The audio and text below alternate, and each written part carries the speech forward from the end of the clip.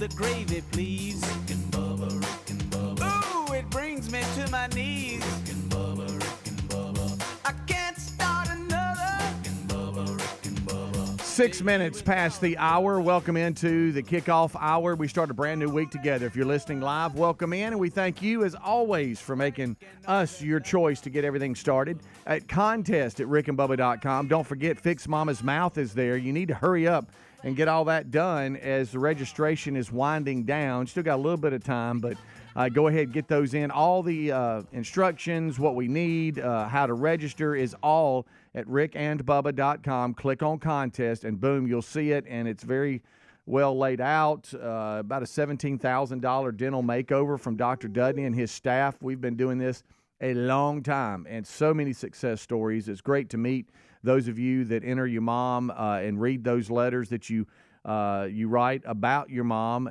We'll break it down to 3, and then you, the audience, will vote. So all of that is there at rickandbubba.com under contest. All right, well, everybody's here. Adler's even here. He's running YouTube right now. We thank him for that. Over to my left is Mr. Greg Burgess. To my right is Michael Helms. What's up, boys? How are y'all? Good morning, good morning. Good morning, says. Boys. Good morning, boys. How are y'all? Y'all doing well? Got my coffee. I'm good to go. Okay. I'm good. I showed Greg something on Friday, and I was messing around, really. Just, hey, have you seen this kid named Sketch that? Oh yeah, it says that plays games, and he's funny, and he'll cuss from time to time, and I can't figure out. What's his saying? Special teams, special players, special plays. Yeah. And I can't figure out if there's, and I'm being sincere when I say this, okay? So hear me out, people. I can't figure out if he's got challenges or he's putting on or a little of both. You may fall there. But here's the thing. I mean, he knows what he's doing is funny. You know what I'm saying? Yeah, well, and that I think he realizes that. When I first saw it and thought this, I thought, oh, this is a funny, sweet thing that's going on. You got a bunch of professional athletes out there that are doing this whole special team, his little it's Tuesday. Hey, bro, what's up, brother? All this stuff. But I got to watching him last night live. Like, I was watching him live. He went live? He's been pulled in. First of all, well, here's why, Greg. He got to do a pick at the NFL draft. They let him come out on stage? They let him come out on stage. Oh, wow. And cool. he hooped up the crowd, and he had his Texan shirt on and owned it on the moment, okay? Sounds good. Like he's doing well then. And then I heard him a couple interviews with him, and I thought, this guy's brilliant in messing with us. You think? Like, I don't know. That's what I'm wanting to get to the bottom of. And then he opens the whole week up. All weekend he's been in that So last night I got to watching him play a game. He was gaming and playing against a guy. And I'm going to tell you one of the most wittiest things. He's funny. God, he's funny. And I just can't put my finger on it. I can't figure out. So he's either created a character. That's what I'm starting to. Or is it it the genuine article? That's what I want to know. Well, if he was For playing a character, fan. I don't know that they would let him come out and make a Well, draft pick. Right. I think he got them too. Oh, you're saying that that he is secretly doing a character? I don't know, guys. He's so witty with his stuff, and some of the things he says is hilarious. Okay. And yeah, I mean, we've had people back in the day. Yeah. There was the girl that had Tourette's that a lot of people thought she didn't, and that she just was a complete made up deal and all that. I don't know if she does or not. And I'm not saying the guy doesn't have something wrong, but that's where I landed at first, and now I'm starting to think he's got pulled one over on all of us. You bring the Tourette's thing up. I'll never forget the first time I ever watched it was this TV special on it. And my dad was watching it, and he claimed they were just doing it because they just wanted to be a bunch of jerks. I said, Dad, I don't think they would. He goes, they're just doing that so they can cuss at people and nobody say nothing to them. Okay, Dad. Anyway, that was a lot of our weekend trying to figure this out. So that was Mind of Helms. You have no right there. That was him. You ask us how our weekend went. I watched Apples Never Fall on Peacock. Yeah. Mm-hmm. I've seen that. I binged watched that. Did you finish it? And yes, good, by the way. It's pretty good. And I'm trying to figure out this Sketch guy. what he's all about. So that was your two things. That's my you got weekend. one taken care of. Yeah, one taken care of. One he's still investigating. Yes. Jury's out on sketch. Yeah. Wow. I wish Sketch was sitting in here with us right now. That'd be funny. Yeah, bring him on. Well, we wouldn't know. Well, maybe we do our own study. Everybody get in together and let's figure it out. Well, good for Sketch. Yeah, good for him. That's good for him. He's got him a little thing going. Either way, it's good. It is. Yeah. I'm entertained either way, but I just like to know. So he got to do a pick at the draft. He did a pick at the draft, guys. All right, I'm in on trying to help. I haven't given enough. I'm like, I know. Well, see, that's the way I was. That's hey, you didn't give I was the same way. There's so many people. There's so many things going on. Same way. I can't. And I finally said, all right, I've had enough of this. I'm gonna get to the bottom of it. You said, all right, this is my goal here. I never thought. Email helmsy@rickandbubba.com if you know about sketch. I never thought I'd be entertained watching a guy play a video sports game until last night. I guarantee you, somebody knows him that's in our audience. Probably They're like, so. oh man, let me tell you about him. Texas? Probably Texas. Yeah, I think Texas. He's a huge Texans fan. Okay. So he'll get mad and throw stuff, like have a fit in his room, and that's funny too. Oh, sure. I'm trying to picture what he looks like to see if I've seen him. He's got glasses. Some young guy. I'm going to show you in the break. Oh, I'm sure you will. Yeah. Is he your screensaver yet? No. Okay. No, we're not that far. Wow. Well, Saturday. All right, so Friday, I ran up to Huntsville. It's kind of what I do. And you'll do that. And did some yard work with my parents, and then went to the game, and then came back Saturday because you and I, Greg, were at Shops at Grand River. We were.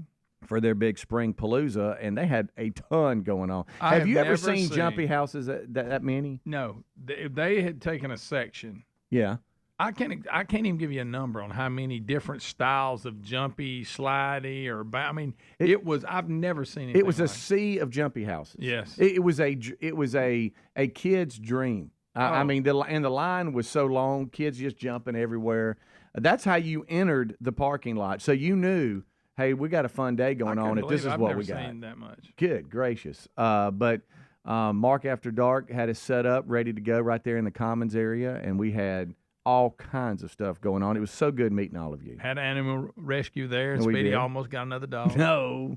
I tell you what, they'll break your heart when you I'm just glad our wives wasn't with us. I guarantee you I'd be walking out. Rudy would have came home with so many cool little dogs. Met so many great folks that we don't deserve because y'all are too nice. Some that said, hey, I woke up this morning, couldn't wait to be here. And I'm like, really? Wow, that's nice of you. Here we are. Yeah, we had a little wheel people to spin, win prizes. Yeah, got kind of hot at times, but then the wind would kick up a little bit and rip through there, make us feel better. We had cloggers. Oh, we met some cloggers, Helmsy, that loved the show. Helmsy, they were. Y'all ever tried to clog? No, I told them Speedy was good, but we've met these cloggers before. Yeah. You remember we did the Christmas tree lighting? Yes. Yes. Remember we got a picture made with them that night. Yep. Yeah. And they made sure that they came by and saw us. I mean, decked out too, and all their gear and outfits because they had been clogging, took a break, going back clogging. I didn't ask them what the name of their group was. Probably Jolly Time Clogging. Oh, I like that. I made that up. Jolly Time Clogging. Yeah. I like that, Greg. Look at you. If they're not using that, they can't. Right. Made you think of Christmas Jolly and all that. Yeah, I like it. We had face painting. We had balloon animals being made. It was just a kid's little dream, I'm telling you. And I think that made it great for the parents because there was so much going on. The parents could be like, all right, look, we're going to do a little bit of shopping, throw that in here, but there's so much happening, the kids stayed happy. What kid likes to walk around and go shopping? What about them stuffed animal carts? They were like get to ride stuffed around. Animals, but they were motorized carts, and kids were zipping around. Yeah, it's like I wanted to get on one. All of a sudden you see like Henry the horse go flying by, and some person's on it. It's pretty fun. It was pretty cool. You see them in the mall sometimes. There's a little kiosk they have set up, but they were out. So anyway, just thank you to Shops at Grand River. It's right there, and there was a ton going on. So just to be extremely local, I apologize for those of you in our national audience. We have an interstate that's 459, and it skirts around Birmingham, and it kind of connects different interstates.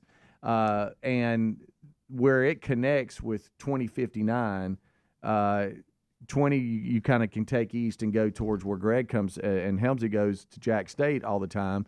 That's where Barber Motorsports is, right there off that exit. It's all the same exit. Shops at Grand River, Buc-ee's, and Barber Motorsports, and they had the Children's of Alabama Indy Grand Prix Sunday, but there was fun and activity all weekend long. And about maybe a quarter mile from that junction, it was just stopped. Yeah. And my maps pulled up. It's just red everywhere, and I'm like, scared? Oh no! It actually sent me the opposite way and detoured me around through an area I've never been to, and all of a sudden I just pop out and there I am. I was coming westbound. It wasn't bad. Yeah, it was a lot going on, and I brought that up to say that for those of you around the country that came to the Children's of Alabama Indy Grand Prix, I saw yesterday it was great weather, and our buddy Will Power almost won it again. Did he? Yeah, but he came in second. It was a lot going on. Great crowd, I say. I think Riley Green did well as the Grand Marshal, Sure. So a lot happening there on that exit this past weekend. Yeah, a little busy. If you're trying to get off there, you might want to. I tuned over and saw it was on the main network. I think it was NBC. And I was like, well, hey, how about that? Here we go. Let's see what's going on here. All right, we'll take a break. We'll be right back. 17 minutes past the hour. Rick and Bubba, Rick and Bubba. If you owe back taxes, fair warning, the IRS is mailing millions of pay-up letters. Then it's up to the new IRS enforcement agents to find you. Tax Network USA has war room strategies to solve your IRS problems quickly, like a preferred direct line to the IRS. Tax Network USA learned of a limited-time offer, an IRS offer. Schedule your free, confidential consultation to see if you qualify for this limited-time IRS penalty canceling offer. Call 1-800-245-6000 or visit tnusa.com/Bubba. Are you somebody who likes deals? Well, go to mypillow.com/Bubba because right now they're having their $25 extravaganza sale. For example, premium Giza My Pillows are $25, My Sandals $25, 6-pack My Towel sets $25, 4-pack dish towels $25, 2-pack multi-use My Pillows $25, beach towels $25. Don't forget their 100% Arabica organic coffee to start the day, 50% off. It's deal time, baby. mypillow.com/Bubba or go to rickandbubba.com under the sponsors. Helix Sleep mattresses are terrific, and right now they're offering up to 30% off all mattress orders, plus a free gift with purchase. The Helix lineup has 20 unique mattresses. How will you know which one is right for you? Take the Helix Sleep Sleep Quiz. Find out in less than 2 minutes. Once you pick your mattress, Helix knows there's no better way to test out a new mattress than by sleeping on it. So they give you a 100-day free trial. Head to helixsleep.com/Bubba today to save up to 30% off your mattress order, or visit rickandbubba.com for a link under sponsors. Patriot Mobile offers the same dependable nationwide coverage we all want, accessing all 3 major networks, but without funding agendas you don't agree with. Switching sends the message you support free speech, religious freedoms, our Constitution, as well as our military, veterans, and first responder heroes. Their 100% USA-based customer service team makes switching easy. You can keep your number, keep your phone, or you can upgrade. Your choice. Check them out at patriotmobile.com/Bubba and get free activation, or find the link at rickandbubba.com. There's a popular saying out there, health is wealth, and folks, I couldn't agree more. If you're dealing with everyday aches and pains, I want to tell you about Relief Factor, a daily drug-free supplement developed by doctors. It's not just a pill that masks pain. Relief Factor uses a unique formula of natural ingredients that work together to help reduce or eliminate pain. Try their 3-week quick start kit for only $19.95. Go to relieffactor.com or call 1-800-4-RELIEF. You can also find the link at rickandbubba.com under the sponsors. Debt keeps you tossing and turning at night. You can't get away from it. Insanely high interest credit cards and loans make it nearly impossible to pay off your debt. There's a new way out of the debt trap, Pivotal Debt Solutions. Pivotal Debt Solutions can cut or even eliminate interest. They can find programs to write off your balances. They find every solution possible to end your debt. Before you do anything, contact Pivotal Debt Solutions first. Talk to them for free. Find out how fast they can help you get out of debt. Just visit zapmydebt.com. That's zapmydebt.com. You ever notice when you ask moms what they really want for Mother's Day, many of them ask for one day of peace and quiet. Maybe you can't help mom run away from all her responsibilities, but at least you can help her tune them out. And tune into something great with a brand new pair of Raycon earbuds. Their audio quality rivals the big audio brands that you know and you love at a price you'll love even more. With 8 hours of playtime and 32-hour battery life, Raycons are perfect for all-day listening. Get 20% off plus free shipping at buyraycon.com/Bubba. Springtime is all about fresh air, freshly clean homes. It's also the perfect time to give a fresh look at Simply Safe Home Security, the only home security system we use and recommend. The system blankets get your whole home in protection. It has sensors to detect break-ins, fires, floods, and more. Get 20% off any new Simply Safe system when you go to simplysafebubba.com. That's simplysafebubba.com for 20% off. Also, find the link at rickandbubba.com under sponsors. There's no safe like Simply Safe. A wave of concern is washing over America. Recent studies reveal that an astonishing 56% of our fellow citizens report feelings of anxiety or dread about the upcoming presidential election. Hey, this is Rick. This is why we're standing with AMAC, the Association of Mature American Citizens. Now listen, AMAC is more than a senior discount organization. During these challenging times, they fight for common sense and hope our nation returns to traditional American values. Now, as an AMAC member, we're not only going to enjoy money-saving benefits, but also the AMAC magazine, free Social Security and Medicare advice, a trusted voice in Washington, and a community of like-minded patriots who love this country. Take advantage of this election year special, 4 years for $30, and be part of the solution over the next 4 years by becoming an AMAC member. You're strengthening a movement dedicated to preserving the principles we hold dear. Join now, amac.us/Bubba. That's amac.us/Bubba. There's also a link at rickandbubba.com. Rick and Bubba's in Ohio. Rick and Bubba. Pass the gravy, please. Rick and Bubba. Ooh, it brings me to my knees. Thank you so much for tuning in to the Rick and Bubba Show's kickoff hour. The Good Time Gang settling in here. We are live in studio. I'm Speedy. There's Greg. There's Helmsy. Adler even here today early, getting some things done. So he's rolling the TV portion of today's show. We thank him for being here. Rick and Bubba already here, so it is ready to go for another edition here of the Rick and Bubba Show.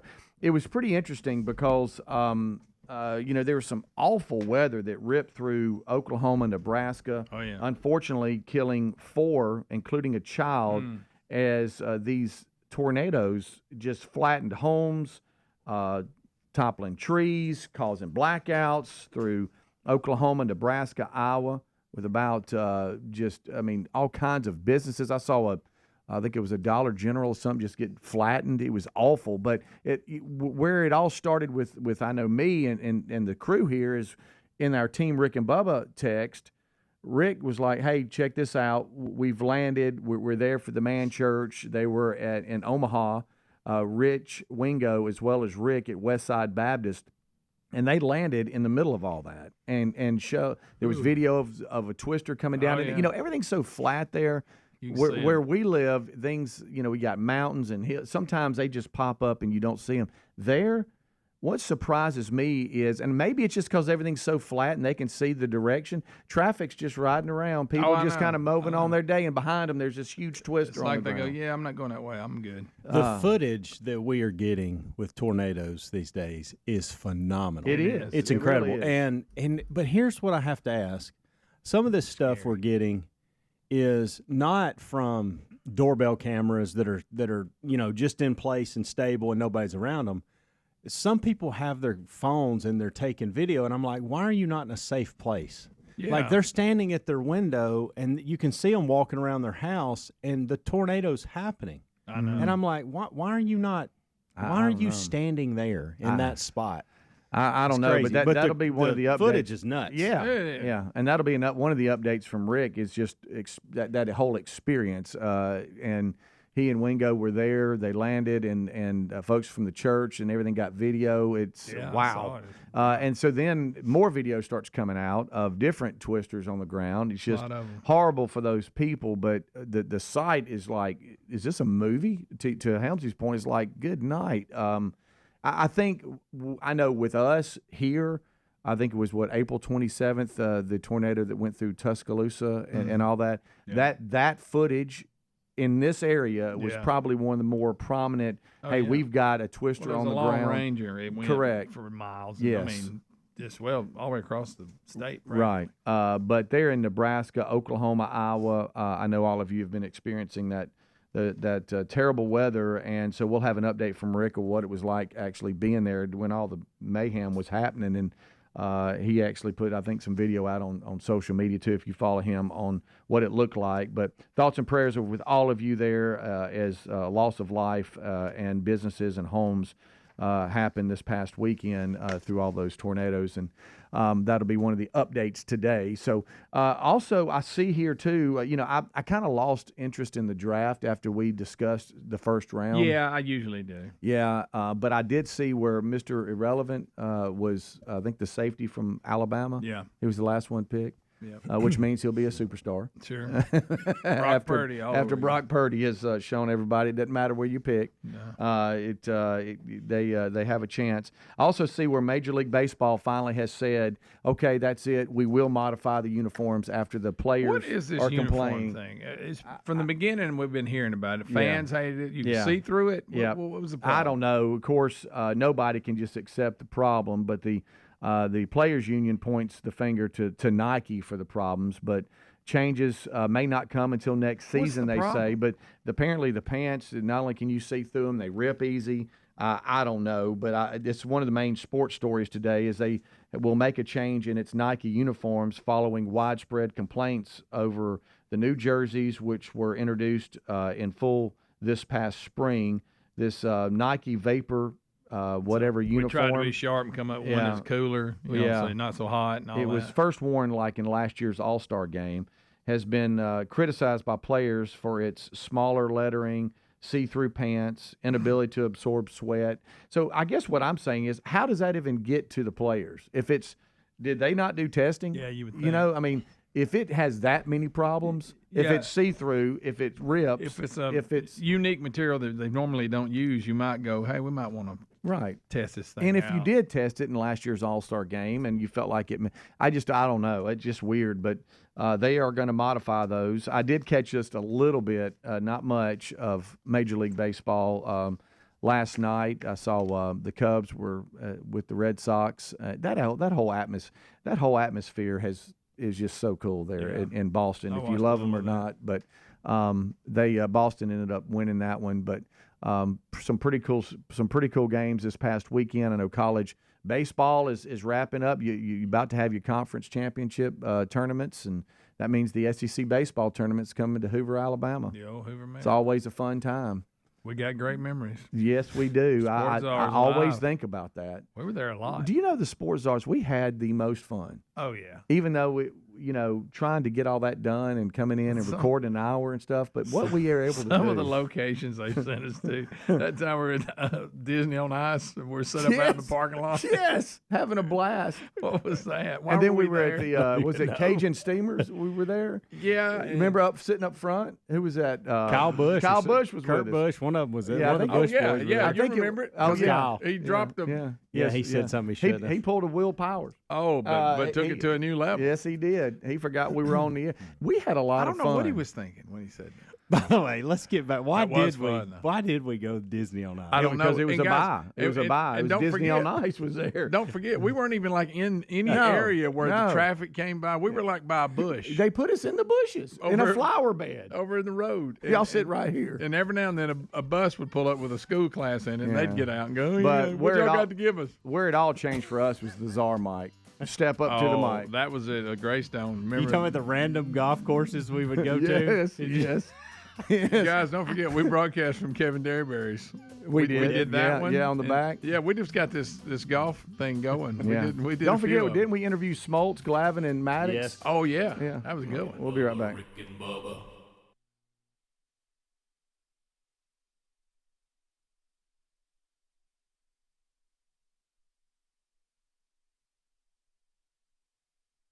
Resolving to eat healthier this year? That was easy. Actually doing it? Not so easy. That's where Field of Greens comes in. Better nutrition is a key to health and longevity, and a healthy diet could even help you avoid health risks that run in your family. Field of Greens is your healthy superfruit and vegetable habit. It's the only fruit and vegetable product that literally promises better health at your next checkup. Your doctor will notice your improved health or your money back. Do your vitamins or green drinks promise happiness, better health? No.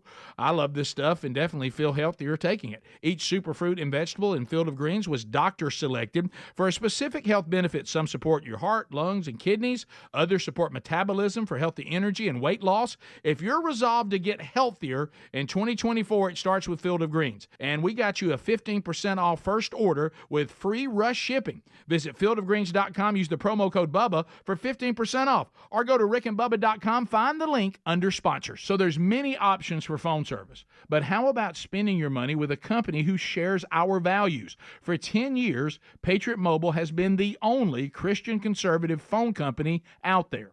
They offer the same dependable nationwide coverage we all want, accessing all 3 major networks. You'll get the same coverage you've been accustomed to without funding agendas you don't agree with when you switch to patriotmobile.com/Bubba. Now, switching sends the message that you support free speech, religious freedoms, our Constitution, as well as our military, veterans, and first responder heroes. It's a win-win. It's money you'd be spending anyway. Now it will be working to help make a difference, and their 100% USA-based customer service team makes switching easy. Now, you want to keep your number? Fine. You want to keep your phone? That's fine. Or you can upgrade. It's your choice. They'll also help you find the best plan for your needs. So check them out at patriotmobile.com/Bubba. That's patriotmobile.com/Bubba and get free activation. Springtime is all about fresh air, fresh starts, freshly cleaned homes, and it's the perfect time to give a fresh look at Simply Safe Home Security.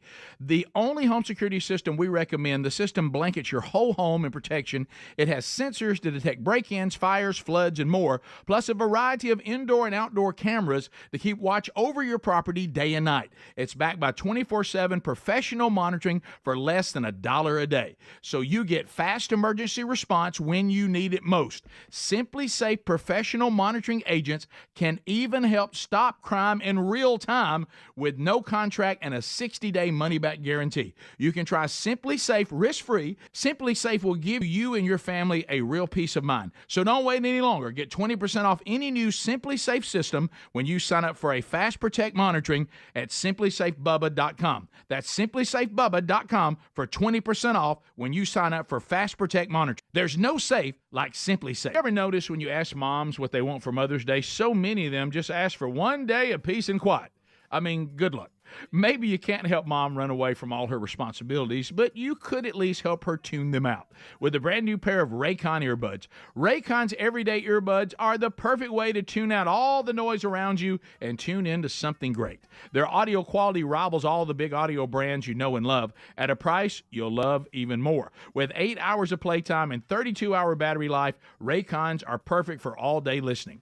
Raycons also come with 3 customizable sound profiles, noise isolation, and awareness mode. That explains the tens of thousands of 5-star reviews. Right now, get 20% off your Raycon order plus free shipping when you go to buyraycon.com/Bubba. That's 20% off and free shipping at buyraycon.com/Bubba. Buyraycon.com/Bubba. Buyraycon.com/Bubba, or look for that link at rickandbubba.com. You'll find it right under the sponsors button. Folks, most emergencies come without warning, and when the next one comes, you won't have time to pack and prepare. It's better to get ready now in advance before an emergency strikes. In all kinds of emergencies, supplies should be ready to grab and go right away. Secure those supplies at this website, preparewithbubba.com. Start with a 4-week emergency food kit from My Patriot Supply, helping millions of Americans prepare since 2008. My Patriot Supply, they're experts in self-reliance. Their 4-week emergency food kits offer over 2,000 calories every day, protected by heavy-duty 4-layer packaging. These kits last up to 25 years. They're sealed inside rugged handled buckets, and they're made to grab quickly. Go to preparewithbubba.com and save $50 per kit. They ship fast and free in unmarked boxes. Once again, you can save $50 per kit at preparewithbubba.com. That's preparewithbubba.com, or find the link at rickandbubba.com under the sponsors button. Rick and Bubba's in Ohio. Rick and Bubba. Pass the gravy, please. Rick and Bubba. Ooh, it brings me to my knees. Rick and Bubba. I can't start another day without him, brother. Rick and Bubba. Ooh, there is no other. Rick and Bubba. Why raking on their blubber. Rick and Bubba. 25 minutes until top of the hour. Thank you so much for tuning in to the Rick and Bubba Show's Kickoff Hour. We thank you, as always, for being with us today. Just a little bit of programming note, not this Wednesday, but May the 8th, which is the following Wednesday. So a week from Wednesday, we'll be live at Greystone Golf and Country Club for the Regions Tradition Champions Tour, and we thank all of you for always making that part of your year where you come out and enjoy the Pro-Am, all the celebrities that come through.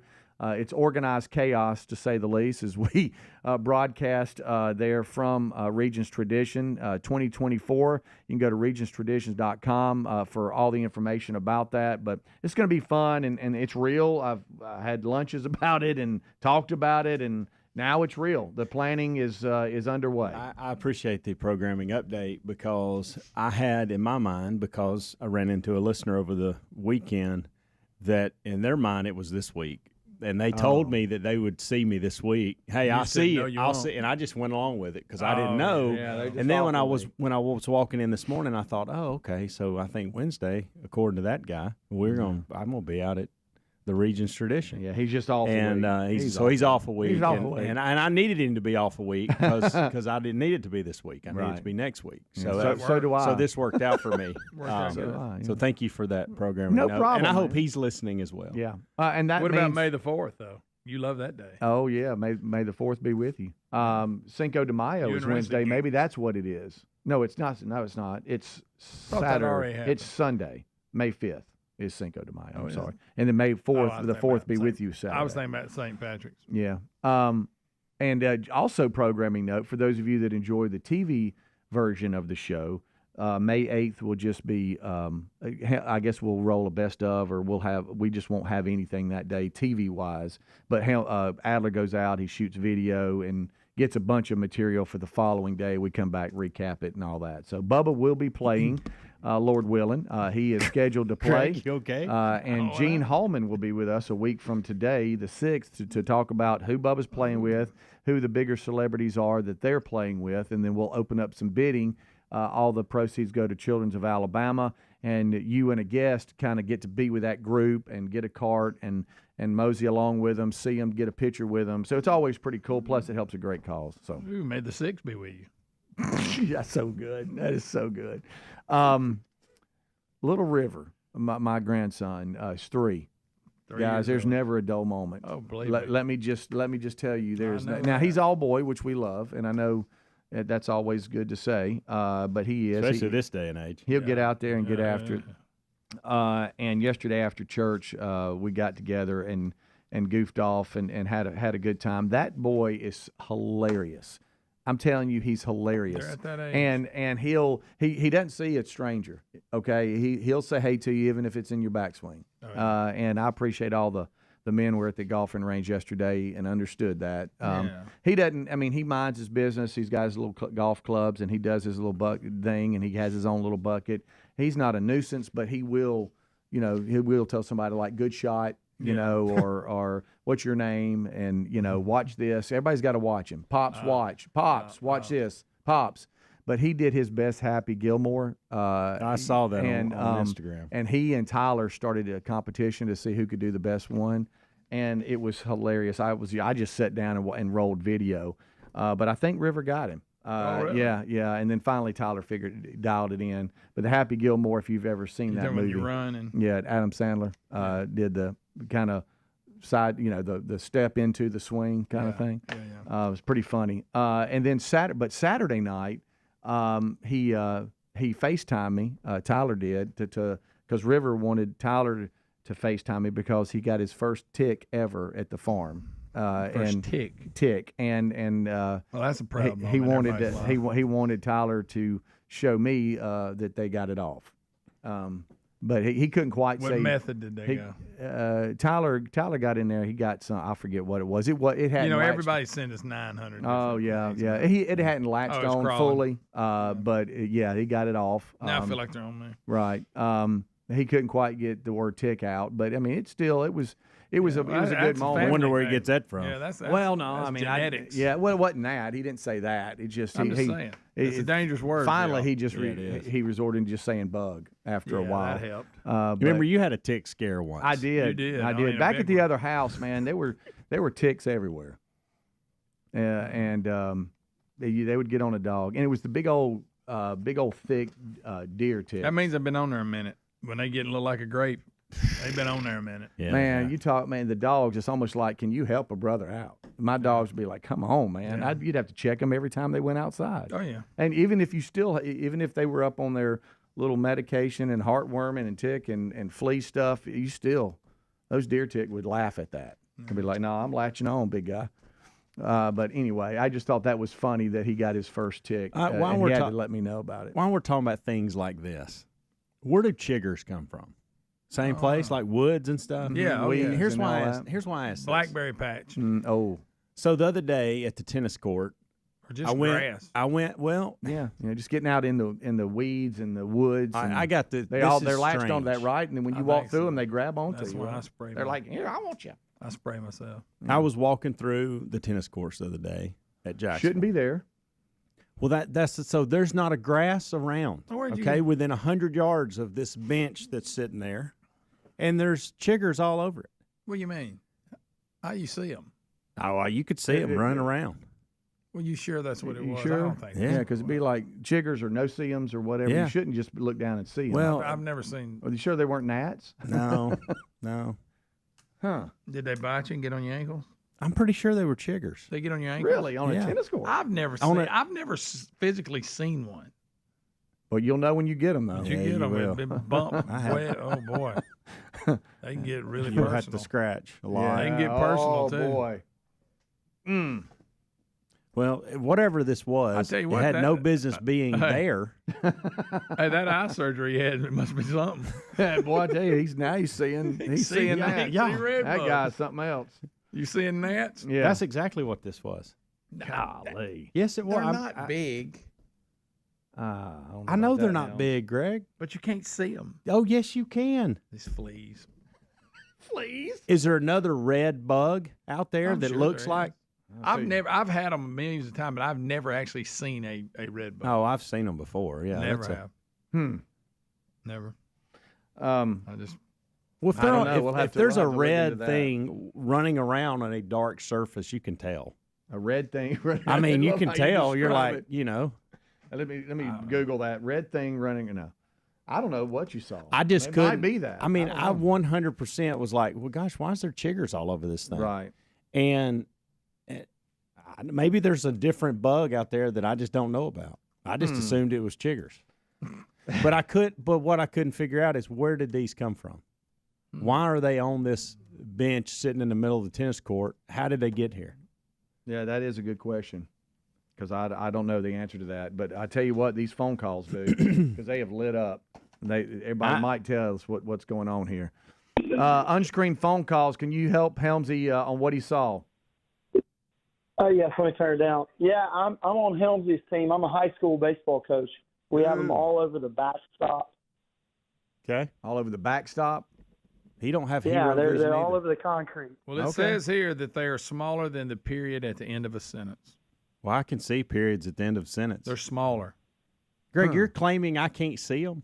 All right, thanks, Coach. Appreciate you. There's one on your side, Helms, so maybe that's what you saw. We go to another unscreened phone call. Can you help us on what we might have seen there, Helmsy, on the tennis court? Helmsy is definitely not crazy. You can sit in some pine straw. You can sit on your porch. You can sit on a tennis court, and you can definitely see them little red bugs and little chiggers. All right, then. Greg, what do you got to say to all these people? I tell you what, this is a great moment for you, Helmsy. You know, the fact chiggers are barely visible to the naked eye. Their length is less than 1/50th of an inch. Oh, a magnifying glass may be needed to see them. Well, if we were playing a game, red in Helmsy's color, up. It may be best appreciated when cluster groups on the skin. All right, 256. We've got to the bottom of that's what I saw. Now I want to know how they got there. Did you have a magnifying glass? No. I didn't need it, Greg. It says you got to. No, it didn't say that. That's just said it. You read that again. It didn't say that. A magnifying glass may be needed. May be needed. Well, that means they're really little. Yeah, it does. Well, I'll tell you how to find that set in them.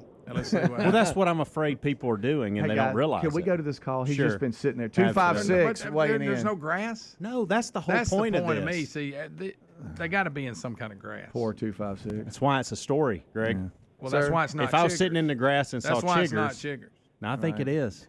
The guy just said he was at a dugout and saw one. Hey, there was 256, grass can around. you tell us what we saw? Or Helmsy? Yeah, those are not chiggers. Those are clover mites or velvet mites is what they want to call them. Clover mites. Clover or velvet mites? Is that what you said? Yes, sir. All right, let me ask you Okay. this. Okay. Are they harmful? I've never had one harm me. I've squished plenty of them. Hey, So- Google that real quick and see if that's what you is it? saw. Clover mites or velvet mites is what he said. Yep. All right. Thank you, sir. Appreciate that. Chiggers, all right. clover mites. We're going to go to Clover break mites real thrive. quick. I think that might have hit on something because we had every line flashing, and then now Well, they've gone away. This is clover mites versus chiggers. So oh, we might be on to So something. we got a fight between the two. We might be on to Clover something. mites are a little larger. This audience knows everything. You Thank hear me? y'all. Clover Huh? mites are a little larger. doesn't say that, Greg. You just Everything- completely they made say- that up. They said the chiggers will look like dust particles. It actually said clover mites are smaller than chiggers.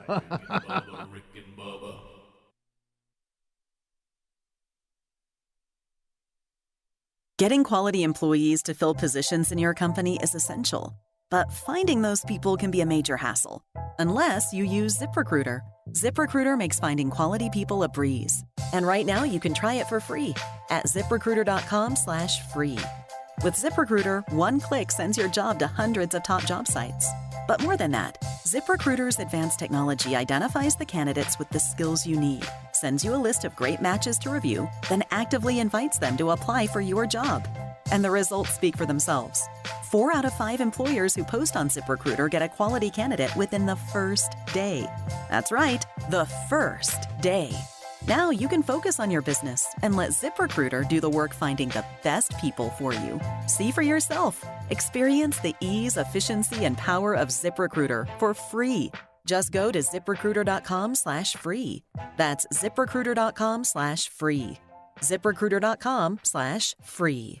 Motherhood to me is everything. They have no days off. They're so resilient, so strong, and so underrated. They are 24/7 on call. I wouldn't be where I am today without her support and guidance. She just pulled her boots on every day and went to work. She taught me the importance of being self-reliant and kind, but not a doormat. Mom is the pillar of our ranch. She's the backbone of our family. I'm very fortunate that I grew up with a great mom, and I'm even more fortunate that I've got a great mom for my children. Boot Barn, keep west. Moments like making my kids my famous meatballs mean a lot to me. But after being diagnosed with metastatic breast cancer, or MBC, which is breast cancer that has spread to other parts of the body, they mean even more. I take Ibrance, palbociclib. Ibrance 125 milligram tablets with an aromatase inhibitor is for adults with HR-positive, HER2-negative MBC as the first hormonal-based therapy. Ask your doctor about Ibrance and visit Ibrance.com. Ibrance may cause low white blood cell counts that may lead to serious infections. Ibrance may cause severe inflammation of the lungs. Both of these can lead to death. Tell your doctor right away if you have new or worsening symptoms, including trouble breathing, shortness of breath, cough, or chest pain. Before taking Ibrance, tell your doctor if you have fever, chills, or other signs of infection, liver or kidney problems, are or plan to become pregnant, or are breastfeeding. Common side effects include low red blood cell and low platelet counts, infections, tiredness, nausea, sore mouth, abnormalities in liver blood tests, diarrhea, hair thinning or loss, vomiting, rash, and loss of appetite. DQ presents How to Officially Start Your Summer. Step 1, head to the perfect spot to kick off the season, DQ. Step 2, try the new Summer Blizzard menu. I mean, summer is right there in the name. In Step 3, dig into flavors like new peanut butter cookie dough party, new picnic peach cobbler, and more. Because with treats like these, every bite feels like you're starting summer off right. But don't wait. These flavors are only around as long as summer is. Make the season official with the new Summer Blizzard menu, only at DQ. Happy tastes good. Resolving to eat healthier this year, that was easy. Actually doing it, not so easy. That's where Field of Greens comes in. Better nutrition is a key to health and longevity, and a healthy diet could even help you avoid health risks that run in your family. Field of Greens is your healthy superfruit and vegetable habit. It's the only fruit and vegetable product that literally promises better health at your next checkup. Your doctor will notice your improved health or your money back. Do your vitamins or green drinks promise better health? No.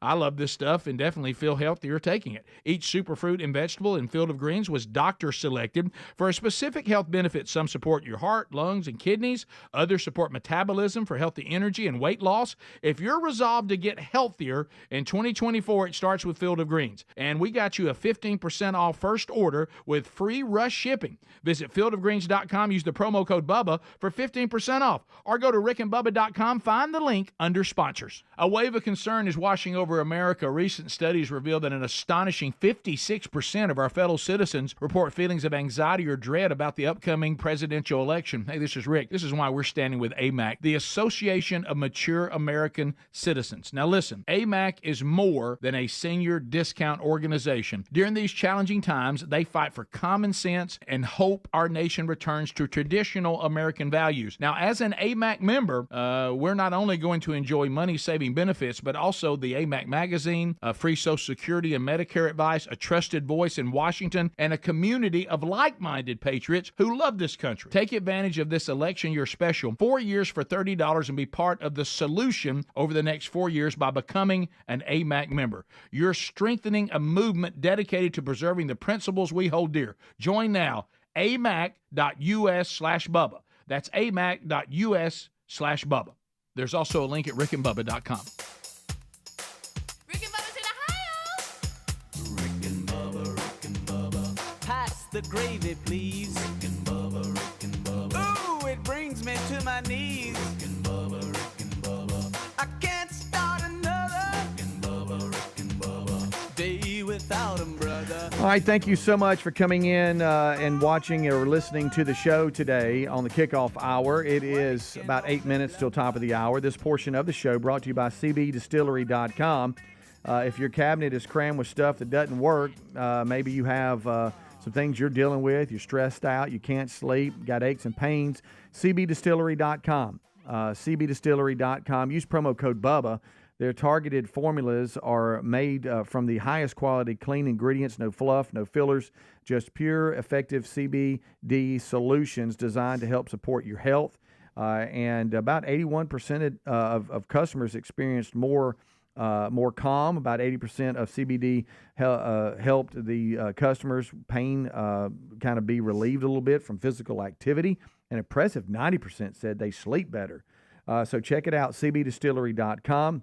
With over 2 million customers and a solid 100% money-back guarantee, it's a source that you can trust. As a listener and viewer of the show, we have secured a 20% discount for you to get started.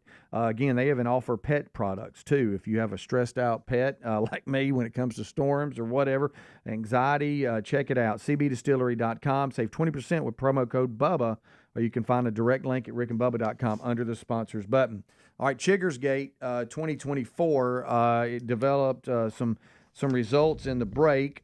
We think we might have maybe nailed it down to the ivory mites or whatever they're called. Clover mites. Well, he did say something. He said clover and ivory, I thought. I may have. I thought he said both. I think what the guy is seeing, he did. I thought he said a guy emailed and said that he was grilling yesterday and saw someone's back porch. We had a guy say dugout or whatever, baseball coach that saw him. We had another guy say, I think what everybody's seeing is clover mites. Okay. Because red bugs have to have grass. They're well, there's no grass. You see him over here. He's walking around like, you know, if he was a horse, he'd be strutting around. I'm just saying, I've had right chiggers a lot growing up, and I've never seen one with that. The ultimate question was, what is on this bench I don't know. at the tennis court that with nothing around, no grass, no nothing, and this thing was covered in these little bitty tiny red bugs, and I always assumed that was chiggers. Yeah, it was velvet mites, he said, I think. And so, he said. Not ivory. He said both. He gave two mites, but that's what I was thinking. Go ahead, keep going. What, clover and velvet or something? I don't know. Some kind of mite. I love that you came up with ivory. Yeah. Velvety and ivory. Well, you're right again. So are Greg. clover mites? You want to say it again? I'm gonna let it so. Let me ask you this: You're not going to say right again? Do clover mites make you itch like chiggers? I don't know. Anything called a mite. And if must somebody make you sits down on this bench at the tennis courts with clover mites, I just feel like if you're a mite, you bite. I would think so. That rhymes, but I didn't mean for it to. But I really believe that. If it does not fit, you must have quit. You kind of had a little jingle there and didn't. Yeah, because realize any it. mites, I don't like the sound of it. They get infestations. Well, there's a lot of them. Yeah, a lot of them. A lot of red running around. Everywhere. I couldn't believe it. Yeah, they got to be something else because I think they're really hard. Red bugs are really hard to see. And clover mites are a tad bigger. Yeah. What? And Speedy, you want to talk about the ivory mite? And then there's the deadly ivory mite. Velvet, guys, y'all stuck on that. I mean, the guy said, I couldn't remember what he said. It was velvet. I bet there is an ivory mite. It might be. There's a lot of mites out there, The guys. velvet mite is bright red. And it says often mistakenly identified as a clover mite. So I guess those are really close together. Okay. And then so what I was seeing could be a velvet mite. Could be one of the two. I'm not sure. Somebody did the mites hurt? You know, one thing that we've never done that we've had opportunities because we have an affiliate up in that area, and they have said we will host y'all.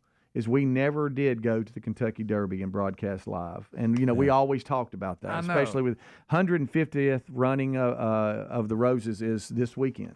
Is it really? They 150th, y'all, and they started off last night, kicking off all the festivities, and it's a week-long celebration. Oh, it's a big deal. As the 150th Kentucky Derby is this coming dress weekend. Weird. All the hats. Yeah. Yeah. You think they have any velvet mites up in there? They might. Any potential for a grass? Yeah. Triple Crown run this year? I don't know. It's been a minute on that, hasn't it? A few years. I don't know. But when I saw that and I saw, them pushing that as far as some of the sports stories go, I was like, that's something we never did. And one thing that we were always like, that'd be kind of cool to go up there. I'd like to see it. I know a lot of you have, and especially in the Kentucky area, but really all over the country, because you tell us about it. You tell us, hey, man, you need to go. It's awesome. I want to go to the infield and run on top of them portalets. Yeah. Hey, I remember that when everybody's throwing beer, people running across the top of the portalets. Can I tell you, when we discovered that years ago and we played, that was one thing that I was surprised on because I didn't know that kind of stuff happened. I thought it was all the highbrow. Yeah. The hats and the mint juleps and all that. I had no idea that in the infield we're running on top of portalets and people are throwing beers at you. Yeah. Golly. That's pretty but hey, good. it is Party City, let me tell you. Yes. I mean, Talladega infield ain't got nothing on you. I was really, really surprised. Oh yeah, I remember the footage was unreal. I couldn't that and people them throwing stuff. That and the people running with the bulls. I watched those two things. Those two things. But I just wanted to make note of that because that's every year. This is what we do. Man, it would be great to go, and we don't. We just need to shut up. We ain't going nowhere. Stupid. So in 1978, Affirmed won the Triple Crown. Yeah. Okay. And then it wasn't until 2015 we had Affirmed. I'm sorry, not Affirmed. That was Affirmed in '78. 2015 was American Pharaoh. I remember that. We were doing and Bob Baffert, he's the guy. He seems like he's got one in the he's got one in the running every year. Yeah. And then in 2018 we had Justify, also Bob Baffert horse, and nothing in the last. I remember us covering those two on the show, especially American Pharaoh. For some reason that one sticks. Yeah. Well, it's this weekend, and so.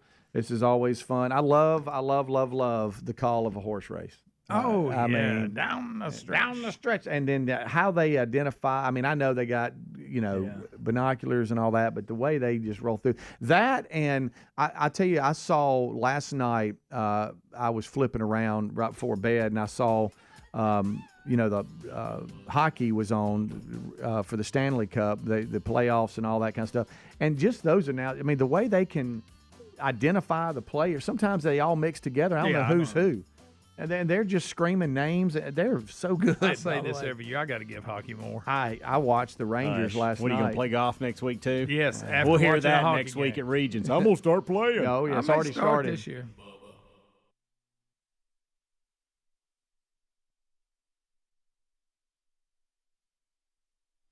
I just had somebody text me, does Dave Ramsey have a cold? No, this is not Ramsey. Does Dave Ramsey have a cold? This is actually Adler.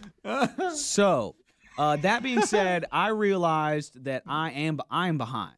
I realized a couple years ago in my retirement planning, I am behind. So I'm really, really trying to add some icing on the cake or whatever in this like 35 to 45 year period of my life. Really double down so that when I'm 65, I'll have the money that I want and I can live the life that I want to live. Young folks, listen to that. So yeah, this is a big deal. If you can invest early in your 20s, it will radically change your life. We're talking adding millions to your portfolio when you turn 60. Yeah. Anywho, so now I've been really trying to research and invest smart in smart ways in companies, especially with this craziness of the lockdown that caused the markets to crash.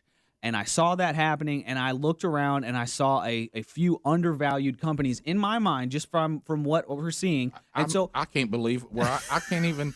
This is so. I've enjoyed. Man, I just love this. Welcome to Merrill Lynch talk. And so, if you look at American Airlines, for example, when the lockdown happened, people couldn't fly anymore. Their revenue went down. The stock tanked. American Airlines. Right. But you can see before the lockdown, they were doing good. They were climbing. As far as what I can see, and I'm not a genius. I have no idea what I'm talking about. I am terrible at numbers, so just take everything what I'm saying as wrong. Just assume I'm wrong. You're not telling people what to do. You're telling people what you did. What I did and what fine. I think. And my opinion changes all the time. This is just my opinion. And so I bought some American Airlines stock, a very small amount. It's like 2% of my invested portfolio, and yes, I'm doing it on Robinhood. Robinhood is a very easy. Okay, we're back to Robinhood again. I keep hearing this name coming up. Oh yeah. And Robinhood's a very easy app. You put money in the app, and then you can buy stocks, and you can buy partial stocks as well. A lot of people think like, okay, Amazon is worth like over $1,000. Their stock is, so in order to get any chunk of Amazon, I have to have $1,000. No, you can buy partial stocks, or I think they call them fractal stocks. See, I don't even know these terms. I've just done research on my own, just reading and looking at Twitter and that kind of thing. So that being said, a few months ago, I bought in on American Airlines because I'm thinking in my mind, in 2 years, in 4 years, in 5 years, when everything's hopefully back to normal after all this craziness, that stock will be worth a whole lot more. So that I have stock in American Airlines. American Airlines has been targeted by these Reddit guys as another stock to boost and pump up. Mm-hmm. So lucky you. But Robinhood saw this, and yesterday they locked me out of buying any more American Airlines stock. Now I could have sold my stock, but I could not buy any more American Airlines stock. Neither could all the other all the crazy. See, that's the thing. That's the thing. All these other. That's where we're about to all go and hear hearings. All right. Yeah. All these crazy Redditors would have bought more of that stock if they could, and my stocks that I had earlier would have gone crazy, would have gone nuts. So I lost money yesterday because of Robinhood locking down select stocks, picking and choosing select stocks to lock down. Are you going to sue? Now everybody's so Somebody's mad. Somebody's going to. I promise you. Everybody, y'all, and that's not even half of it. They have sold people's stocks of GameStop. They just auto sold them at the bottom. People can show you it was at 190 something, and they sold them at the bottom so that their billionaire hedge fund buddies can readjust and reposition themselves. We're about to in have the a financial market war out there. so they don't have such a huge loss on this. And Robinhood is saying, oh, we did it to protect our customers. We did it to protect our customers. No, you didn't. You did it to protect yourself and your buddies and the hedge funds. And it's criminal. And you changed the game. You changed the rules in the middle of the game is what you did. Yeah. There's going to be a movie. There's going to be major hearings. And I mean, this is going to be one of those moments in financial history where everybody go, hey, you remember that Reddit thing? Yeah. Now people you remember Robinhood Reddit? Yeah. And everybody's like, yeah. People are saying the market should be an accurate reflection of the value of a company. Yes, it should. And then people are saying that's why this whole Reddit boosting of, because GameStop is not worth what it is now, quote unquote, worth. Yeah. They're artificially pumping It's an up. artificial number. It's artificially pumping up these numbers. But it's being done in the public. It's being done by people who choose to choose to buy in. There's legally. nothing illegal about what they're doing. And we can see it all. These hedge fund managers have been doing this exact same thing in the dark, and they've overextended themselves, and now they're in a bad position, and now they're going to lose a lot. And so Robinhood came in and saved their billionaire buddies. Yeah, now, well, that's what I'm seeing. People that are in all this world, they're saying the hedge fund people are getting a taste of their own hedge, and they don't like it. Right. They're getting out hedged. Unless your mutual fund and your retirement 401k has hedge fund accounts in it, and then it's not going to look good. Right. Yeah. And so it's all where you are. That's the thing. Actions have consequences. Let's just live in a free, open market where actions have consequences. If you make a bad buy, you make a bad risk, then you lose that money. That's the way that I think it should be. And that should be the way for individual people, and that's the way it should be for huge hedge funds. We need a level, open, honest playing field. And then once all this craziness and mania works itself out, then we will get back to a free, open, fair, honest market where the market actually reflects the value of the companies that people are buying into. There's too many financial games you can play now with all these hedge funds. And Thank you, Adler. It's That out was of control. Do not buy into the hype stocks, people. So, Bubba.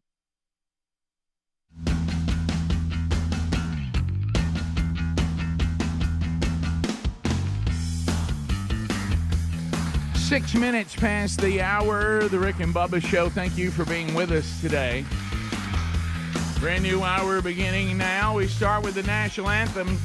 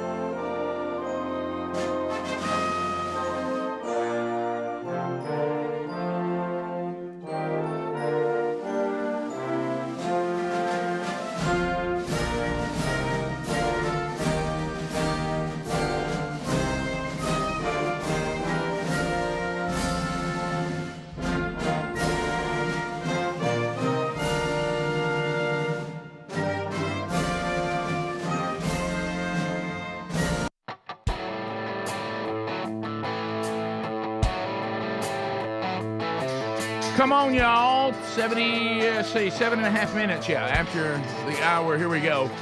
From the Big Boy Studio out on the bleeding edge of technology, we come from Sweet Home, Alabama, out to the rest of the world on all sorts of platforms, whether they be live or archived. We're glad you're here. Speedy, the real Greg Burgess and Helmsy, they've given you the kickoff hour available on almost all those platforms.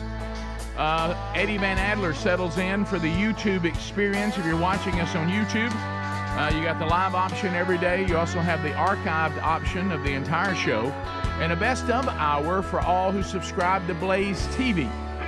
So there you go. On the audio side, America's boldest radio stations will add a brand new one today, carrying the show live. And then, of course, you also have our streaming app.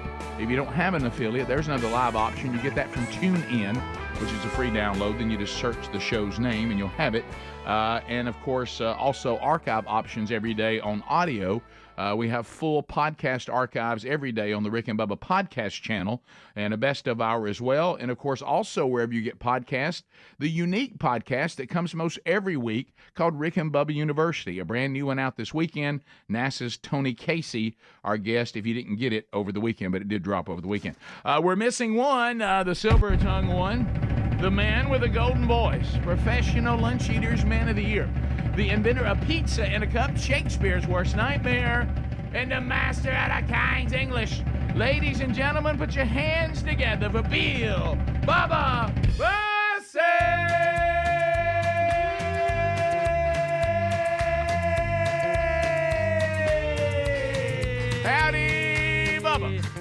How about it, Rick Burgess? Friends, neighbors, associates everywhere, welcome into another edition of Rick and Bubba.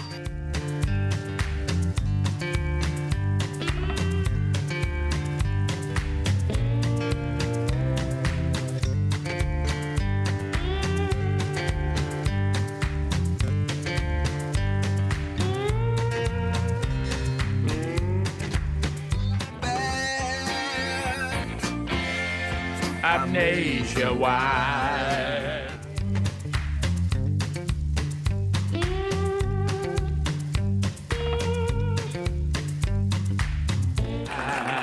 ZZ Top, nationwide. We have much to do on the program today, Mr. Bussey. We will recap stories from the weekend within the show. One we're going to put on delay. It needs 24 hours to develop. We'll share it tomorrow. But we'll give you updates from the weekend that happen in the lives of all who do this show, in the lives of all of you out there that'll be calling today at 866-WE-BE-BIG or emailing there at rickandbubba.com. You can see contact. And we'll break down the stories around the world that happened while we were away as well. I don't know what those are like. It was an active weekend. I haven't really started looking at it until I got to work today. I know, but I know it's. I saw some of those tornadoes this weekend. Hey, Wow. Bubba, I got a good look at them. I got a real good Midwest. Look. Wow.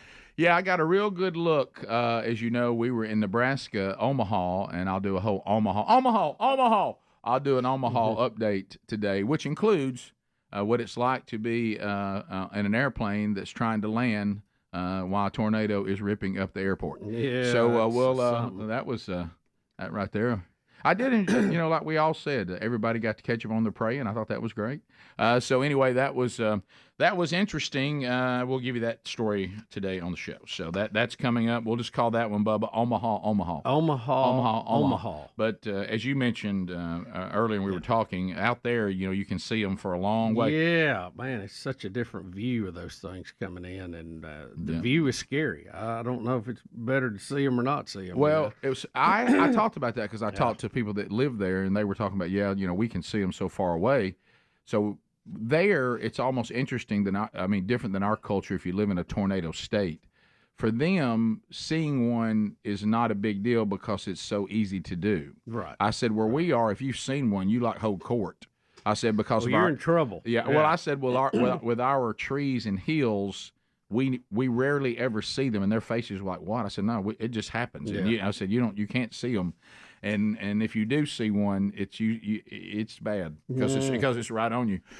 So anyway, it was a interesting conversation. But I'll tell you one thing: the Lord sure did set up a nice conversation about eternity. Yeah, I bet. So I said, well, anybody need to be told that you could have died yesterday? You know what I mean? So everybody's like, no, we got that. So we discussed that and had a great weekend, and we'll talk about that, like I said. And when we do Omaha. As far as everything else that happened over the weekend, we're still winding through stories. Bubba, I hope you had a good weekend. And it was, I guess, where we all live. Was it a pleasant weekend? Was it? Yeah, was it was very, very pleasant. Yeah, very pleasant. It seemed that way. A little windy, point or two, but overall, very, very nice. Yeah, it was. It was also. I got the opportunity to travel. Throughout airports and stuff and all that with Rich Wingo, which was interesting. You may not realize this, but by the way, watching his interaction with the Nebraska fans, Nebraska fans are really beat down.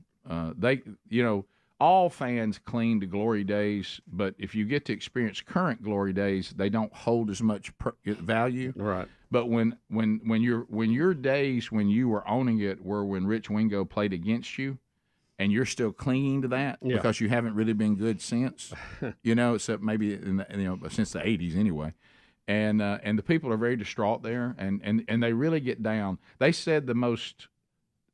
I was like counseling, Dan, the guy who picked us up at the airport a year ago. Remember Johnny Fever? He looks just like Johnny Fever. He picked us up again. He's got pops, of course. Been in radio, and he looks just like Johnny Fever.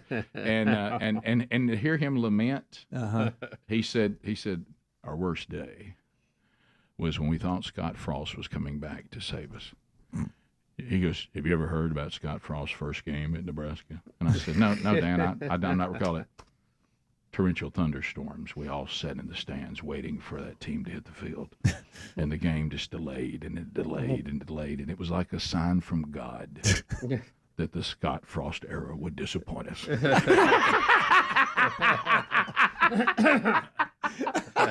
We were certain he was coming back to turn it around.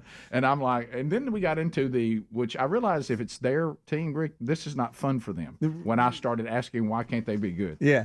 And that we they all don't like to hear that. And that we all want them to be good again. No. But this back and forth where the picture we showed Friday, that I didn't realize this until Wingo unpacked it. That game we showed on and Bubba watched on Friday, that was the only loss Alabama had the entire year.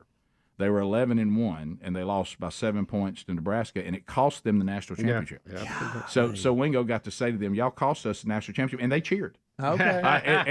And then I told him not to mention that in 1978, when Alabama won the national championship, they opened up the season in Birmingham and beat Nebraska. And don't mention that. And I could tell Wingo wanted to bring that up when he was taking the heat. Yeah. I said, let's just let that lie. They know that. They just don't want to mention it. They've been through enough. Yeah. And we sat there in the stadium expecting it to turn around, and like a sign from God, the game was delayed for thunderstorms, and we sat in torrential rain waiting on the game that never happened. Did Because do they have a reason why they feel like it has fallen off? They feel like that trying to get people to Nebraska. Johnny Fever blames their winter. He said, But it was cold when they were number I know, one. but he said then, you could get people and keep them, and now everybody can jump around and basically just pick where they want to go. Yeah. And he said that hasn't helped us. It's backyard football now in college. Yeah, we'll be back. Rick and Bubba, Rick and Bubba.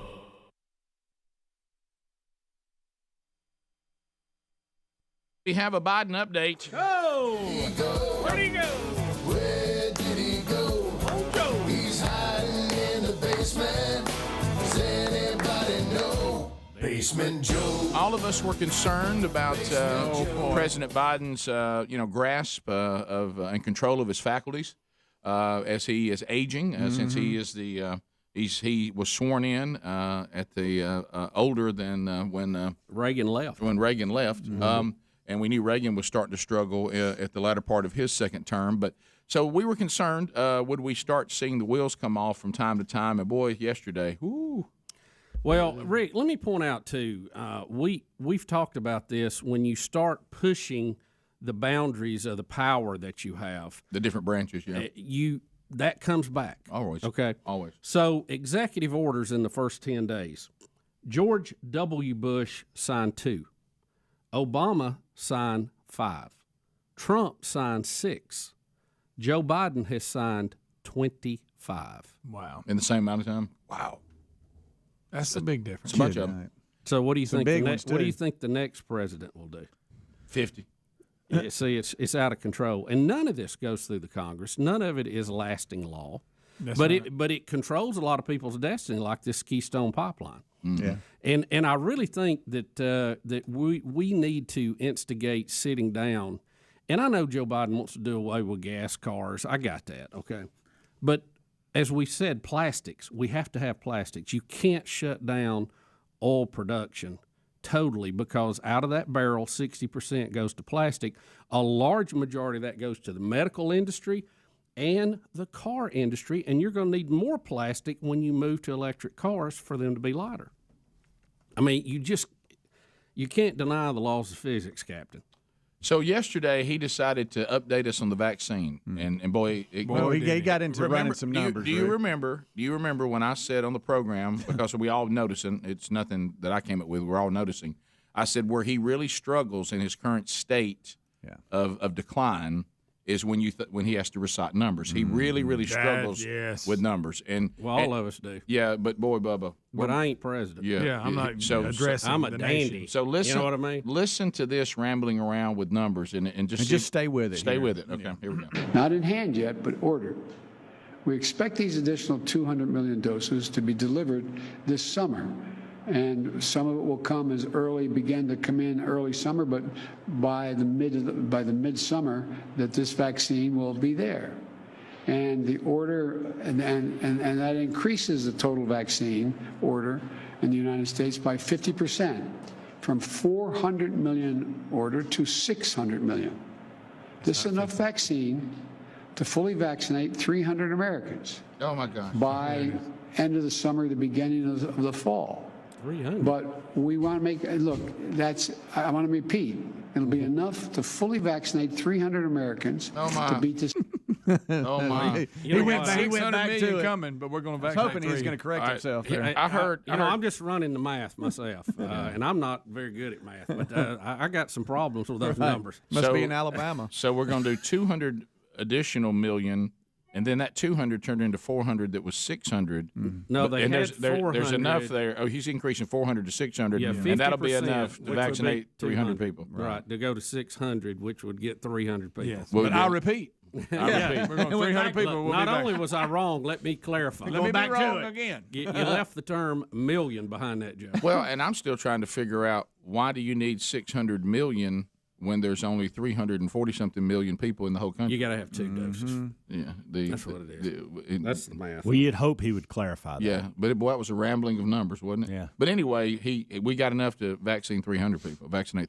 So, you know, it's and you could hear him, buddy. Just, I mean, it made me. I was a nervous wreck. And I don't even have secondhand embarrassment. Yeah, I was a nervous wreck. It was like I'm watching somebody on thin ice. I'm like, ooh, it's cracking. Be careful. Get over on some thicker ice. Hang on, Joe. And this is going to be. See, if you're a conservative in our country now, you have that political leaning, which we do. We've always had, and we don't make any jokes about it. We're in an unusual position that we. You know, I want the country to do good. I'm not cheering against the country. And I think some of the things he's doing is bad and carrying us in the wrong direction. And, of course, the next time we have a conservative president, they'll redo it with executive orders. But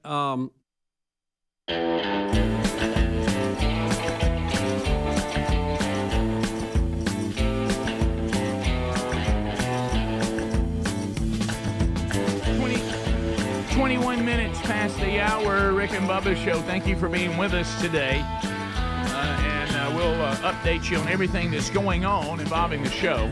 I told you that Rick and Bubba University, the podcast out from the weekend, so grab that if you haven't already. Also, coming up this week, it gets a lot of action again. I will tell all of you out there, men and women, because it's not a gender-exclusive event like some of the women's conferences and men's conferences. But this Thursday, the National Day of Prayer, our country could use that. But Sherry, my wife, is actually speaking at the American Village there in Sweet Home, Alabama, for their prayer breakfast coming up this Thursday. So if you would like to be there with Sherry, men, women, children, whatever, you can find those details at Burgess Ministries under upcoming events, and that's at the American Village this Thursday morning. There's something that I'm supposed to be doing coming up this weekend, but I got something Thursday or Friday before I left from Nebraska saying they might reschedule. I'm trying to get clarification on that, but I'll let you guys know that it kind of have on your calendar in Laurel, Mississippi at Bethlehem, their big men's event this Saturday. I'm trying to get clarification. As of right now, I think it is still on, but I need some clarification on that, so hold it, and I'll try to hopefully have you an update tomorrow. All right, so, Bubba, you have, and we all do.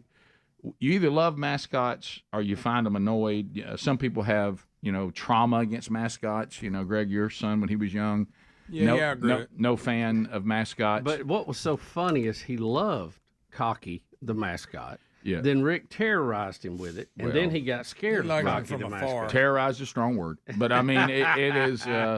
He was showing up everywhere. Hey, there's Cocky. Did I, as his uncle, have a little fun with the little fella? I did. You did. And y'all, I will never forget the Christmas lights. As long as I live, because he's a grown man with kids now, and it was so funny. I guess it shows how old I am. Well, what was weird is in a car seat, strapped in, screaming bloody murder. Man. What's weird is mad. Now the family, we're all finding various pictures of stuff over the years involving Dad, and our sister sent us one, and it has our family all standing on the front porch of our grandparents, and my dad is holding Greg's son Taylor, and my son Blake, and he's got one in each arm. And little Taylor, which is the Taylor we're all talking about right now, he looks certainly his son has a mix of mama and other people too, but boy, there's a lot of Taylor there. Oh yeah, I mean, and the way he acts and stuff and handles things, there's a lot there. Yeah. Ellis reminds me of Taylor just more than just his look. Oh, I know. Yeah. Just his little personality. Yeah, his little personality is very, very similar. Oh yeah. So anyway, and boy, you really see it when you see Taylor at his age. You Yes. really see it. Yeah. Oh, yes. You know, a lot of times we make that mistake of comparing the adult with the. Yeah. You need to go back and see. Yeah. Completely different in this case. Yeah. All right. So mascots, and you were telling me, Bubba. Taylor is still scared of mascots. Yeah. As a matter of fact, that's why Thompson High School doesn't have one. No. Do they have a warrior or something that runs out or anything? I don't think so. Chief Osceola. Yeah. Don't they need one? Don't they need one to ride They'll out? do the tomahawk chop. Now they do that. I mean, they got everything else. Yeah, How they don't got that? So, and they said Pell City's got a new mascot. But anyway. I'm sorry, that's inside and a tad local. All right, so you just for our own pleasure, right? Even though this person has some national name recognition, but for just various reasons. There's the word famous and there's infamous. There it is. There's notorious. Yes. But anyway, we have a mascot that has broken a hug record. Did you tell me about? Didn't know there was a standing hug record. In the mascot division. Yeah, Please look at his name. They come up with the strangest columns to keep world records. Yeah. Is this a package? Can we see Adler, or is it just B-roll? What is it? He's speechless. This is just the whole thing. This is this is the hug record. The hug record. All right. There's just people he in hugged line. 90 people in 60 seconds. Yeah, that's pretty It good. looks like a minor league team, maybe Saints baseball. It is. Yeah. Okay. All right, here we go. The On your mark. 90 hugs in minutes. Get set. Get set. Go. All right, look. I mean, he's just on a hugging frenzy. Look, he's double hugging. He's got double line, double hug. Back and forth. Left, right. No rep. That's no rep. Yeah, who's counting these Who hugs? makes it official hug? They're just touching chest. Yeah, right. That woman was not a hug. No rep. This is bogus. He didn't pull her in. No, he didn't. Oh, she didn't even do it. She just touched him, Bubba, and then walked away. No, that don't That's count. not a hug. I saw 3 that didn't count. Yeah. And towards the end, it gets real sloppy. Is that a guy female there mascot? counting it. Is that a female mascot? I think so. Yeah, it looks like it. I mean, In a dress. She's got a dress Rochester. on. You never know. know. You never know now. You never know. It says Madonna on the back. Okay. It's something to do with the mud. Oh, it's a pig. I saw Mud Madonna. Barbecue over there too at the concession stand. Mud must be a big thing there. It's a pig too. Yeah. Is that a pig? That's not a pig. I think it's a Are pig. we going back hugging the same people? They now? jump to the back of the line. 'cause they- You can't do that. Oh, see that now? What are we No, doing? wait, that's not- No. Why are we even doing this? No. Like their stadium. No. Where is this at? Rochester. I don't know where the Guinness official is, but he's Saints. not doing his job. Look at the guy dressed as the Saint over there. The Rochester Why are they Red talking about Bulls. hogs? I know they have to video Mud, everything I mean. and go back and verify that this would not be Mud's verified. No. All right, No, here's this what is here's what bogus. I'm thinking. Those kids need to stop celebrating. Here's what I'm thinking. I think we've got some mascot crossover here. Now we don't know the area, but St. Paul Saints. Okay, so here we go. So I saw a guy dressed up as the Saint over there. Did you see him? I did not. Yeah. Well, this is Mud Donna, and Mud's Barbecue is in the background. So it's there. I think it's their mascot. It's the mascot for the barbecue. And then there's a Saints mascot for the team, Right. and I think he wasn't hugging anybody. No, and the Mud Barbecue Donna. mascot must come to the minor league games because they have the barbecue at the games. Yes. Okay, I think that's it. Really Okay, nice so place. Now, that's the previous record was 89. Well, And it still was stands. set by Red M&M in Shanghai, China in June of 2019. You gotta be kidding. which broke the record of the previous world record of 85 set by Virginia Tech's Hokey Bird in 2015. Wait, so the Hokey Bird. So the Red Hokey- M&M knocked out the Hokey Bird. Okay. Yeah, right. What? I see an article here that says the St. Paul Saints fans. Oh no. They actually helped name the pig mascot. So Okay. it's actually their mascot, and they named it after the drug Ozempic. And this is a USA Today article. I'm Okay. not making this up. I'm not getting fooled here, and it's like Ozempic is the. I'm not right. I'm not making. Did they this reject up, that and go with Madonna? And say no, we can't call it Ozempic because you saw it on the back of the shirt there. Well, I don't even know if that's the name or not. What I see, this is the AAA affiliate of the Twins. What I see is that the AAA affiliate's mascot is Madonna T Pig. Okay. So they got so mad. If you read this article, they got so frustrated with what they named it. They named it this. Bubba, Rick and Bubba.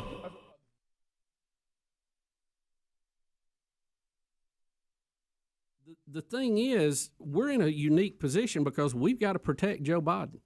Because if we lose Joe Biden, we get Vice President Harris. Oh, boy. And we know what liberal agenda that's bringing. So we're in a very unique position. We've got to protect Biden with everything we've got for 4 years. I know. You're right. I wish you hadn't said it so clearly, but you're right. Rick, also, this is me going over it in my mind right now. Rick, what I'm thinking too, they had to give him drugs to get him through the inauguration in the first few days because he had a lot of press conferences and things he had to be at, and I think they're wearing off now. Because you can't just keep pumping people with adrenaline. You got to give them a break before you can ramp them up. Steroid shot will wear off eventually. Yeah. You remember Trump wanted him drug tested before one of the one of the presidential debates. Wow. Come on, Joe. We got to have you pull through, baby. Yeah, and I can't imagine. Again with I watched some of the stuff he was doing because he won't say it straightforward, but what he was doing on the reversals of some of the limitations we put on access to abortion. And, of course, he's taken all that away. And he used to be a big Hyde Amendment guy, but, he changed that. Yeah, but it didn't get him the votes he needed. Right. And so, there's this battle in the Catholic Church on whether Joe Biden represents the faith well or not. Yeah. And there's all different priests and people, bishops and stuff on, he's one of us, no, he's not. And this one won't help. Some of the stuff he reversed yesterday in the executive orders concerning your tax dollars, no matter what your faith or convictions may be, funding on-demand abortions and taking away the exemptions that were once there again. So, I'm just saying if you're out there trying to figure out whether he's representing Catholicism smoothly or not, this was a setback yesterday. If that matters to you. This executive order thing is out of control on both sides. It is. I mean, shouldn't that be for let's have Hank Aaron Day kind of things? You know what I mean? It shouldn't be for things this landmark. Shouldn't that be going through the people who make laws, Congress? Bubba, we're watching news right now. They're discussing a new variant. First cases of South African mutation detected in the U.S. What was the name of it, Rick? I don't know all the different names. No, what did you just say? A variant? Yeah, what variant was that? South African. Okay. Mutation? Well, I've got a question because we have now the UK variant. Mm-hmm. We have the South African variant. We have the Brazil variant, that we know of, and there's more variants coming. Just get ready for those. Mm-hmm. But we can't call it the China virus? That's great. Think about this. That's true. Thank you, we were told we can't call it the China virus. No. It came from China. But we can call it the UK variant, the South African variant, and the Brazilian variant. So why is it okay to offend those countries by tying a name to it, but we can't call the main variant China virus? Such a great question. Drop it. Can you get your mic off? Yeah. Can you get your mic off and drop it? I so wish your hair would have been spiked today. Yeah, I know. For some reason, you just didn't spike it today. I don't know what happened. You can't get that mic off to drop it. Huh? Can't do it. Here's this one. There it is. Just drop. Right. Yeah, there's a mic. Drop that one. Just drop that right there, Bubba. Just drop it. Just it's I don't want to mess it I up. think it's out. I Just don't think. drop it. Bubba doesn't believe in abusing microphones. No, that was tougher than You know how I am about equipment. I'll watch him.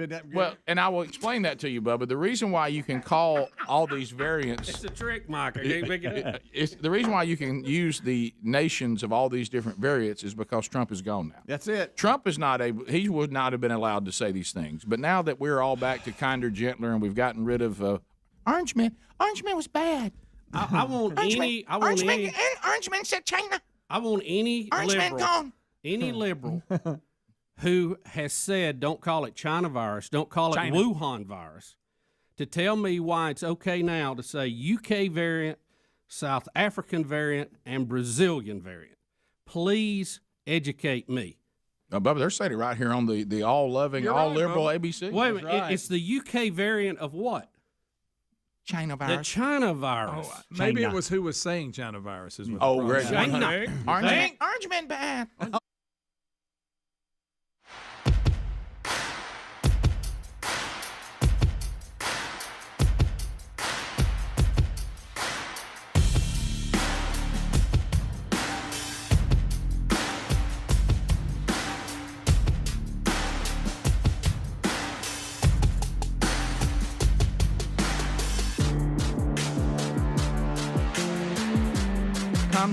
Bubba. Buyraycon.com/Bubba or look for that link at rickandbubba.com.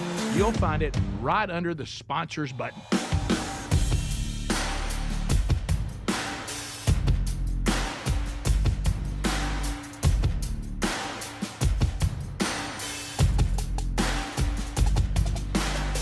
That's us, baby. 35 minutes past. PatriotMobile.com/Bubba. They've joined the team.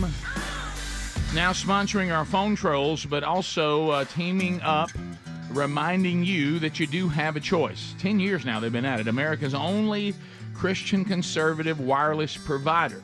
And when I say the only one, I mean the only one. So you do have a choice, but Rick, I don't want to compromise quality, and you shouldn't be asked to. They should be earning your business on their merit as well, and they have. You have the same great service. They have access to all three major networks, and you get the same coverage that you've been accustomed to without funding the agendas that maybe you disagree with. You do have a choice. You're already going to spend this money anyway, but make your phone money matter. And start spending your money with a company who shares your values. 100% U.S.-based customer service team, making the switching easy. Keep your number, keep your phone, upgrade if you want. They'll help you with that too. They also help you find the best plan for your needs. So join us and go to PatriotMobile.com/Bubba for more info and get free activation. You also can call 972-PATRIOT. Use the code Bubba, free activation. You do have a choice. Find PatriotMobile.com/Bubba at rickandbubba.com under the sponsors as well. So stories that are breaking today involving America.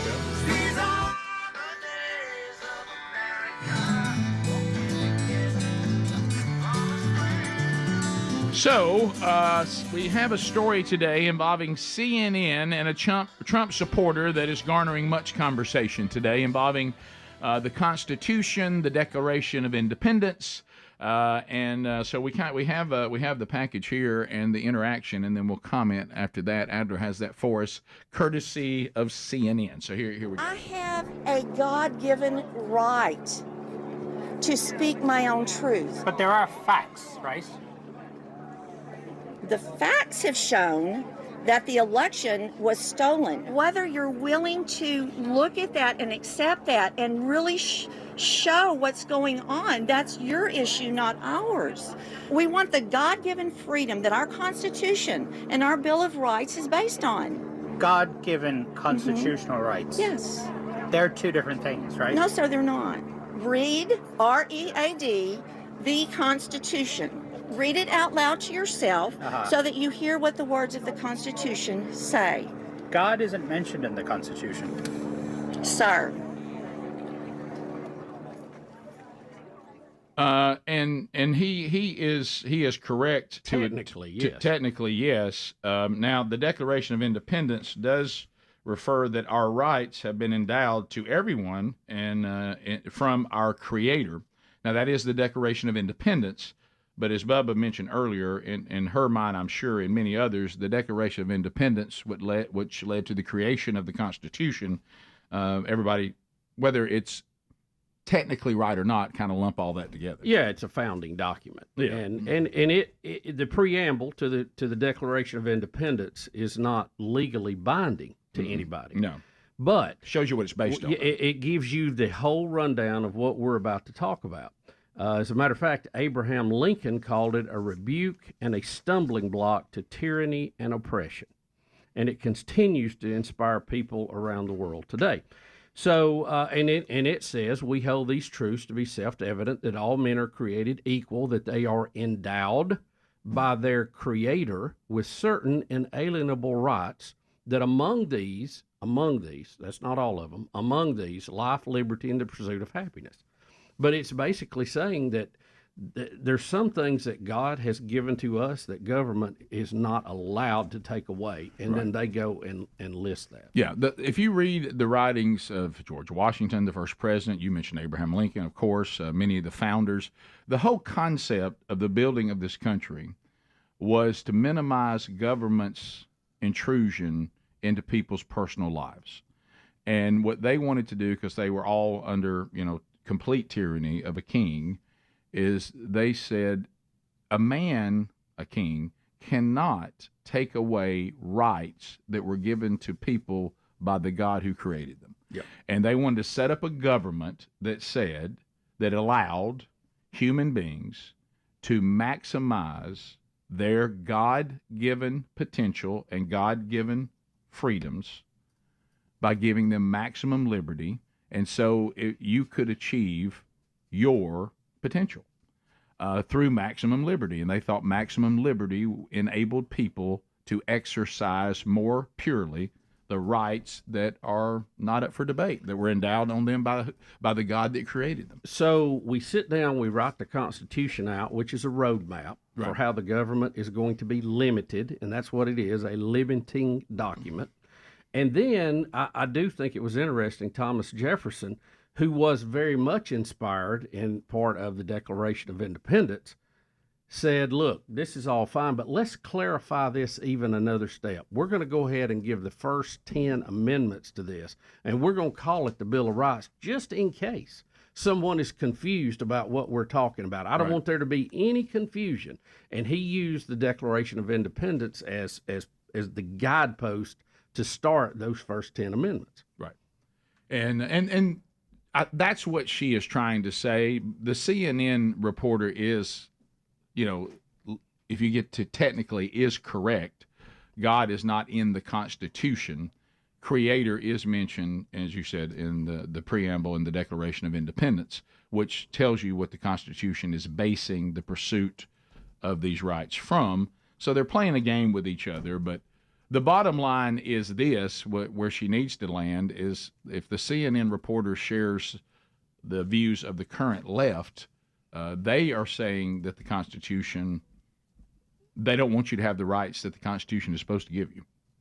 No matter who they they're trying to step over the bounds and the limits that the Constitution set up, and there's some of us that think that's a bad idea. Right, and now you have to be careful sometimes taking government and your politics and elevating them to the place where only God belongs, because at the end of it all, I know this may be heartbreaking to a lot of us, we are still under a dictatorship. Yes. We just have a benevolent king. Mm-hmm. So we don't get to do whatever we want to do. That's incorrect. But when it comes to this government, how it was designed, don't take away rights that God gave people.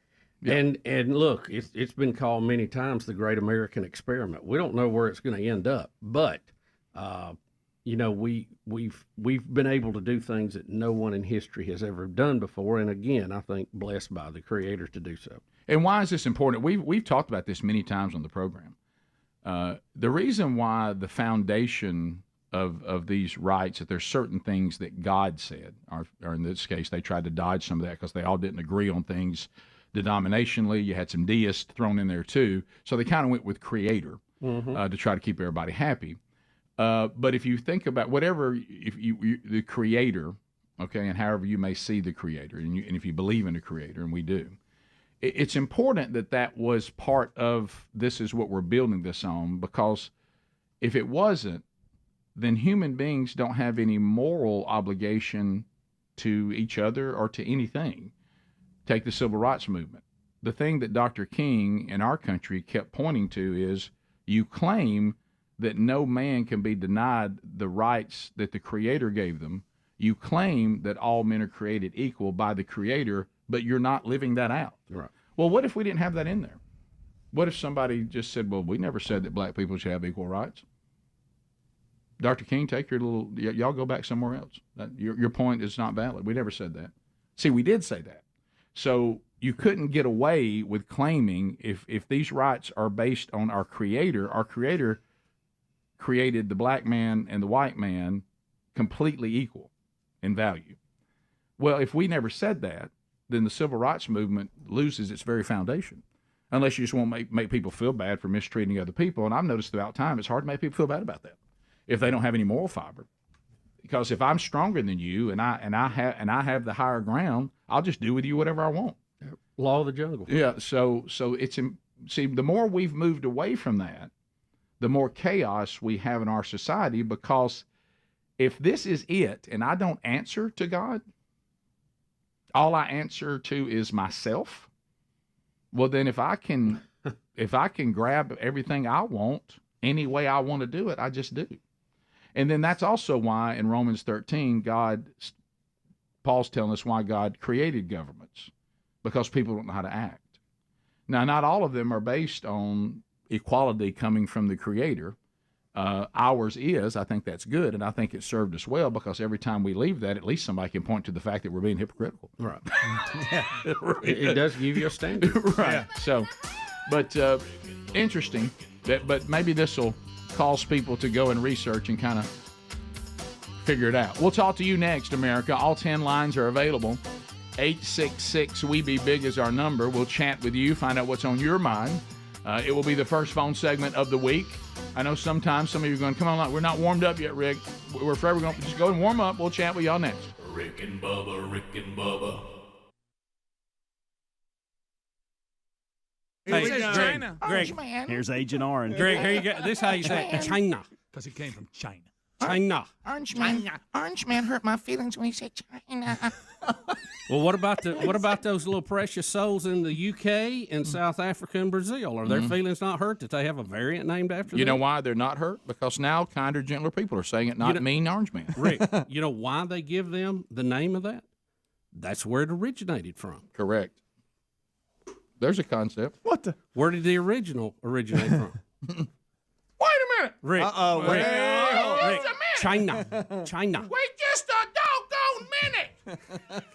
You mean to tell me we're naming the variant of the nation it came from? But what about the original? Happen? What about the original? Where did it come from? Where did the original come from, Bubba? China. China? How come we couldn't say China? How'd that happen? Some nations yes, some no. Your eyes are going to get stuck. How'd that happen? I'm confused. You ain't the only one. Oh, my goodness. We live in a wacky world. This just goes to show you how disingenuous, how hypocritical the left is with everything they do to allow that to go on. How are you allowing that? Are Chinese people just more offensive than, say, European people? Africans? What about South Americans? What about these Brazilians? So I don't. It makes no sense. Good. But it's really no more complicated than our team gets to do things your team didn't get to do. Yeah. There it is. Mm-hmm. Folks, it's not offensive to call it the China virus if it came from China. If that's where it came that's from. where it was documented first. Yeah. That's where these variants have come in from. It's okay to put a title with. Look, I'm sure we have a U.S. variant. If we don't, we will. And if we have it, so what? We have it. Let's get over it. I can ask you something. Yeah, go ahead, buddy. Oh, boy. Why'd we call it Spanish flu? Because I ain't never been to Spain. I kind of like the music. Is that where it came from? That's where they thought it came from. Almighty! So. Oh, gosh, that's funny. And it's time for everybody to be adults and tell the children they're going to have to quit acting up. My goodness. It's okay. It's okay to be the adult in the room. 16 states have used less than half of their doses of the vaccine. I mean, having some rollout problems. Well, you know, Warp Speed got it to them, and then we turned it over to the states, as most people thought should be done. Let each state do it, because nobody knows their state better than the state. I mean, somebody in D.C. doesn't know, where the vaccine needs to go in Texas or Nebraska. Let people there decide. But we're not moving quick as we need to. Hey, our state looks good. Yeah, boy, doesn't it look good? We're at the forefront. Unbelievable. Come on, man. Yeah, it's I said all along we should let Nick Saban do it. Yeah, I agree with that. Process in there and get it done. But I have to agree with that. You get this vaccine and Nicholas Saban, and we'll all have it by the end of the week. Could you imagine the press conference announcing how they're going to roll it up? All right, then. Hey, we're going to get the vaccine out there, all right? We're going to move this vaccine like it's going through a tin horn. It's a process. It's a process, and we're going to follow it to the letter. All right. Yeah. All right? Don't matter who's distributing if they'll follow my process. All right. All right? And if you're not with us, you're against us. That's right. All right. And we're going to get you out of there, all right? All right. You're not with me, all right? Some of y'all can't play for me, all right? Boy, those are the guys that win, isn't it? So, but I mean, like for instance, you got my parents stuck at home. They've been there for a year, I think, and just need the vaccine. So they've signed up for it, and they say, "All right, we'll call you back." Of course, they haven't. Right. We'll email you. They haven't. Yeah. They just sitting there every day. So it shouldn't be this hard. You know what's amazing though is my parents, and they don't meet the 75-year age. Yep. Okay, requirement, but they've been able to sign up in 4 different places in Georgia, waiting on a call or an email.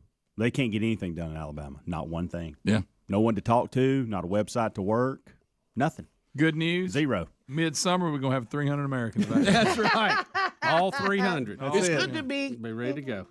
All right, we'll come Look, back. If for nothing else, I hope we do get 300 million vaccinated so we can get back to ball games and going places. Yeah. And I'd like to give that mask a rest. Yeah. Not that I don't look sharp in it, but I'd like to give it a rest.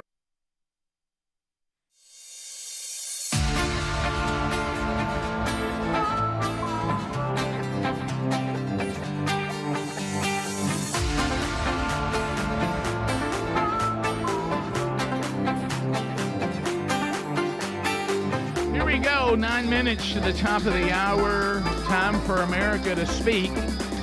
First time this week at 866 We Be Big. So let's chat with you. Speedy is on the phones, and you can line up and we'll talk about whatever's on your mind today. Getting us started with Dothan, Alabama, News Talk 103.9, where Thomas is standing by. Thomas, welcome to the Rick and Bubba Show. How are you today, sir? Go ahead. Hey, I'm pretty good. How are you? We're good. Good. Well, thanks.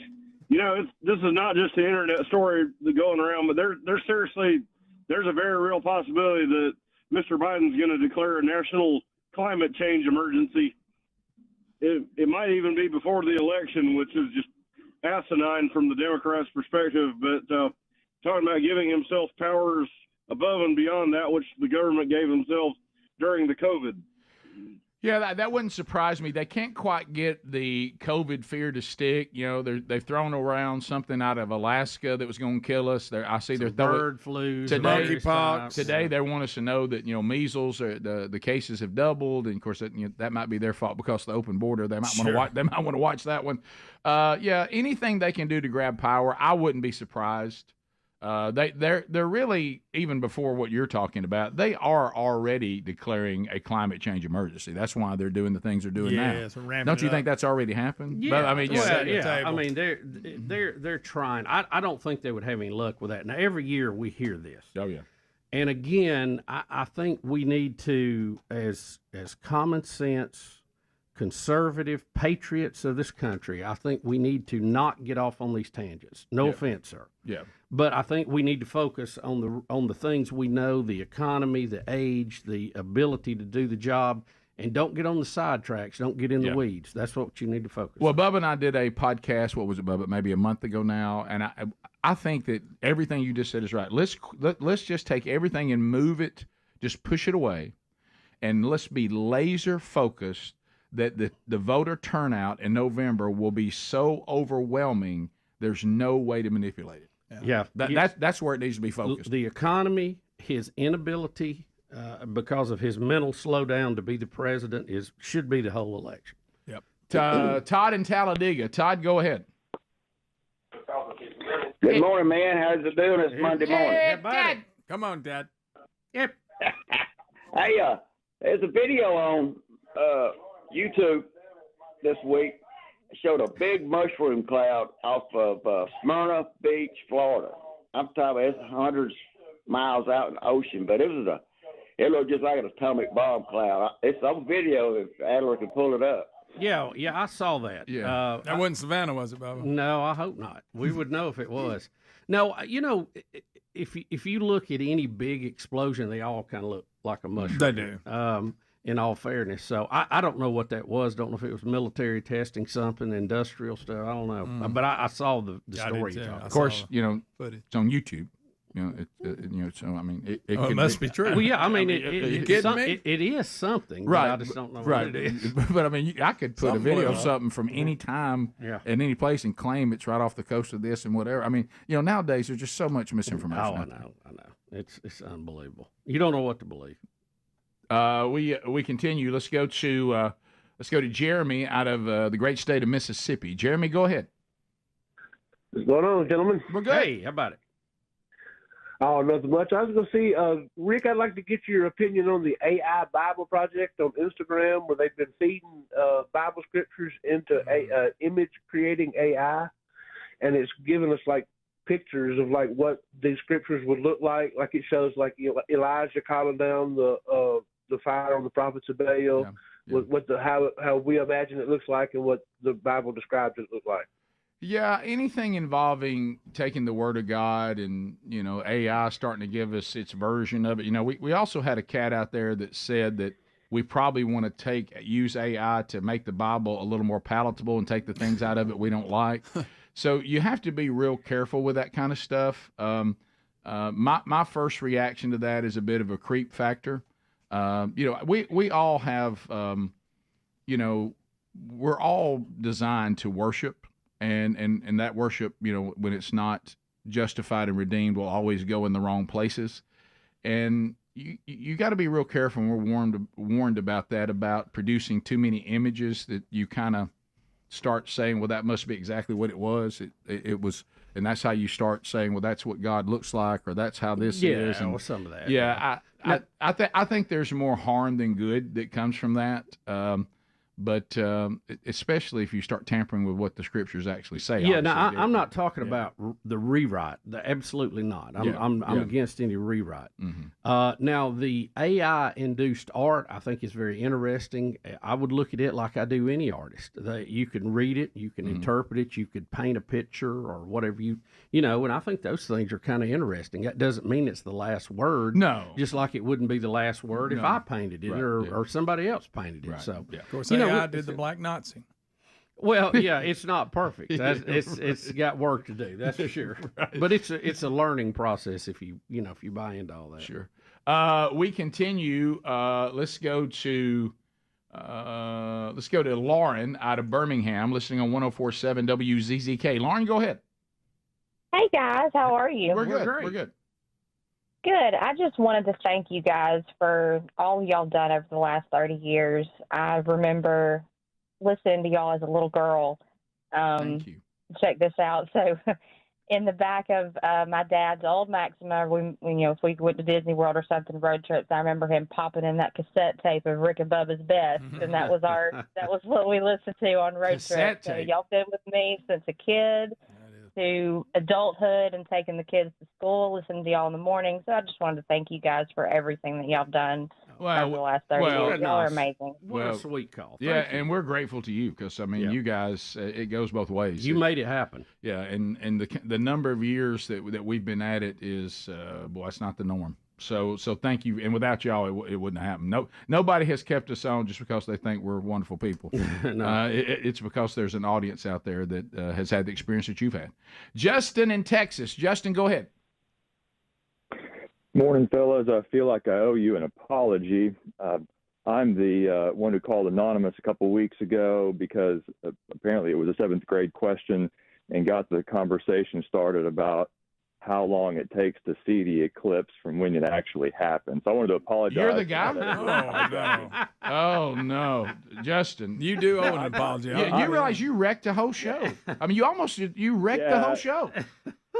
Well, I didn't realize it. See, I made that call, and then I had to go on with my day, and then got back later in the week, and y'all were just lamenting. I apologize about that. Yeah. That is funny. You're like the guy that just, you walked into the room, did a cheek sneak, and then walked out and left us with the foul smell. Yeah. You went on the elevator, then got off on floor 2. which is a classic move, by the way. But I will say, at least it's payback for Bubba calling me a seventh grader. Now, when did I call him a seventh? I guess in the response to his question. I see why he was anonymous. Right. You know. Top of the hour, we come back. Omaha. We'll look back to the trip to Omaha over the weekend, which sadly for so many included massive tornadoes. Top of the hour. We'll be right back. Rick and Bubba, Rick and Bubba.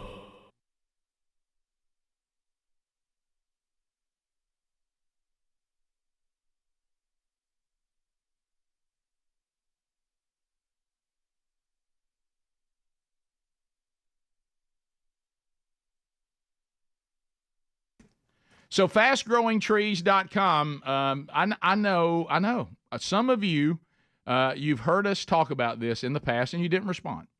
Now you're sitting there, you're looking out, everybody's sending pictures of all of us that went to fastgrowingtrees.com, where how you're seeing pictures of the trees and you're seeing pictures of the plants and they're flourishing, and you're looking at yours, and you know what they are? Dead as a wedge. They didn't flourish. You know why? Could be simple things like you are buying the wrong plants and trees for your climate.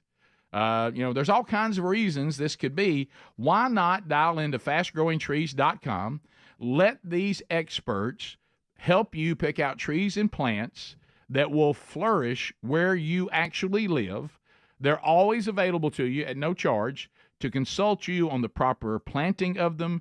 They come to your home. You're not running off somewhere and then throwing a bunch of buckets of dirt in the back of your vehicle, and then they're turning over, and you're trying to get them back home. And I don't have any wagon. I'm picking them up, carrying them. Just have them come right to the door, and they're ready to go. Whatever you're interested in, they have it for you, and they have the perfect fit for you and your climate and where you live. Comes to you in about 1 to 2 days. Let me tell you, it makes all the difference in the world to be able to go to the experts at fastgrowingtrees.com and say, hey, so I'd love to have this fruit tree. Which one should I get? All right, now we're ready to plant it. Can you talk us through it? It's really fantastic. Now, if you go for the spring sale, you're going to find some of the selected plants up to half off, and some other deals there too. But we're going to give you an additional 15%. No matter what they have it priced at, you get an additional 15% because you're part of this audience. So go to fastgrowingtrees.com, use the code Bubba at checkout, enjoy the trees and plants. Do the work on the front end correctly, and then they flourish, okay? Fastgrowingtrees.com, the code Bubba. Offered is valid for a limited time. Terms and conditions may apply. Hey, Bubba. Yeah, I know. Yeah. Hell, seeing a we're lot three. of that. I'm seeing a lot of that lately. The two wearing masks. Yep, Why not a dozen? Y'all knock yourself out. If it's buzzing like your cousin. Checking out the show however you get it. Don't forget Rick and Bubba University, the podcast, again this weekend. ESPN's Lauren Sisler's our guest. And enjoy that conversation over the weekend. Man, she did a great job. That's a very, you'll really enjoy that podcast. She does a great job. Anonymous out of the great state of Alabama. Anonymous, welcome to the Rick and Bubba Show. How are you today? And lines are available if you want to get in right now. Harry Murdahl's setting them up and get them ready to go. What's on your mind? Hey, guys. I just wanted to say, my parents got the vaccine last week, and my dad told me, he said, they're in their 70s, but they're right there at the threshold of 75 when you're supposed to get it. But he'd been hearing about all these people and friends and other people that he knew getting the vaccine, and they wasn't 75. So he loaded up my mom, went down to the local place to get the vaccine, and he said there was no paperwork. They didn't check driver's license or anything like that. And he told him, he said, well, heck, I'm 75. And they gave him the vaccine. Yeah. So yeah, I'm hearing a lot of this. Shenanigans going on. Well, well, too, there's the thing. Apparently, in the containers they come in, based on which one you're getting, once they break the seal, they have to use them in a certain amount of time. And a couple of times they've had some left over. They literally grabbed somebody off the street and gave it to them, and that's fine. I'd rather them do that than let it go to waste. Yeah, don't let them ruin. I've been walking through this with my parents the last couple of weeks, and to the guy's point, and I think they've shut all this down now, but there was and I don't want to give their name, calls them Big Handle today. You go in and log in, and it's first thing in the morning, like get on at 6 o'clock, 5:58, and you start registering. And what they do is they basically put you in a queue, how many ever shots they have that day. If you meet the requirement, and you're probably less than an hour away from this location. Let's say they got 50 vaccines. 75 people, 40 people show up that are 75 years old. Well, they got 10 vaccines they got to give. And so they start working that list. Yeah, exactly. They start working that list. Okay, well, this person's 68, this person's 70. And to that guy's point, I'm also hearing that people are just lying. But I think they've tightened a lot of that up, and the health department has got on to these folks. And Speedy, I think, has struggled with that as well with his parents. But they've said, hey, look, y'all can't be doing this. But I think it makes sense. If you've got 10 shots that need to go in somebody's arm, let's call and get them on the phone. Now, you need to communicate. Boy, don't we miss that a lot. See, it's inconsistent. Yeah, you need to communicate with the people that are on the waiting list. We have not signed you up to get the vaccine. Because then they sit home saying, why anybody calling me? Yeah. We're signed you up to be on deck if we only had 40 people and that's that what were 75 or older and we got 10 left, then we'll go to you. Yeah. So if you don't hear from them, that means they didn't get in that situation. Right. And the process was starting over the next day. Right. So you had people literally going every day and registering. Yeah, so the operator that took my dad's call, who was volunteering, said there's 18,000 people ahead of you that are on the waiting list. Wow. That's not encouraging at all. Yeah. But don't worry, according to President Biden, we're going to be able to get 300 people vaccinated by the summer. Right. Josh in Florida. Josh, welcome to the Rick and Bubba Show. Go ahead. Hey, y'all. Thank you for having me. Long-time listener. I just moved to Florida not long ago, and just giving you some information. Governor DeSantis is doing a crazy good job down in Florida. Oh, yeah. My parents actually live in Alabama, in Dothan, and they've already come down maybe 3 or 4 weeks ago, and they got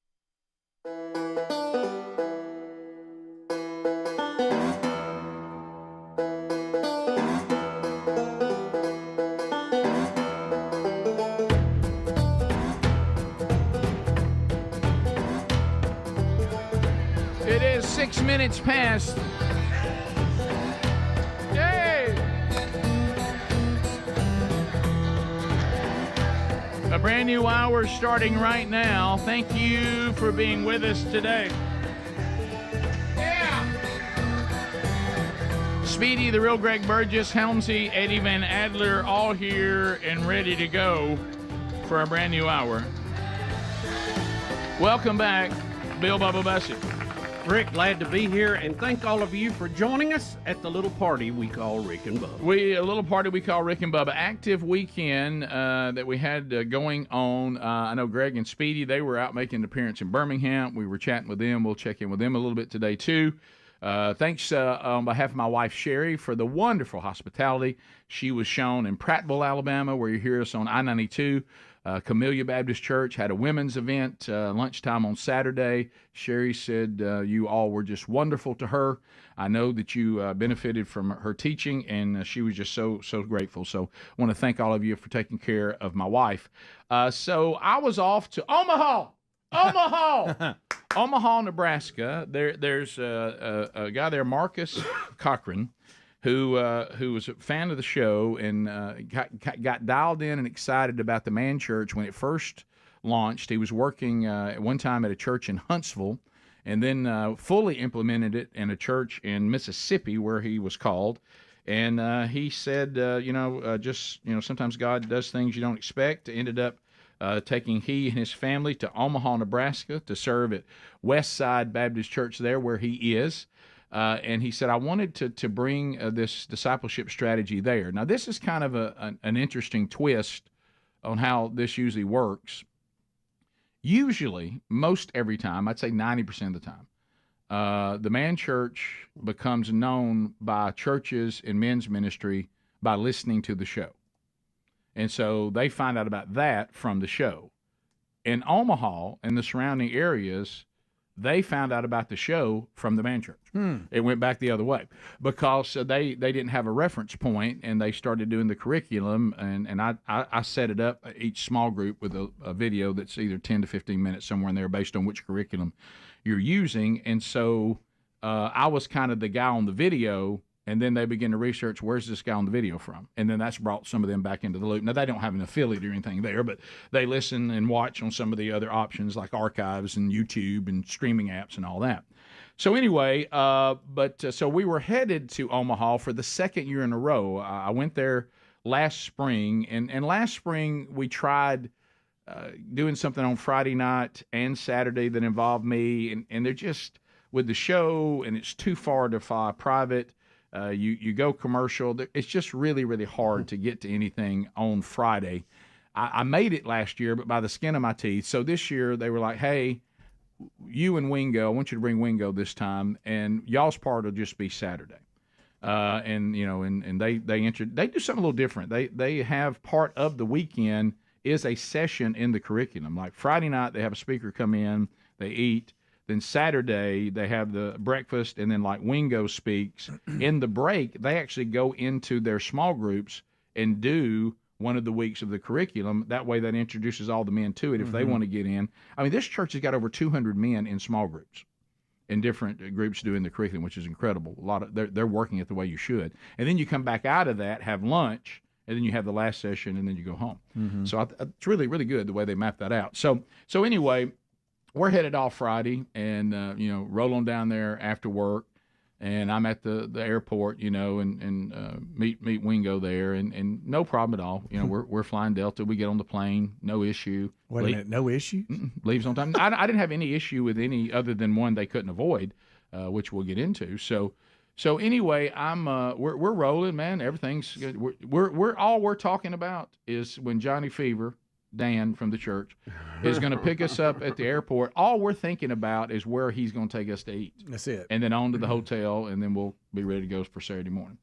That's all we're talking about. So we start looking around, and we're getting pretty close to Omaha, and I'm like, we should probably be on the ground by now. And everybody's like, and then you hear as calm, and that's what I love about these pilots that they're such pros. Ladies and gentlemen from the cockpit, we're going to be diverted to Kansas City. Looks like we're going to be moving on to Kansas City. Apologize for any inconvenience on your travel plans. Apparently, we're attempting to land in Omaha. Can't land. Tornado currently on the ground, possibly destroying the airport. So we're going to roll on to Kansas City. Stand by. We'll be there probably. We're going to start our descent into Kansas City, and we'll get That'll back. divert you. We'll get back to it. And all of a sudden, you just hear the plane. Well, here's what I noticed, though. Rick being one of the biggest offenders about getting mad when your schedule has been diverted by an airline that's not getting their act together. Nobody likes that. I probably dislike it as much as any human that's ever lived. Okay? Right. In this moment, including me, not one person complained. No. We're no. This is all of us. And Wingo and I are on the front seat right behind the cockpit. Said, sounds good. Roger that. Roger that. Don't worry about serving us again. We're good. Go with the fly around. Go with the fly Just around. get us on the ground. Yeah. So here's some of the footage. This is so Omaha was hit. Lincoln was hit. Parts of Iowa. I don't know if Kansas got involved, but I know Oklahoma did. Matter of fact, that's where we had some deaths. Yeah. Thank the Lord with the devastation. But it's a little bit different there because it's Tornado Alley. Like there was never even I started when we got in cell service in Kansas City. I'm trying to let everybody know where we are. Don't want Johnny Fever to be waiting on us. And I get back. Yeah, we just watched it from the church parking lot. Okay. Y'all still there? Oh yeah. We're rolling. See y'all tomorrow. I'm like, nobody. No, so this didn't affect the event. Oh no, it didn't come. We had one tornado, below us, one above us, but we're good. We sat and watched it out of the parking lot. It's just because it's so flat. Yeah, you can just sit there and watch. I'm like, okay, sounds good. So then, thankfully, we hear, guys, I just got an update from Omaha. Looks like commercial part, not damage. Looks like the damage just over on the corporate side, some of the private hangars. So, tell you what, anybody want to step off, get a bite to eat here in Kansas City, or maybe stretch your legs a little bit? We're probably not going to be here more than about 45, 50 minutes, and we'll get you on to Omaha. And then we're like, so soothing. Yeah, I was like, okay. And you just lean and talk to him. Sounds good, but you need anything? Well, and look, I will say this about Wingo. He's a hard-nosed son of a gun. Okay, but the man, he has had similar issues that I've experienced, and we all have on corporate planes. And the man does not like airplanes and weather at all.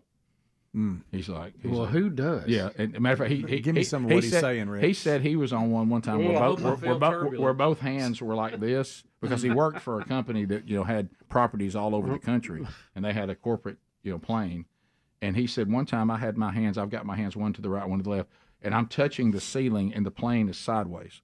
Like this, and he said the odometer went bad, and the guy couldn't figure out where the horizon was. That's probably the worst thing you can do in a storm. And I said, okay, all right, I'm going to say my Tennessee story. I don't think I can beat sideways odometer going bad. And ours was bad, and we all thought we were going to die as well. But I'm going to say that your death was probably more. You were probably more on the edge of death than me. Now, I felt like I was going to die. I get to talk just because at least we almost died too. No, if the odometer goes bad, I think you need to stand down. I said, I think I will. So he was a little bit more patient on getting where he... Well, but it's interesting, though. The only thing I've noticed, and this is one thing that we all share with Wingo, he does not like to be hungry. And so I said, you think we chance eating? Absolutely, we're going to eat. And I said, we're going to eat in Kansas City. What if they decide they can go back in 20 minutes? We'll get left. Oh, no, it ain't going to take that long. I said, so no way you're going to wait till we get to Omaha. You realize what time we're going to get to Omaha? He goes, and by then, we're going to wait to eat then? I said, you realize we step off this plane, we get too far away, they leave us. Yeah. He said, no, we were eating. And I said, okay. So we did almost get left. Really? Yeah. We got back. The woman was sitting there, and she goes, where y'all been? And I said, we were eating barbecue. And she said, we're ready to go. Y'all the last ones. And I was like, did you point to Wingo? I looked at Wingo. He goes, but we ate, and we're on the plane. I don't see it's close. But it was, let me tell you, that, we'll come out and we'll talk a little more about it. It was intense.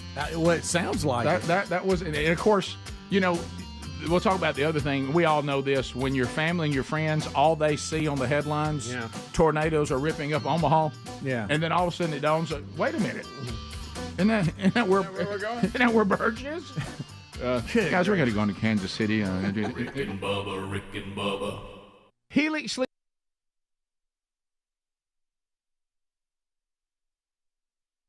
Vaccine in Florida, no questions asked about where you live.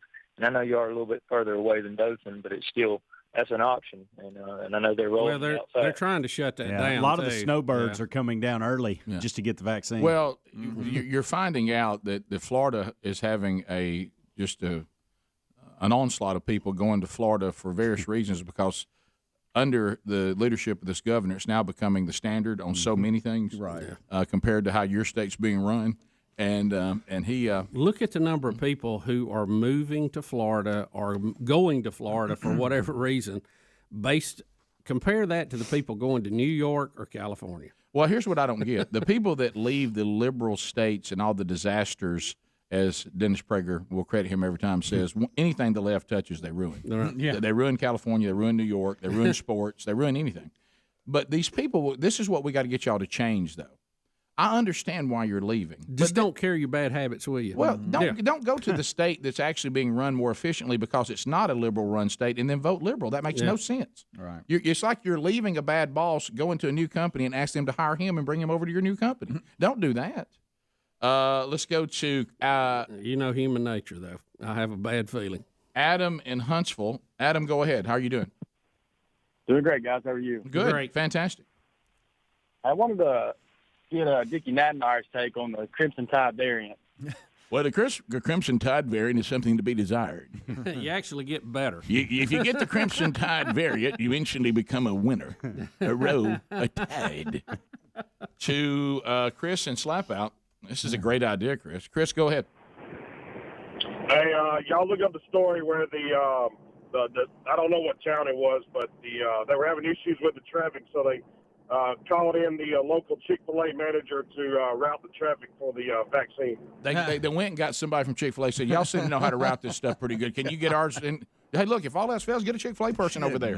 Get them running it. Oh, buddy, they'd roll them They'll through get there, you in and out. Let's go to Joe in East Aboga. Joe, go ahead. Hello. Hey, Joe, you're on the Rick and Bubba Show. Go ahead. Hey, I just want to comment with old Greg this morning on his 911 call coming in this morning. I had the same thing happen to me last week.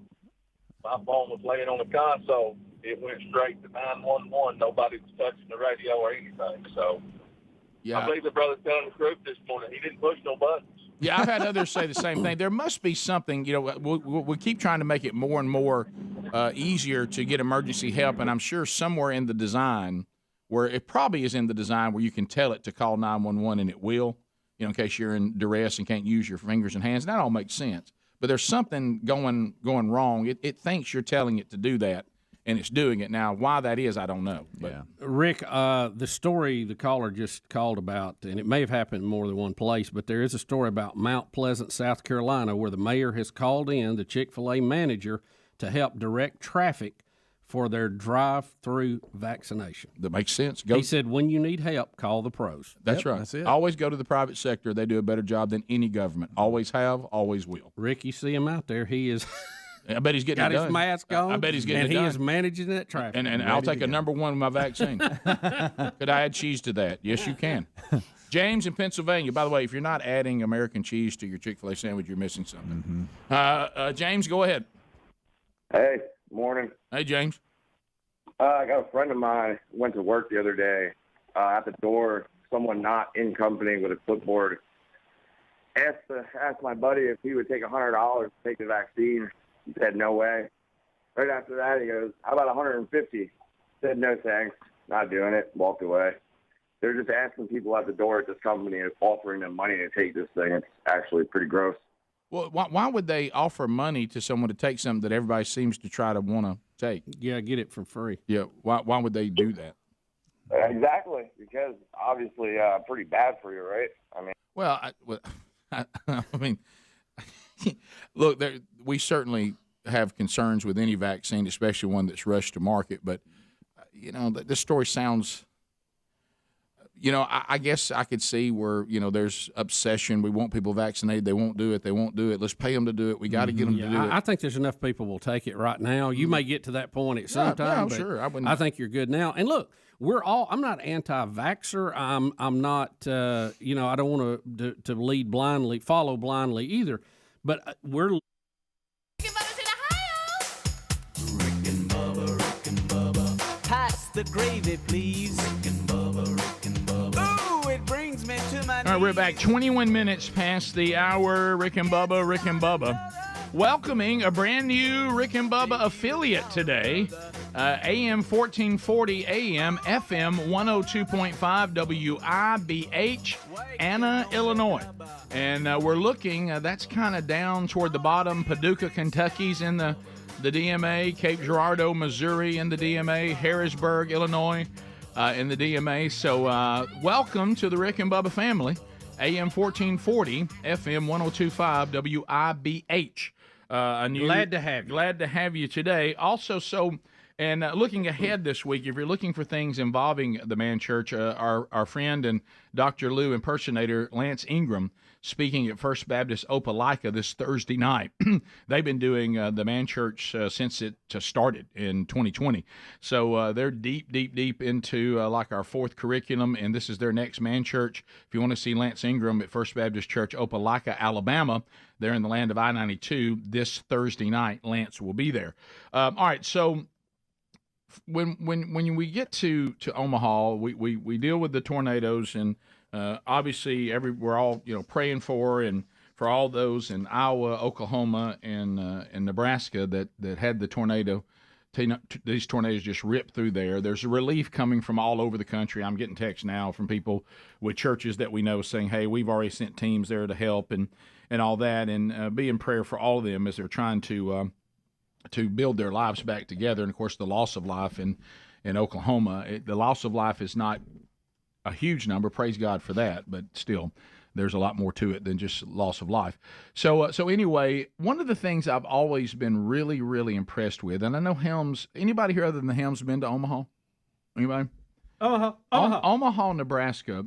The first year, it's almost like I was just overwhelmed by the process, and I was in such a hurry, and I was on such a tight schedule. It's like I really didn't have a chance to really notice it. Yeah. This time, because we didn't really have to be anywhere, other than try to land safely without landing on top of a tornado, I was looking around more. I was paying attention more.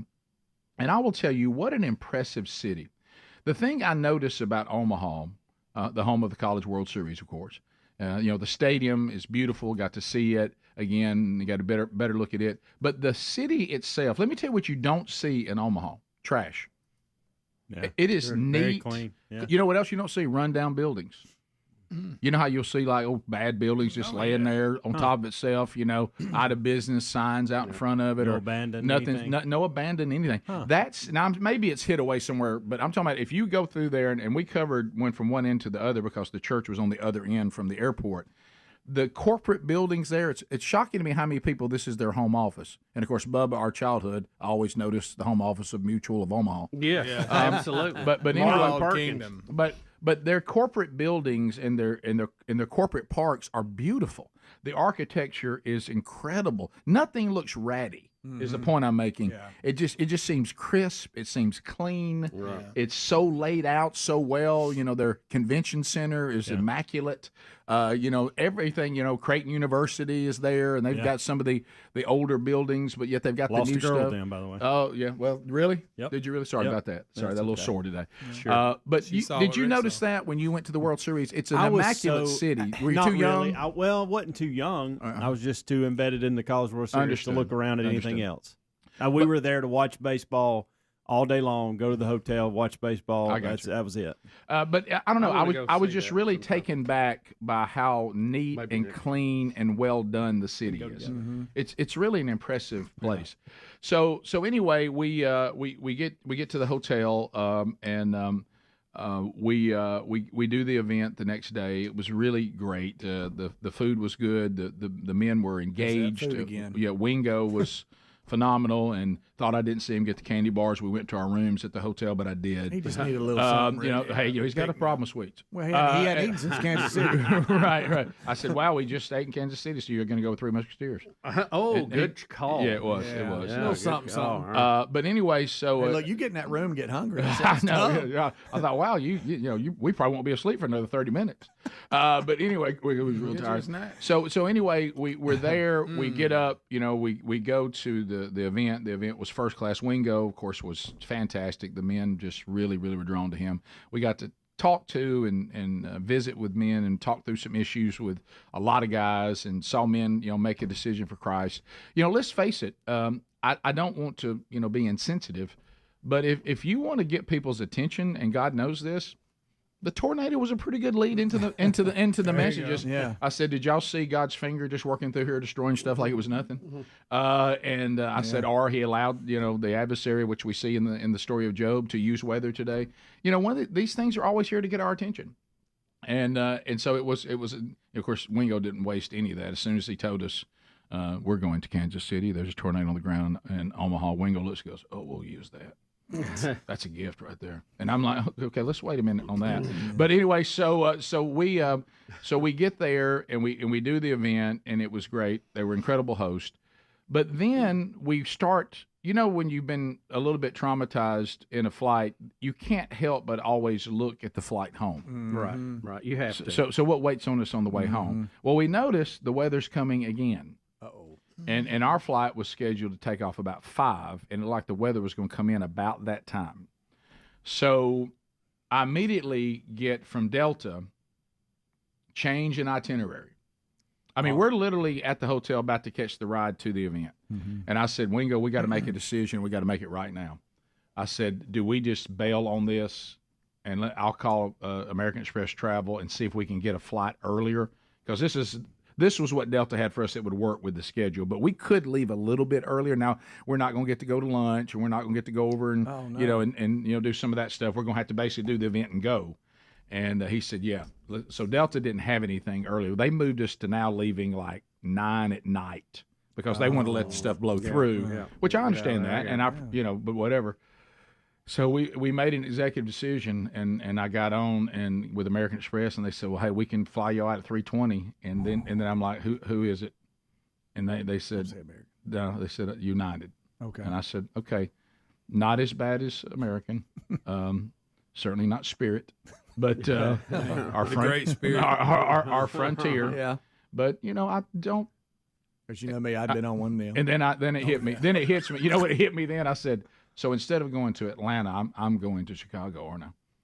And the guy said, "Oh yeah, it's going to be Omaha to Chicago, then home. But you're going to get home at the time you would have originally gotten home." Okay. And I said, "Okay." So we sidestepped, went with another airline. And how did Wingo treat that with no lunch? He was distraught about that was going to take away our trip to an Omaha steak restaurant. Legendary place. Right. I said, "Don't worry, they have hamburgers at the event." Okay. I said, but no, he was with me. He was like, "No, we need to get home." Yeah. So we went to Chicago and got ourselves home. So it all worked out. We'll be right back. Rick and Bubba, Rick and Bubba.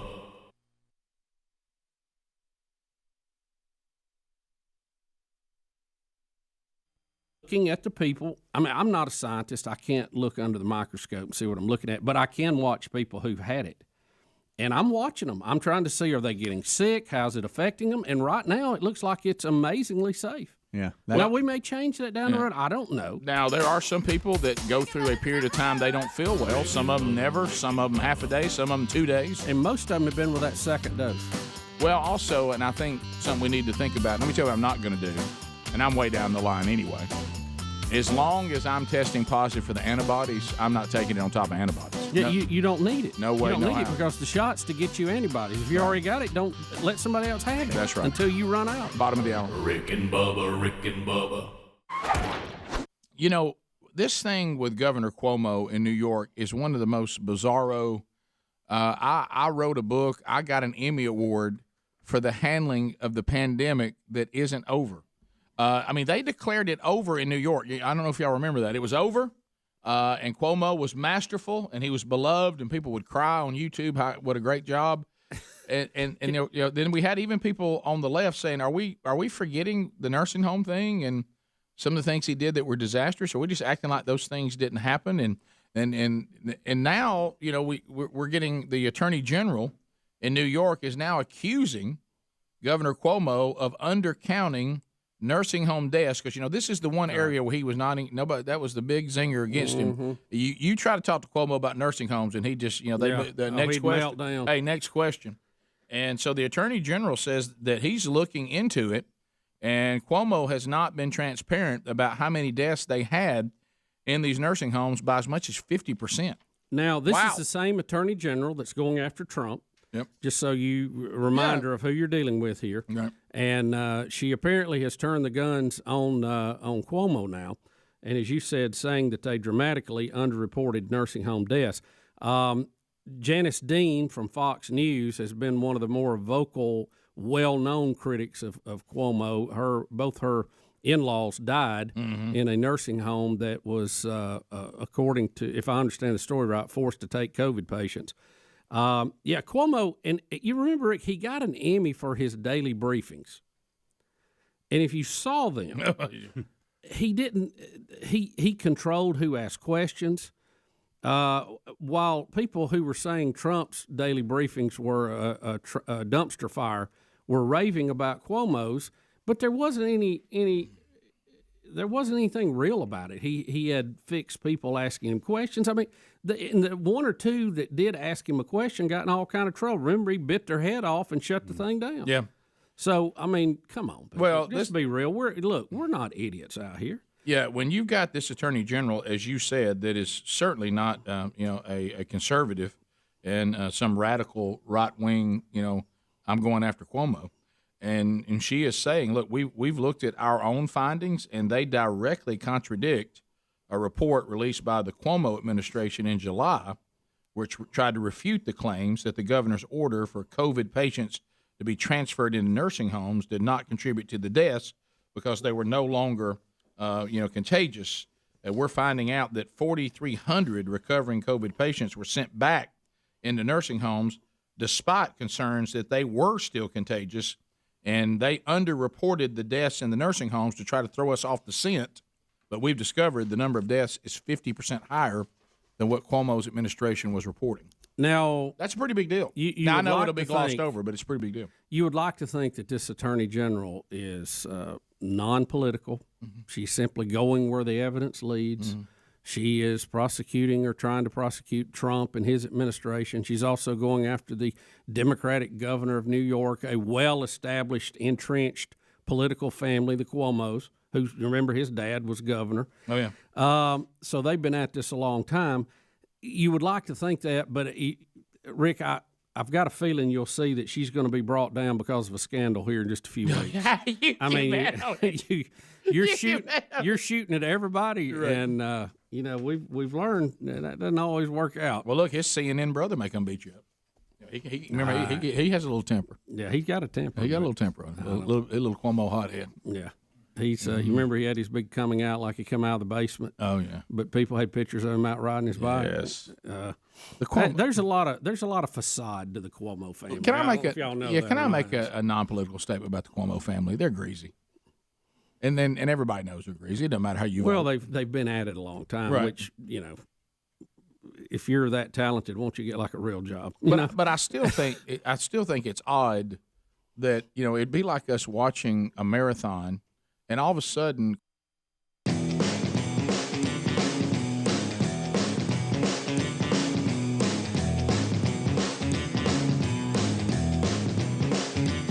we're back 35 minutes past the hour. Rick and Bubba Show, 866 We Be Big is our number.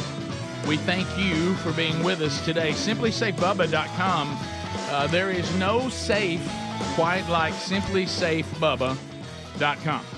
Let me tell you something. This is comprehensive. You're going to feel secure because, every single place where you might be susceptible to a break-in or an issue, you can put sensors up. They've got indoor, outdoor cameras that can blanket the entire property. No longer are the days of, hey, here's our system, here's how it works. No matter what your property looks like, we all use the same system. Those days are over. These are customized for your property, and you can install it yourself. You save money there, but if you're like me and you need some help, they'll help you as well. SimplySafeBubba.com. They monitor you for less than $1 a day. You get fast emergency response when you need it most. Their professional monitoring agents can even help stop crime as it's happening in real time with this new technology. There's no contract. You get a 60-day money-back guarantee, so you can try this risk-free. You're going to love this system. SimplySafeBubba.com. We're going to get you 20% off any new system right now when you sign up for Fast Protect monitoring, which you want. Go to SimplySafeBubba.com or RickandBubba.com under the sponsors button. So, a couple of updates I was looking at this week. I was scheduled to be in Laurel, Mississippi, this Saturday at Bethlehem Church for their big men's event. They have decided to reschedule that. I don't know all the details involving the church, but Premier, this is not a man church event. This is a standalone event. And so Premier has contacted me and said they're going to attempt to reschedule. I don't know, guys. We'll do the best we can. I told them that's probably going to be 2026. By the way things look right now, but I hate that happen. I don't know why it happened. I don't have any control over that.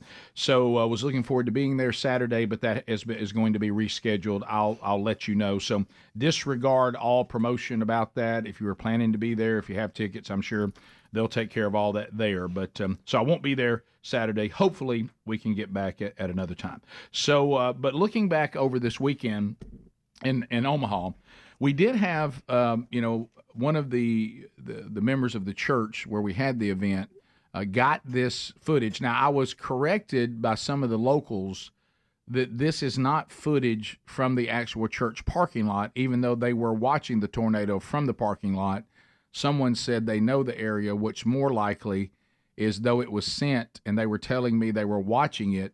This was probably one of their friends that lived in one of the neighborhoods, I think Elkmont over that way, and this was shot by them. But it's still incredible tornado footage of someone watching one of the ones that hit. This is in Omaha, and I look at that thing, and you can hear it. I mean, you can hear it loud like a train off. How far you think that is, Bubba? It's hard. The eyes, I know. Yeah, I have no idea. I don't know how to judge that terrain. It's so flat there. But, I mean, you can see it. Could be it's burning and churning. It could be 8 miles. Look at that debris. Yeah, and look, there's somebody great just rolling on, just going through their normal day there. And I see why they got caught up in it in the movie Twister. Yeah. Didn't Let's I? They see was the trying to beat debris it. right there, still pulling stuff up. See, in our part of the world, you can imagine the tree line. Yeah, You wouldn't see any of that. You wouldn't see Right. any. Yeah. There's why Span says don't wait on sirens. It's just now going on. Guys, that thing yeah. is having a Is field it day. not amazing air just gets to that that force and can go that fast? That's just crazy. Meanwhile, I'm trying to land. This straight up, this really looks like a movie. It does, yeah. That shows you that the special effects do a pretty good job of recreating. They do. So they did say, those moments when you're watching a meteorologist on TV and you see their face. Some of the locals said the guy was, when they went to the airport, because there was a chance that all of the ability to get in and out of Omaha was about to be destroyed. So it hit on the corporate side. And the guy said he was watching it, when they're, because they think how far all their cameras can see because of the terrain. And the guy sees it, and he said, well, here it is. It's on the ground right now near the airport. And he said the meteorologist is watching, and it hits some of the corporate hangars and just disintegrates them. And he goes, oh, wow. And you see it happening live on TV when it does that. Now, think about all the money that was in there. Ooh. Praise God, nobody was hurt. But, also a little bit of a note about the fact that we, to a fault, we can be, hey, funny man, to a fault. We always got to have our little comments on stuff. A little early. A little note to self. If you are flying into Midway, O'Hare in Chicago, I don't. Has Atlanta passed it now? Is the busiest I think airport? so. Yeah, it has been. It was at one time, but it sure is still an active one. Oh okay. Saw the scene where the in Home Alone where Kevin's family's running through O'Hare. Saw where they shot that. But anyway, so we're rolling through O'Hare, and when you come to a city at an airport, and we have Morgan Freeman doing ours at our airport now. Because he's in Alabama now, down listen to us right now on Sunday 105. Shout out to Morgan. What's up? Easy rider, easy reader. So he welcomes you to Birmingham. Sometimes the mayor will welcome you to the city. Okay. So Rich is 67, 68. I'll be 60 this year. So we hit the bathrooms a lot. And so as soon as we hit the airport, we're always looking for the first bathroom. So we got on United, we flew to Chicago trying to get home. We did not go to our Delta flight. There's a funny story about that. I just told the guys in the break because Delta had moved us to later in the night, and they moved us so late. We thought, well, we'll get to Atlanta and have to spend the night in Atlanta. Mm-hmm. And there's not going to be a connection in Atlanta by the time we get there if we don't leave till 10 p.m. It was like 9:50 something or something. So we had to be aggressive because by the time the event was over, we needed to go get on the plane. So we moved and got on United, and I went ahead and held the Delta flight because there's nothing it can do for me now in case a safety net in case the other fell through or something. So I've got multiple ways to get home. So and I used my points on the new flight. So so anyway, so. We get to Chicago O'Hare, and the mayor is welcoming us. We're in there all standing by urinals. Oh, funny man! I'm gonna be a funny man, and so the new woke mayor? So all I'm doing is trying to make Wingo laugh, but I'm forgetting other people are with us. You're loud. We're not alone in this one. It's O'Hare, okay? A lot of folks, apparently a lot of locals, that are maybe flying out. So the mayor is telling us how wonderful Chicago is and how we should be pleased to be there. And he's telling me all the things I can do in Chicago while I'm there. Welcome to Chicago, the greatest city in the world. And he's rolling out all the reasons it's great and why I should love it too. And standing at the urinal, wanting to make, my travel buddy laugh, I said, right now, Mayor, we're just going to concentrate on not getting shot. Oh. You were answering the mayor. Answering the mayor. Out loud. Echoing through the bathroom, it. When Wingo didn't laugh, I knew that he did not want to be associated with me. Now I will tell you, the urinal to my right, I don't know where he was from, it owned him. Oh, he liked that? Okay. He was slayed by it. That's right. And but the locals... Tell it. The locals, not as pleased. Get some looks? Oh, yeah. And as we walk out, Wingo goes, what are you doing? He goes, there's people in there from Chicago, and And he goes, well, I said, well, I was trying to, make you laugh. He goes, no, what you tried to do is get us killed. This is a play. You don't want to upset these. What are you doing? I said, I was just trying to own the room. I said, the guy from the right loved it. I don't know where he was from, but he did love it. He did. So I didn't get the roar in the bathroom like I wanted. But matter of fact, I've got some really bad looks in the bathroom. Oh. But let me tell you what was funny is. So no follow up. Did you follow up with anything, or just silent? Complete silence. You figured you'd done enough. Matter of fact, I eased out one time, faked I was going right, and came around went another way. But anyway, so he got in the crowd, acted like I was going one way, double back. Right. It became a battle because we're competitive and everything. Well, about the time we get to Chicago, I start noticing on the Delta app that they now went off the late flight and went back to the original at some point, thinking the weather wasn't as bad as they thought, and we could have been back on that schedule. Okay, and I said, all right, how do we feel about that? And Wingo said, I'll tell you how I feel about it. We have to beat Delta to Birmingham. I don't care. Only tie. The only way this is not going to have a feel of regret. I said, it just cost me points. I said, there's no money out here. And he goes, yeah, but those points could have been used for something else. That's right. And he goes, we must beat Delta home. Got United must win because that's the team we're on now. We're on Team United now.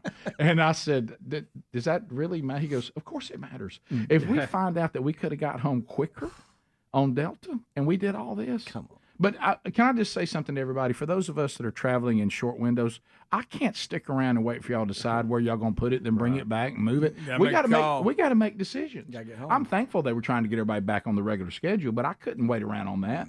So anyway, we look down and we're tracking both flights, okay? Because it's telling us they think we're still on Delta. So I'm still getting the updates. So I said, oh boy, Delta's in Atlanta. Like that. He says, what's the turnaround there? I said, looks like they got a little bit of a layover. And I looked down and I said, you're not going to believe this. He said, what? I said, if we leave at the time United says we're leaving and Delta leaves when they're supposed to, we will beat Delta to Birmingham by 8 minutes. He goes, that's a win. Barely. And I looked down and we landed exactly 8 minutes before Delta. And we were like you celebrating. Yeah. See there? It cost me 80,000 points, but we beat them by 8 minutes. Now, that's a good point per minute ratio. 80,000 points. Of course, we got maybe a gillion points. I don't know. 10,000 points a minute. We'll be back. Rick and Bubba.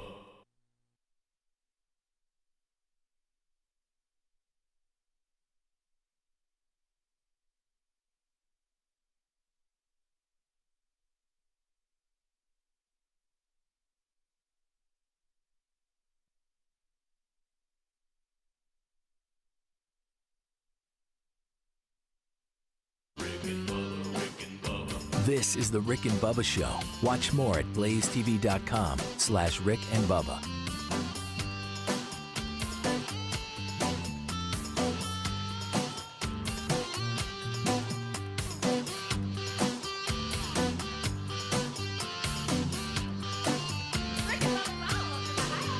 Rick and Bubba.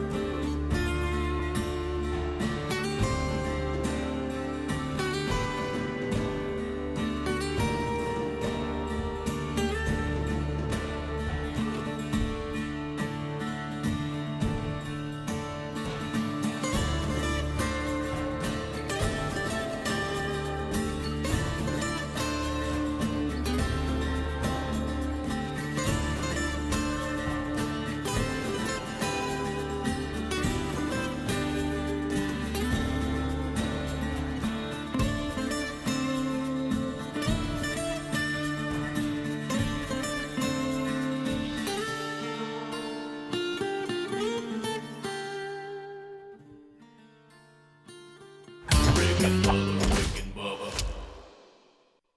Rick and Bubba Show, thank you for being with us. And we'll start this hour, as is tradition. We'll start with our national anthem.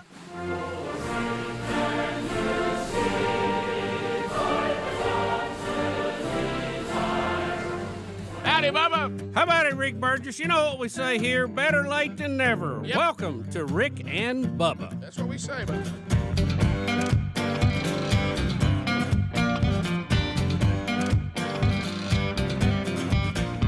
Well, we got a lot going on, a lot in the world out there. You know, it's Super Bowl week, and I'm always excited about that. I enjoy the build-up to the Super Bowl probably more than the game because of all the backstories. And, hey, did you know this guy, how he wasn't, you know, he had no stars and he walked on in college and now he's starting in the Super Bowl. You know, those kind of things. I love those stories. Well, you got to have a story. Who doesn't love those stories? And the Tom Brady story will probably be worth looking at. That's when we're going to experience one of these. You know, hey, you remember when? Buddy. You know, people will look back and. So we'll see how that's an interesting. But I'm with you 100%. I like, and that's the reason why I hope. Rick, why I hope this? Why set yourself up, Rick, for disappointment?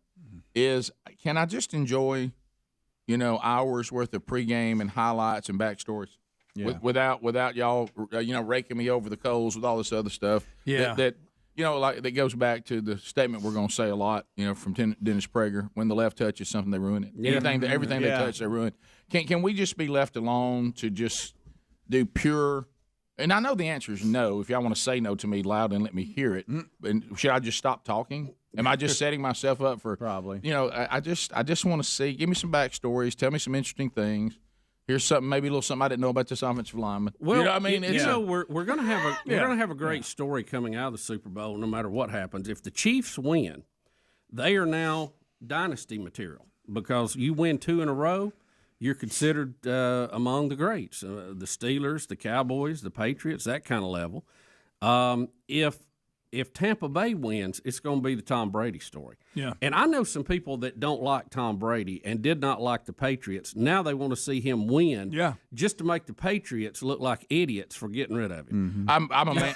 Listen. Are you that person, Greg? Yeah, I am. I've heard all kind this weekend talking about You're right. There's a lot of people. It's almost like a different sport, but like remember Dale Earnhardt, and he dominated, and you had these people that loved him, then you people that hate him because he dominated. But at the end of his career, they started going. You had more people going. Yeah, I kind of like to see him win one. Well, this is where I'm landing, and it's been y'all watch it. It's been an evolving situation.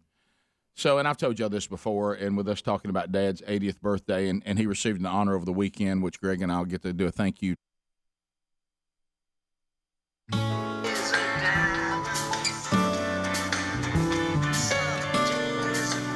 All right, so as we work our way back, New Rick and Bubba University, the podcast out from this weekend, if you missed it, wherever you get podcasts, we talked to NASA's Tony Casey. All right, so Jerry Seinfeld. This Friday, Unfrosted, his Pop-Tart movie, is it on Netflix? Is that who has it? It's coming out this I haven't Friday. completely understood what this movie's about. I thought it might be just a look at the history of because you know Jerry Seinfeld has a very popular bit he does that the Pop-Tart is perfection. Right. This is when the snack people came up with the greatest invention ever. Right. We all agree. Yeah, and he does a whole bit on it that is hilarious. But apparently, from me seeing bits and pieces of the trailer, it feels like it's a little more zany. I saw a giant Pop-Tart. Yeah, I think it's going to be. I hope it's not. Have you ever seen comedies that are too weird? Yeah. And you're like, you know, I thought it would just be funny enough to let's just go back to the history of the Pop-Tart and get actors and portray it. It looks like he might be going a little zanier than I would prefer. Yeah. I don't know. I'm just telling you by the trailer, but I'll give it a look this weekend, especially now that I'm not going anywhere on Saturday. So let's have a look at something people have been saying because of him out promoting this movie. And now he's trying to out-promote John Bon Jovi on their documentary. My goodness. But anyway, that's a job. He's out doing this promotion, but he's also taking this opportunity to talk about the state of entertainment in this woke world.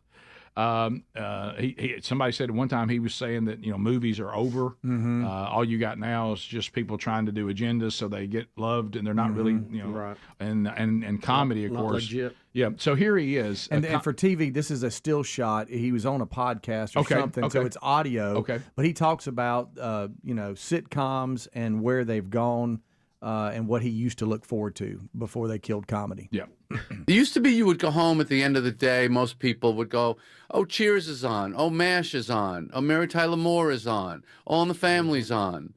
You just expected there'll be some funny stuff we can watch on TV tonight. Well, guess what? Where is it? Where is it? This is the result of the extreme left and PC crap and people worrying so much about offending other people. Mm-hmm. Now they're going to see stand-up comics because we are not policed by anyone. The audience polices us. We know when we're off track. Mm-hmm. We know instantly, and we adjust to it instantly. But when you write a script and it goes into 4 or 5 different hands, committees, groups, here's our thought about this joke, well, that's the end of your comedy. Have you had that experience? No. Because isn't that what Curb is all about? Yeah, Larry basically- was grandfathered in. He's old enough that I don't have to observe those rules because I started before you made those rules. Yeah. Well, this is the problem. We have we're losing our sense of humor. Mm-hmm. Yeah. But what you're finding, and he hit on it, and it explains, the comedians that are still willing to be clever, not bend to the woke and say, I'm sorry, there's some things that are just funny. We got to stop taking ourselves so serious. They are selling out arenas, while sitcoms are kind of fledgling. You don't. I mean, when's the last time somebody told you they had a sitcom that they loved and don't miss that was funny? Right. I can't remember when would Goldbergs maybe? The Goldbergs, Big Bang Theory for me, probably the last 10. And they've been gone. Yeah. I mean, you couldn't put that out now. Like you said about being grandfathered in. The only things that we still enjoy started before all this started. Yeah. But the biggest example, and I know I keep bringing this up, but when we get good examples, I'm sorry we go to them because they're good examples. Well, yeah. I was so excited when Kevin, what's his name, was going to do the NASCAR. Kevin Malkoff. James. Kevin James. Oh, Kevin James. Yep. I was so excited. Yeah. I thought, wow, Kevin James is going to do NASCAR. And there's and they're many they're things going to be you could have fun they're going to with, be an owner and a pit crew and a driver, and Kevin James is in it. He's the main guy. I thought this is going to be hilarious. It was not funny in the least. I was the same way. Gave it a shot. I never laughed. Because what Jerry Seinfeld just described happened to that show, you could tell. And it was terrible. Yeah, it didn't. I never laughed. I didn't either. Because when you think made it so vanilla. Yeah, I was about to say, think about when you go to comedy and say all this is off the table. What's left? Okay, What's left? I'll tell you one that's still pretty cutting edge now, and that was Frasier. Theirs was When still the new good. one came back? Yeah. Because it's not network TV either. Right. So. No. But based on what you saw and what you know about network TV, would it ever be on? Well, there's none like it on now. Right. Obviously. So I guess I think there'd be they didn't offer him anything, did they? No. So it really is going to be the end of Jerry Seinfeld I didn't hear the conversation. I heard people saying that on this tour he also said, "Hey, movies are over." And I didn't hear that conversation, so I don't know where he took that, but I assume it was the same route. He's saying by the time you write a screenplay and pass it around, and that's why people are. But here's what the biggest miss, and I would say this about radio and TV. The biggest thing that terrestrial TV, cable TV, and terrestrial radio, the biggest thing they're missing is your days of holding a monopoly and telling the audience where you're going to go. We're it. We control everything you get to see and hear. Not anymore. Not anymore. That's why people flock to these podcasts. That's why they flock to YouTube and to all these places, because this is going to end up being the places where artists go to express themselves and do their craft. There's definitely more outlets now because of the freedom. But you got to be careful and watch that not too many of them are being owned by the same 2 or 3 people. Well, that's true. They'll eventually turn that into the same thing. We actually have antitrust laws here. We just don't, actually enforce a lot of them on the left anymore. But the problem is, at some point, to your point, the people have just got to refuse. I mean, I'd like to think that the people who might even buy up all these things, like you said, Bub, and that's absolutely true, but don't they want to make a profit? Don't they want people to like their product? You think? Won't they eventually say, we can't make a living this way? I remember, I forget what stand-up comedian it was, but this was shortly after they allowed people to start doing comedy again. And he was making a joke about how doing your own research became something that was like evil and vilified. And he was like, doing your own research, that used to just be called reading. Yeah. And comedians have made so many great points during that crazy lockdown stage. It really is more important than you might think. Yeah.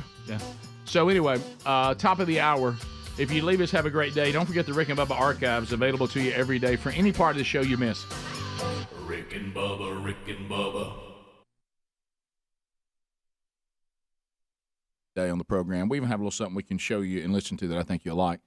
But anyway, so when we were growing up, Dad's deal with us always was he gave us an appreciation that if somebody is the best at what they do, you should appreciate that. Oh yeah. And I mean, and find the common thread between the greatest quarterback, the greatest basketball player, the greatest grass cutter. They all share common things that you should filter out of that and try to put in your world. And so, I mean, Dad really, literally, if a guy was sitting there and they were putting some ditch in for a pipe, if this guy was doing something he thought was impressive, he'd go, come here and watch this. Yeah. I'm same way. I love you see that skill right there? And that guy, hey, that son of a gun right there is a hoss. He knows what he's doing. Right. So anyway, with that being said, and I think there's some of that ingrained in most every, somewhat normal man, an appreciation for excellence.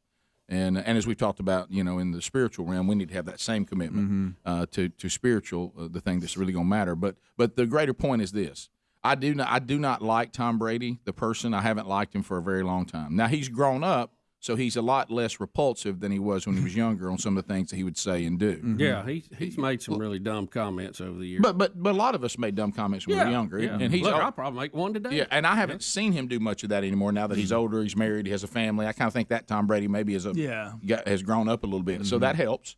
But I'll tell you, I find myself, and it goes back, Greg, to the movie Days of Thunder. You remember when Robert Duvall's character is talking about, great character, who was talking about this driver that he once worked for and was the crew chief for, and he said this line: "Let me tell you, so-and-so was really an SOB, but man, when he would get behind the wheel of that car, the things he would do with that car, you just had to kind of love him because he was so talented." Yeah. So I find myself going, if I can't appreciate what Tom Brady is doing in this, as a football player. Right, as deep as you can get with football, which it's not overly deep, but in his field, in his sport, for someone who enjoys sports, it's hard for me not to love him now. Yeah. I mean, I'm just thinking, I'm kind of watching this body of work and going, you know what? It doesn't really matter if I like you or not. Wow. I mean, if you pull this off.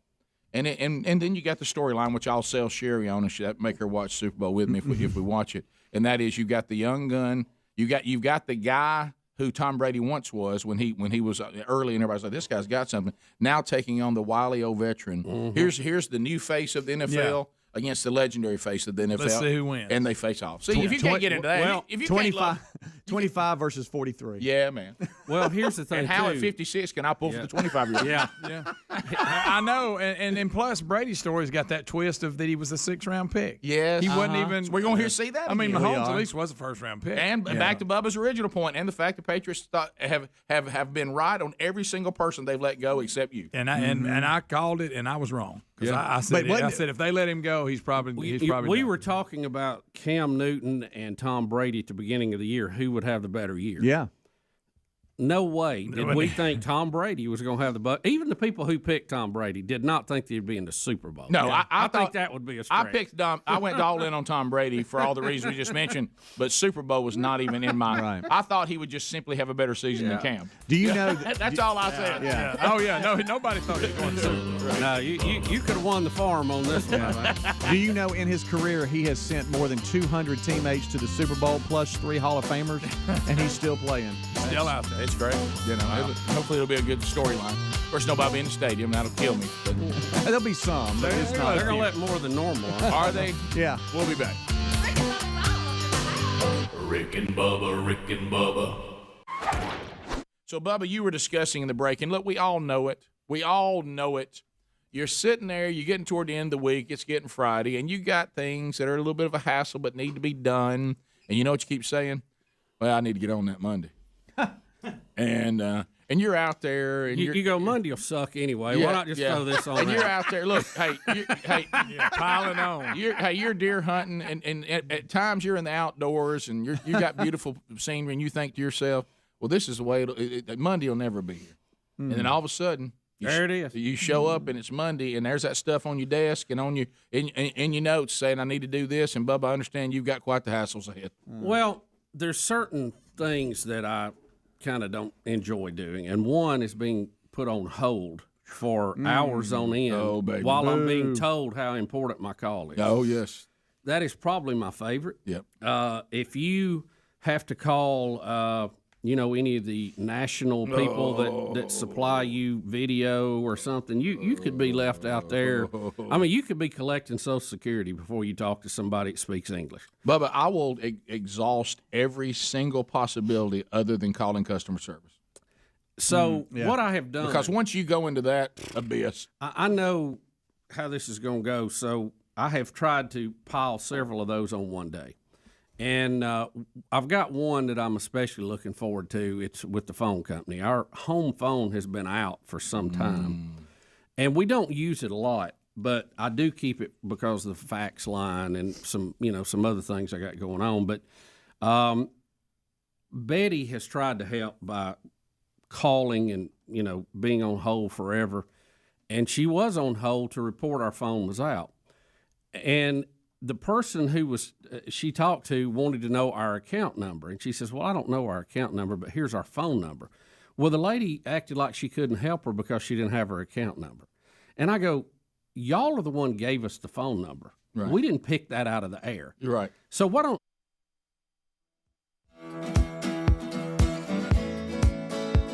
Here we go, 6 minutes past the hour. So as we work our way back, we've reviewed weekend stories. We've updated you on some headlines. Speedy, the real Greg Burgess, Helmsy, Eddie Van Adler, all here. Say hello to Bill Bubba Bus. Rick, glad to be here, and thank all of you for joining us at the little party we call Rick and Bubba. Kind of finishing a little bit of updates, and we'll get to some of these other stories. So, Greg, Speedy, y'all were in Birmingham Saturday, gripping and grinning. Yep, that's correct. How did that go? It went great. Yeah, it went great. Yeah. Everybody come out? Yeah, we knew it was great. Greg and I pulled into Shops at Grand River parking lot, and there was a sea of bouncy houses. Oh, they had a complex of bouncy houses like I've never seen. Oh, really? Oh, you knew it was fun. You talking about Springpalooza? Kids it hopping looked like off a small city. Yeah, it really did. So we knew immediately this is fun. We're going to have a good time. Met cloggers that we hadn't seen for a year or two. Yeah. We were out. Speedy was into clogging. Yeah, I mean, dressed to the T. You can imagine. We had all kinds of fun. There was face painting, balloon animal making. It was just a lot of fun. Yeah. We looked up and 2 hours were gone. Okay, good. And we get this thing. Did Greg give a lot? He did. Okay. He did. I had to kind of focus him a couple times. Yeah. He'd get off to looking in the corner somewhere. Did you have any of his minions try to dominate and other people won't talk to him? A little. There would be times they would zone in on him. How's his wrap up? His wrap up is a little I'm talking about brutal. He'll just turn from. That's like not this. true. Oh, really? That's absolutely. Because there's an art to the wrap up. And there was a couple of that other times. people It's get great to see you. Yeah, a couple of times when he would just turn his back, I walk over and go, "He's done." Right. He, See, you can't listen. Don't listen. So good. I hope it was. I would come in behind because I would have second hand for the person that was still standing there 10 seconds after he turned. Yeah. And I would walk over and say bye for that Greg. is not true. I would say bye for Greg. Okay, good. No, it went great. We tag teamed. It was a lot of fun. It really was. It was great. And Mark After Dark had us set up like we like it. Oh, he loves it. We had a pet adoption place. Picture it. I almost took one home. I bet you did. We've seen your work. Rudy looked at me. He looked sad. I was like, I almost want to take Rudy, but then when I get him home, all that'll go away. And I got another. We were dog. both thankful Lisa or Terry weren't there because we would have walked out with one. Okay. Yeah. Well, that's good. Yeah. Also, following up on what we just heard Seinfeld talking about, and I think I told you guys off the air, but this thing of comedy and the state of it and what the left's doing to entertainment, I know I told you off the air. Did I mention on the air, and I know this is one of your favorites, Helms, every time you do a best of show, you play it. Craig Shoemaker called me, who we have always liked. You mentioned that last week, did you? Yeah, I don't know if I said it on the air. I don't think you said on air. No. But it ties into this topic that we just talked about with Seinfeld. And he said something to me that I couldn't believe. Hey, Rick. So he was coming into Alabama, and he said, I was just in Alabama, and I thought I'll just, I'll call you. And I said, hey, great. Good to talk to you. He goes, well, I just want to tell you, you're not going to believe it. And you can pass it on to the guys. I've left the left. And I said, he goes, I know you guys gave me a hard time about always being a leftist. And he said, tell Bubba and the guys I've left the left. I'm done with it. And I was like, just too much even for you? Too much. Took a minute. He said, they ruin everything. And I said, well, I remember when you said on the bit that Helmsley keeps playing that they're allergic to fun. Yeah. He said, try to be a comedian and let the leftists be able to take away your industry. Oh, yeah. And so he said that he has a Craig Shoemaker. And he said that I know you guys like me. I'm from Philly. You always give me a hard time about being a leftist. You're right. That could attack his business. Yeah, and he said he's left the left. He said his friends don't know what to do. He said he goes, so pass it along. So what was his? I don't want to bring up bad memories for Craig since he's not here. Right? Yeah. When he was on the Magic Johnson show, Bubba, don't do that. What was his title? Was he like the Ed? He was Ed McMahon McMahon. guy? He was Ed McMahon. Yeah. Oh, Craig. he was, but them 10 episodes were something else. But if you listen to that bit, that is one of Helmsley's favorites and all of our favorites. It is. I told him that too. Yeah. He was glad to hear I'll play it. If I do a best of, you can bet it's. I don't care if I played it the last week. Yeah, I'll double it up. But when you hear what he was, what he went through, it's too funny. When you hear what he went through, you think to yourself, I felt it. Yeah. He was about to leave it. He was done with it. Yeah. I tell you what you're allergic to is fun. Harrison's out there. That's one of my favorite bits too, by the way. But I told him that, and I said, are you cleaning up some of the yuck? Yes. Yes. He said, I'm having a conversation with my pastor. You'll be glad to hear that, Rick. And I was like, he does have that voice. Yeah, and I said, yeah, I want you to get it all together. I want you to get it all together. So he wanted me to pass along to y'all that he too has left the left. Well, that'll be that. Okay. Now, why did he call you? And I can't. He was just speak, at Alabama. He said, so I just thought, I think I'll call. I think I'm gonna call Burgess. I can't speak for the act he puts on because I have not seen him in a comedy club.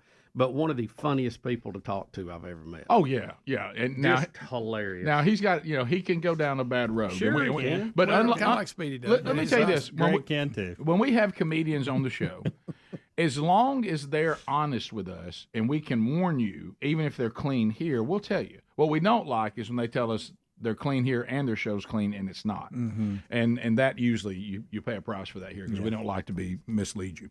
But we always told you now, Shoemaker on the show and Shoemaker in the stand-up, that's two different things. No. I put together a show now, Rick. It's Disney clean. And I said, "What? You don't do that in the club?" No, but I can do a Disney clean. And I said, okay. And I said, well, let's discuss that. But the big story is he's left the left. He's left the left. And but that's y'all don't understand. That's which moves him probably to the middle. Yeah. Well, the left has gone so far. You're right. Him moving to the middle may be just slightly right of the old left. You're right, Bubba, because I pressed him on it a little bit. Yeah. Like, for instance, how did Whoopi take it? Yeah, you got to look how I just saw Whoopi. Can you believe you're in the room and Whoopi? That's one thing that blows my mind. I talked to Whoopi. Did you tell her you've left the left? No. But she's had a sense of humor. She won't give me a hard time about it. I said, no, I think she will. I said, you going to be on The View? Are you going to go on The View and say you left the left? No, are you crazy? They ain't really left. No, but you're right. Him leaving the left really means he's moved to the middle. Yeah. Which is still a good move. But at least that existed at one time. Exactly. So but the bigger story there, we're having some fun because Craig is a fun guy. Yeah, he's great. The bigger story is the entertainment folks are realizing our association with the left is to our own demise. Yeah. Oh, yeah. The stand-up comedians. The guys on the right will laugh at a good joke, even if it's on them. Yeah. Well, Bubba, there was a time when the country had a sense of humor. Yeah. And we didn't take ourselves so serious. Good gracious. But can't think about it. Right, Francis? Well, think about this. Lighten up. Yeah, think about this. You know, it really ties together. This hit me about midweek last week because I was thinking about all this. But if we start to the point of the, and we kid around about the selfie and all this, but this self-worship, where we, people have started this, they're obsessed with the way they look and selfies and, all this stuff. When that starts becoming part of it, well, then if you begin to worship self, guess what else will happen? You'll start taking yourself very serious because you worship yourself. And so you don't like to look at the flaws, but flaws are okay, y'all. I mean, warts and all. I mean, we all are. If you don't have them, you're lying. Right. So you might as well admit okay. them. None of us are perfect people, and we all got weird quirks and stuff, and it's funny, and we all have things. There's certain things you would live a life that was much more joyful if you would get to the point that you just didn't take yourself so serious. Right. All right, we'll come back. We got an update. Bubba was telling me we may have a pharmaceutical company that is almost doing the, hey, our bad. We're slowly but surely, these things that you were once not allowed to say. Oh, you'd be banned. What are you talking about? Are being said by the very people you weren't allowed to say it about. Also, RFK Jr. continues down this COVID ramp with Bill Maher. If we can deal with the voice, we'll play that too. Rick and Bubba, Rick and Bubba.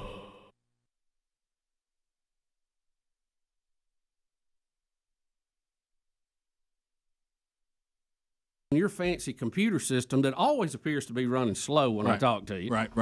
Have y'all ever talked to anybody on the phone that provides you a service where they go, man, our computer system is lightning today? I've never. It's never It's slow today. They'll say that. You'll have to pardon us. Every single time. It's slow today. Don't y'all think? And Hams, maybe you can pull the curtain back.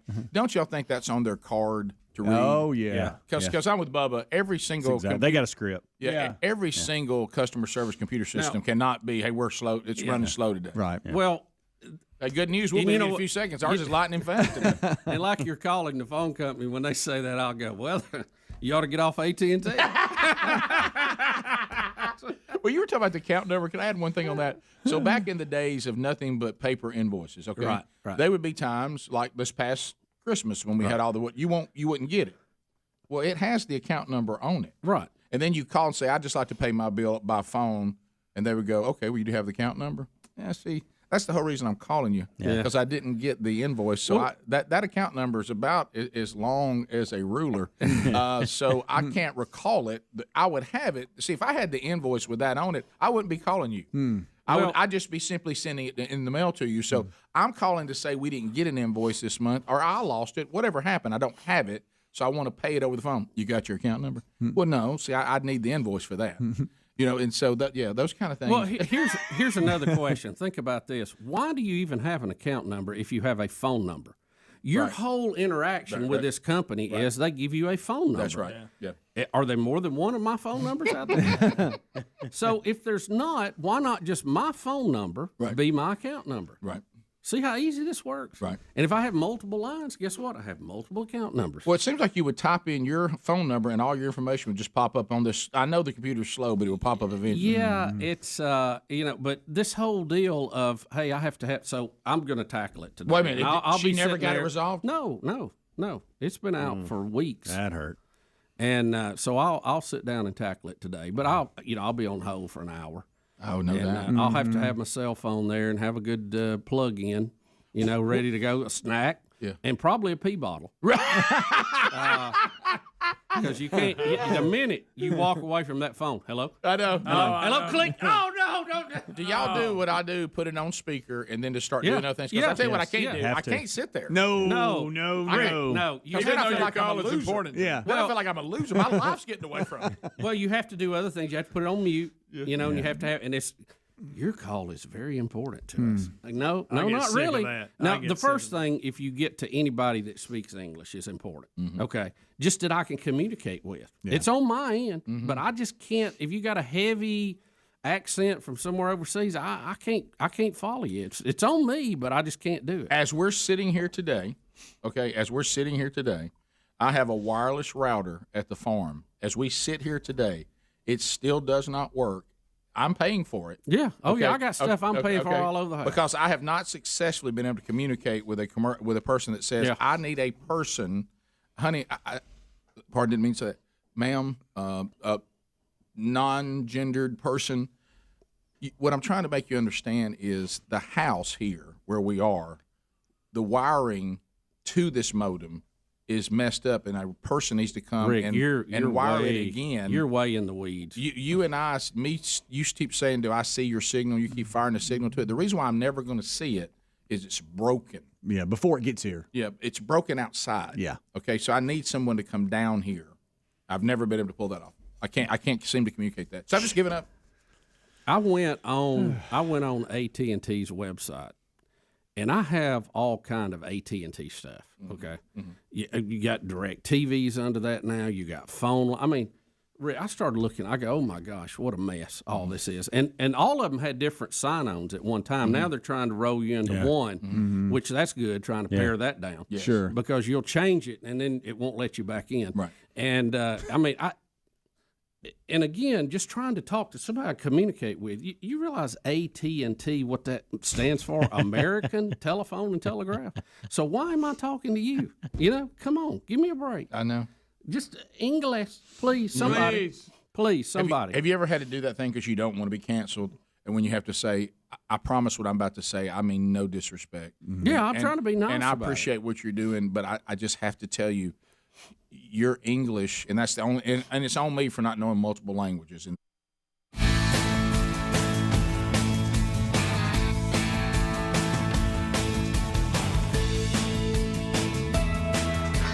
Thanks for being with us. 20 minutes past the hour. Welcoming to the Rick and Bubba Radio Network family today, AM 1440, FM 1025, WIBH. Anna, Illinois, into Paducah, Kentucky, Cape Girardeau, Missouri, Harrisburg, Illinois, all in the DMA there. So welcome to the Rick and Bubba Radio Network today. And if you're in that area and you're hearing us, testing 1 2, testing 1 2. Bubba, we have some updates as time goes along. The old truth begins to rise to the top. So remember, you were not allowed to be negative on the vaccine. If you were banned from all society. I mean, they put you under the bus. You were considered to be the Grim Reaper, and you were the reason people were dying. It was the disease of the unvaccinated. Yes, and of course, we found out that so many things that we were not allowed to say were pretty accurate, and they're probably some of the things that we said were true really weren't. But that's the problem if you ever allow society to cancel people who are just giving their opinion. When I knew we had trouble, and we were pointing to it, Bubba, pretty early on, is that when the very people in the group that were being banned, included people who were brilliant and had helped with the mRNA technology. Helped to actually, to bring it to market, to discover it and to grow it. Yeah, this is not Joe's Instagram account. This guy's actually, he's got a pretty good resume here. Shouldn't we hear from him as well? And I'm fine with hearing from everybody, but and then as Adler pointed out, maybe doing our own research. There's a concept, but Bubba, it looks like we have yet another pharmaceutical company that said, well, I know that we told y'all that our vaccine didn't have any side effects. Of course, it would be 100% effective.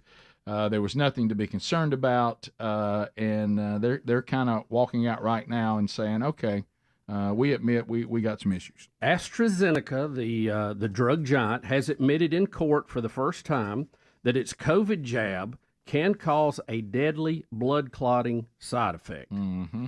The rare reaction is at the heart of a multi-million-pound action lawsuit brought by dozens of families who allege they or their loved ones were maimed or killed by the pharmaceutical titan's defective vaccine. Now, this is in a British court. Mm-hmm. Lawyers representing the defendants claim that the cases could be worth up to $20 million in compensation. Mm-hmm. So, this landmark high court battle, saying some of the doses, I didn't know this little tidbit, of the vaccine were defective. I guess they're saying, well, if it would have worked like it was supposed to, but some of them didn't, and I don't know what all that means.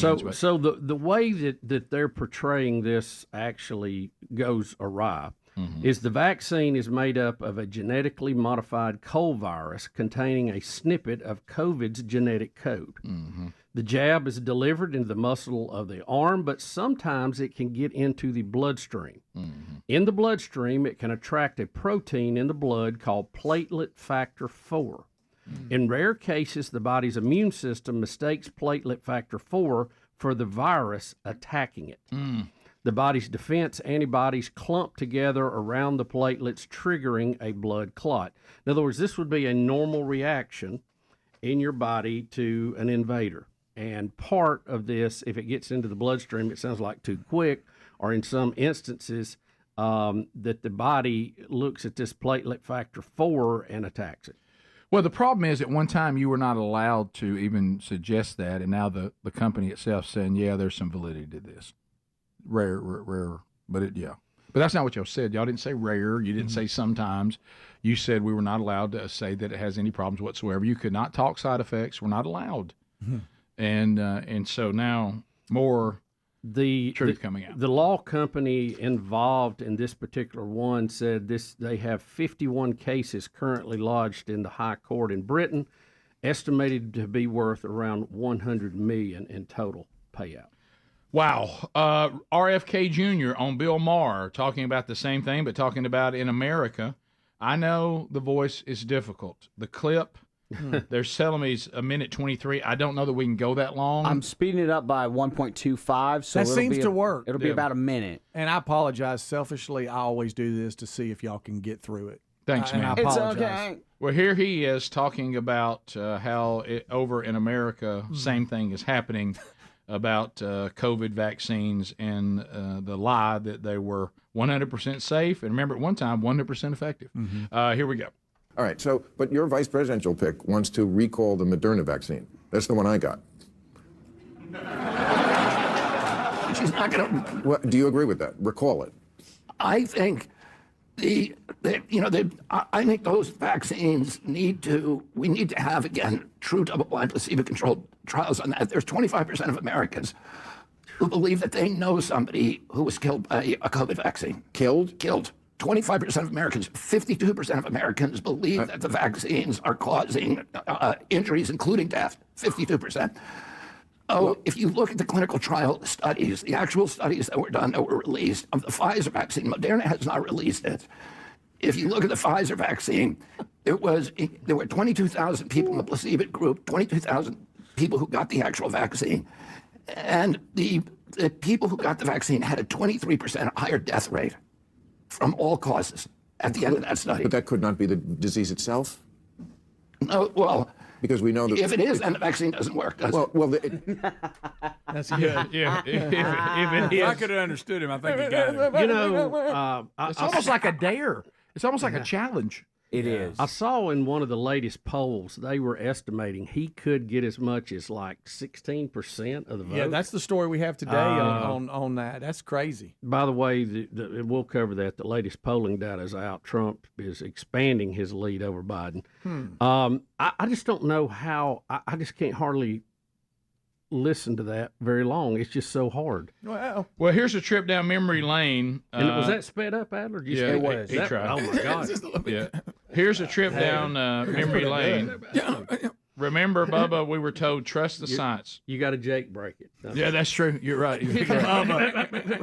That's it, by the way. Here's a flashback. Remember this?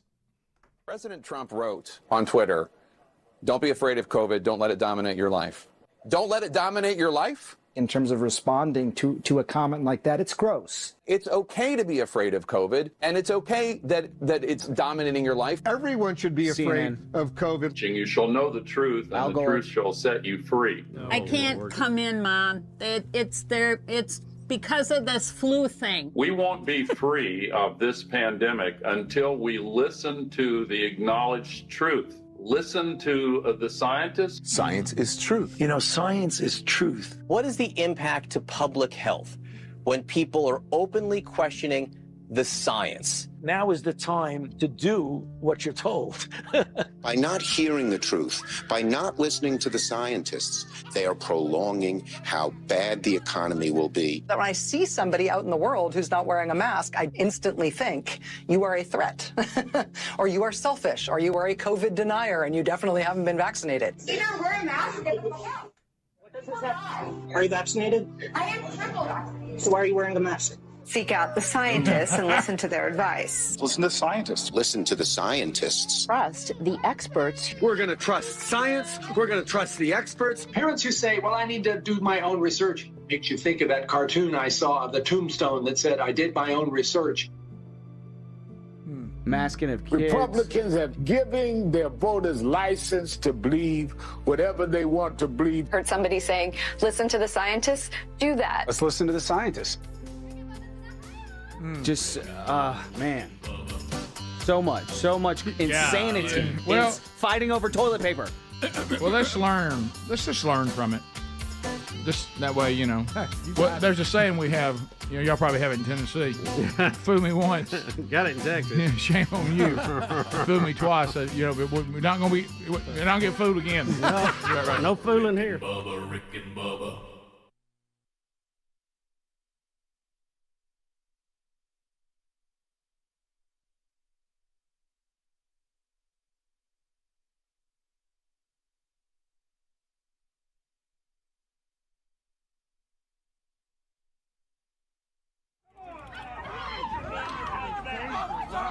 Tase somebody over a mask.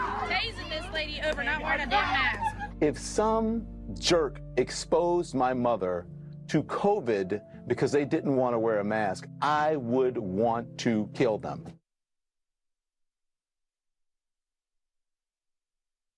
Eventually knowing yours, okay? I haven't done that. We're Americans. We don't do a good job of learning other languages, okay? Got it. Of course, we don't even know ours very well. Right, we don't even know ours anywhere. Your English is just not good enough for me to understand what you're saying. I'm so sorry. And I don't mean to be mean. I just literally can't understand. Hey, maybe I'm a moron, but I can't understand you. Could I talk to someone that I could understand better? Right. Have you ever walked it that slow? I have. I know you have. I agree. You told me you've done that. Hey, it's nothing. I've even said, can I speak to somebody from Kentucky South? Just somebody in that area. Yeah, I can. That I have some. Don't go too far in Florida though, because it goes the other way. You know, I need in that zone right there. We're at the point right now. Like if I had ordered weed eating to be done today, you were like a person who showed up with no arms. I mean, we can't do it. I mean, it's like we're not able. I wasn't ready for that. We're not able to. That'll be unexpected. You know what I mean? When you look up and go, my gosh, they sent a person with no arms. I mean, so this isn't going to work. I need, and you have to wonder how he knocked on the door. Right. You go back to this, but what I'm saying is, what I need right now, what we're trying to accomplish requires better English than this. Yeah. And if it's on me, it's on me. Customer needs help, and you're not able to provide the help that I'm requiring because your grasp of English isn't good enough. And hey, that can be on me. We just got to change it, though. Yeah. I still got all kind of stuff hanging on my phone. I'm going to do away with everything down to the bare minimum. And if it's too much grief today, just do away with it too. Yeah, you can. Yeah. You don't need a home phone. No, you don't. Well, I do for some other things, but you can eat fax. I mean, fax machines. I mean, come on. Yeah, well, I still have to have it for some other things, but it's. I'd like to keep it if they will allow me to, but you're gonna have to work with me. As a matter of fact, I got a whole bunch of stuff I'd like to get rid of. You know, that's where they put the third team to deal with home phones. I said nobody has those anymore. Oh, I know. Rick and Bubba. Big thank you that goes out, and we're actually going to play a video for you, and it has audio too. So even if you can't see the pictures, it won't matter. The audio still works on radio, and it was really, really well done. Greg and I had the honor of going to the banquet. You know, with COVID and pandemic, things are different. There were coaches like Dad that were not able to be there in person just from protocol standpoints and health issues. And so the Alabama Football Coaches Association honored Dad Saturday with a Lifetime Achievement Award, which was really, really cool. And he went in with a great class on the Lifetime Achievement Awards. Craig Honeycutt, Coach Doug Barfield, Coach Buddy Anderson, the winningest high school football coach in Alabama high school football history, and Dad. Those four guys, great men, received Lifetime Achievement Awards. So the Alabama Football Coaches Association, they put together a little video, and I don't know who wrote these. They did a great job with it and got to meet some of the people. And so we're gonna show you, since Dad turned 80 last week, and we were honored for him to be given another cool award by a great organization. This is one of those that means a lot because it's given to you by other coaches. Mm-hmm. Rick, do you imagine the football knowledge that was sitting in that room? Oh, my goodness. Current and past. Current and past. I mean, that's all that was in there. And what was funny is, you know how you wonder how long. And then me and Rick. Yeah, you wonder if coaches remember stuff. I was talking to my parents when they were at the house about our B team coach that Greg and I play for, which we think may be one of the meanest men to ever coach. Yeah, he was great. And he was there. And so we walked in. I think about he's like 72 now, I think, or something like that. I think he said he went on, and is a Hall of Fame coach. He's a Hall of won Fame many coach. state championships. Jimmy Hubbard. I mean, he molded me. I mean, if you made it through him, you were ready. Dad had him in his high school system. If you survive Coach Hubbard, then you can play varsity. All right. and he would weed out people that didn't want to play. But now he was a young guy, because this is when Greg and I were in high school, and Greg was on B team. Yeah. And I was telling this story, and it's one of your favorites, about Spider-Man Hansen blocking his punt. This is the guy we're talking about. Right. Okay? And we it was a hilarious story. Well, you think he ain't going to remember that. Yeah. So I walk in. I said, you ain't going to believe this. I was just telling that story yesterday to my wife and to my mom and dad about when he goes, Rodney Hansen, he goes, when you tried to block my punt. And he goes,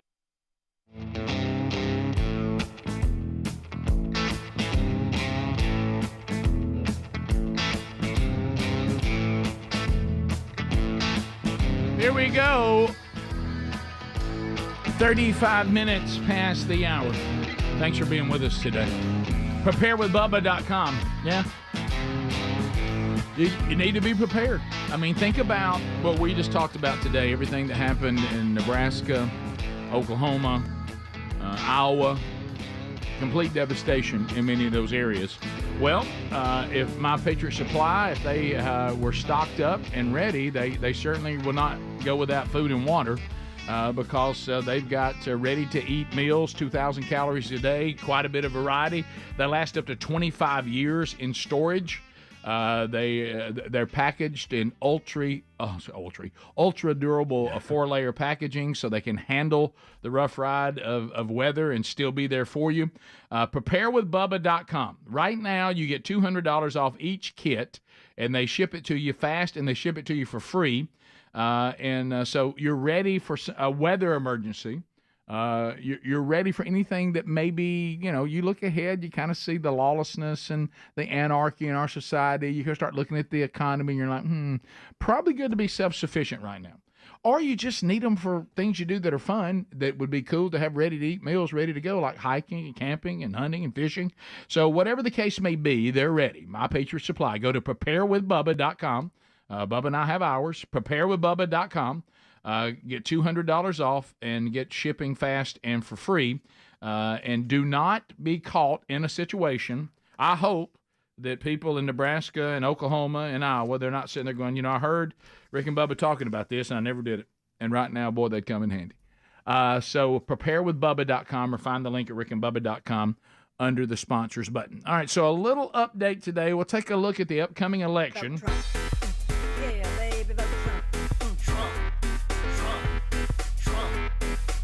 So another Trump update today.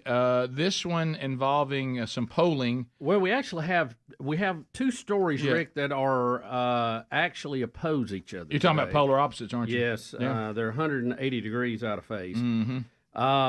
One story today says another dire 2024 poll for Joe Biden. Trump widens his lead over the president to 6% with just 6 months left to Election Day. And this was a CNN poll. Okay. So you know how to the right they're going to lean all this stuff. Yeah, they even say in this poll that Biden right now, it's a Gallup poll, that at 81 is the least popular commander-in-chief in the last 7 decades. So 70 years for many of you. Wow. How about that? You know, that is a long time. So he's not popular. Now, this other guy that's going to go the other way, this also flies in the face of all the strategy we keep hearing the Democrats are going to do away with Biden in June and go with a better candidate. Well, if this forecaster's right, they don't even need to do that. Well, so we have history going to collide here. Somebody's going to be wrong. In the poll you're referring to, Rick, it was the Gallup CNN poll. There's never been a president that has returned to the White House for a second term with an approval rating as low as Joe Biden. Okay. Take a note of that. So we have that historical data. Now, the other guy is he predicts the outcome of these elections, and they claim he has got all of them right for the last 40 years. It's based on 13 different key criteria he judges this by, and he says Joe Biden's going to win. Do you think, though, this guy right here, do people just finally call him up and say, look, we're dying on all the polls, give us something? Yeah. I mean, can you do a forecast thing where you forecast that Biden's going to win, there's no way Trump can beat him? This guy's saying there's no way Trump can beat Biden. Yeah. And I don't. What is he basing that off of? I did not see the meat. He said Is a it lot. the high negative He said a numbers? lot would have to go wrong. Now I think it could. That's possible. I think it could. These 13 terms you talked about, he wrote this in the 80s, Bubba, moment of silence for the 80s. Greatest decade mankind's ever seen, and it is more glaring than ever. He says, but despite Biden having trouble nationally and behind in several swing states, he believes he's still the favorite to retain the office. And he says, number one, lack of serious primary challenge. The fact that he's the incumbent, always in his favor. He said that's 2 keys off the top. There's 6 more keys that would have to fall to predict his defeat, and I would have to go. They would all have to go wrong for Biden to lose. So he's not being real specific on the others. All he's specific about is that there are no serious challenges to him by any other Democrats, and that he's the incumbent. And he beat him last time. I thought you'd have to give me a little more than that. Yeah, I did too. Yeah, I did too. But he claims he's going to get it right again. I would listen to, and I'm surprised he doesn't say this. Maybe that's what he means by incumbent. These two have run against each other before, and Biden did win. Yeah. Mm-hmm. So that can't be ignored. You do have a direct matchup in past history, but now you also have Biden with a track record. He can be judged again. Correct. You look compared at, to like that vote for Biden when he beat Trump can be a lot like the fondness for communism. You thought you were being sharp till you actually lived in it. Right. And so then you're like, if I they came and got my stuff. Right. If I could vote this away, I will. And I'm hoping a lot of people said, I kind of went with Biden. I regret that. And I've heard that, haven't you? Oh, I mean, we play clips of people saying that that are on the left or in the middle. And so we'll see. The only thing I think. So one of these two are going to break history and tradition. And nobody wants to be Debbie Downer. No. And we certainly don't here either. But we try to stay in the real world as much as we can. And as we know, it's funny, I was talking about this just yesterday with my wife about Dad, and we were reminiscing, and I'd met some people even on this trip, that were talking about when Dad coached. And I said, one of the things, that you look at these things that are often overlooked. And I said, one of the things you'll find with every great coach, and Dad certainly had this, his opponents talked about it all the time. When you would see at the high school or college level, if a team was playing one of Dad's teams, you would always see the coach of the other team saying this almost, I said 100% of the time if the question was asked.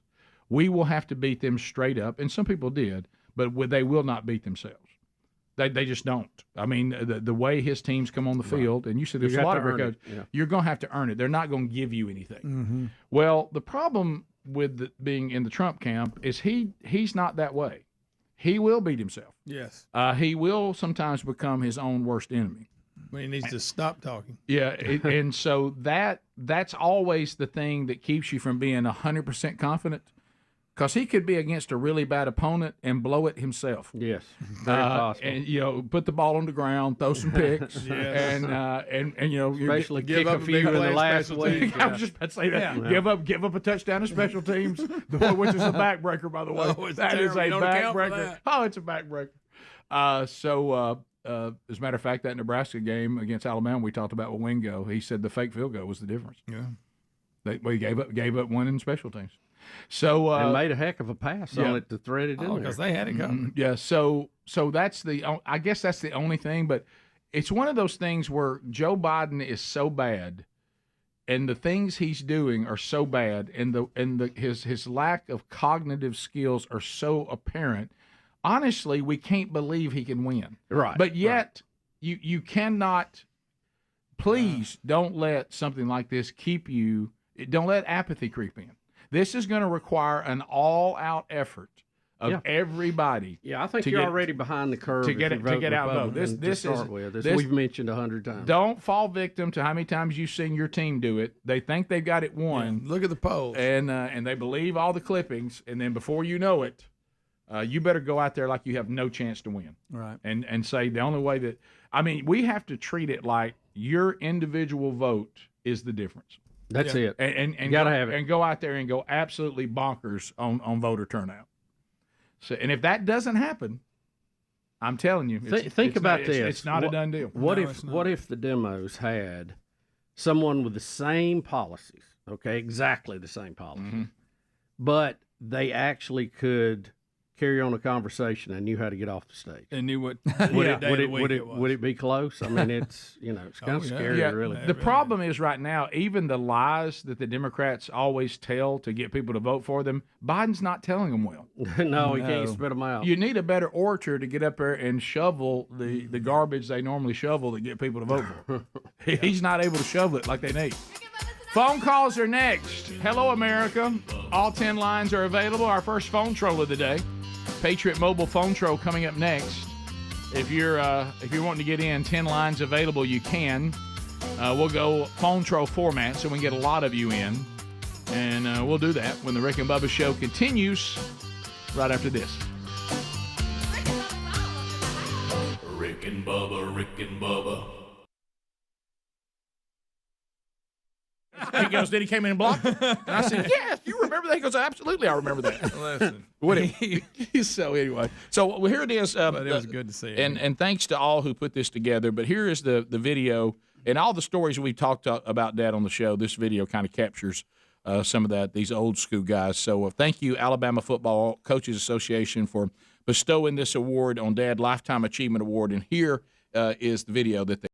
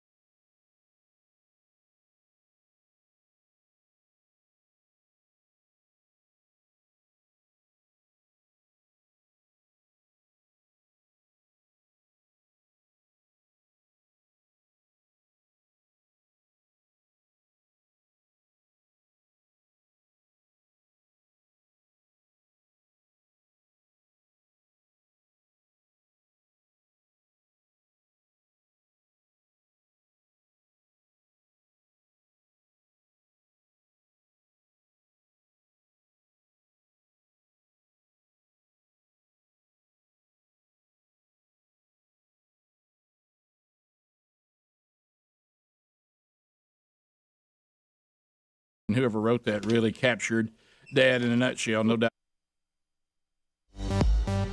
10 minutes to the top of the hour, Rick and Bubba Show. How about it? As we move forward, we go with the Patriot Mobile phone troll. Make your phone money matter. There is an option. Yeah, you can switch to patriotmobile.com/Bubba today. 30 seconds a pop. At the end of 30 seconds, bam, your time on the program comes to a close. We get to the next caller. No meaningless shout-outs, no shameless plugs. We don't do baby predictions here during this. This is all comments, questions, and bringing information to the table. Mac out of Huntsville, Alabama on 100.3 The River will get us started. Trolling. Keep this phone just trolling. Here we come for trolling. For troll. Mac, welcome to Rick and Bubba. 30 seconds and go. Thanks for sharing your life with us for all these years. It's our pleasure. My question is, or my take, I want your take on what you guys think about this nonsense happening again with the election fixing, with these polls showing overwhelmingly. I mean, do we expect anarchy? Is there going to be nothing like it was before? What's your take on that? What do you see happening if it goes stupid? So you mean you think if there's proof of tampering or just the fact that he doesn't win? If the Democrats try and do the same. I guess what he's saying is, if the polls continue to trend that Trump is the overwhelming favorite and somehow Trump still doesn't win and they think there's tampering, what will happen? I don't know, man. There's no way to know. And again, the tampering thing, last time they never could get any court to show anything. The key is we got to stand up and say no, but when Bubba's tried to explain, it's state by state. But in your state, you got to stand up and say no when someone comes up with any excuse that allows a type of voting that normally isn't allowed. Yeah, I think you try to make it as clean and fair as you can. I think it is. There's nothing wrong with having people identify who they are because you have one person, one vote. Without that, it can get really, really into the weeds, so to speak. And you just, I think having a raised awareness that everybody is going to be monitoring and watching will help. But, we've talked about it before. People who have tried to cheat will tell you the one thing they fear is an overwhelming turnout because it waters. It's too hard. Yeah, look, the more you cheat in something, the more likely you are to be caught. So you want to get away down and dirty if you can, and if it's an overwhelming turnout, you can't do anything with that. I would say that's the only recourse we have. Yeah. And that we can control as individuals. Pete in Alabama. Pete, go ahead, 30 seconds. What's going on, man? Hey, Pete. Hey, Rip. I like to give Bubba one of them, you are intelligent, because the 1980s was a great decade, but the 1880s was just as great. Wasn't here for that. Didn't know about that. Yeah, that's when you could throw a baseball overhanded. They started football. Yeah, but we didn't have electricity. Right. Yeah. Indoor plumbing, huge. Think about this. Electricity has not been readily available really all that long on the big scale of human history. Yeah. I mean, it came along in my mother's lifetime. Yeah, Think about everything we do with electricity. Sure. Now. Think about how many ball games you miss because they can't play at night. Steve in Alabama. Steve, go ahead. 30 seconds. Hey, y'all. So I've been listening since before I was born. And, a lot of times I can't listen to the whole show, or even if the show is on my radio, I can't exactly tune into what's going on. But it's going to see since y'all are retiring, I feel like, you might do me a favor and develop a program that simulates the tone and cadence of the show just to comfort me, because I don't let the flame die. Okay. Hey, you know what I say? Let's don't get weird with it. Yeah. Okay. Yeah, we still got a lot of runway out here. Let's not get weird. Yeah, thank you, but let's not get weird with it. We go to Miley in Florida. Miley, go ahead. 30 seconds. Good morning, guys. Hey. I've been watching The Bachelor and was wondering if Cassio Kid found love after the contest was over. He did. Eventually. Not with any of them. He is happily married today and is doing great. Awesome. Okay. Yeah, and was proud to be a member of the show here during what some people call the funny years. That's what he calls them. That's he found love, and he found a woman to appreciate Cassio. I got to tell you, got a case of the kid. That woman seemed disappointed when you told her that. She wanted him, didn't she? I think so. I think she did too. I do. Because when he said it, she went, I know. She wanted. I expected. I hope that was a sweet. I expected good for him. What I got was off the market. Yeah. I think she's disappointed. You get a case of the kid. I know the kid. Case of the kid. We continue. Let's go to Philip in Florida. Philip, go ahead. Hey, big guys. I just wanted to know if you found your answer to the chiggers. That was brought up on the show this morning. Sorry about that. Okay, I know you're lost on the kickoff hour. I'll take my hand away from the dump button. I got so close to the dump button. Just I know. Yeah. Is it a clover bite? My second point is, can you play the Chris Stapleton national anthem one day? No, sir. Rick. Thank you.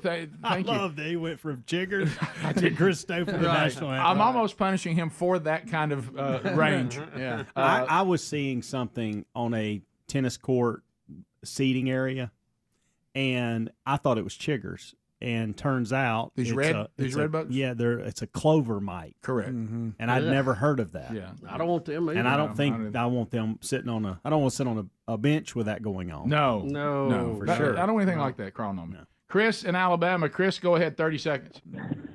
Morning, Biggins. How's it going? Good. Hope you're okay. I was at the Barber Motorsports yesterday. Gene Hallman announced it was the biggest crowd in decades.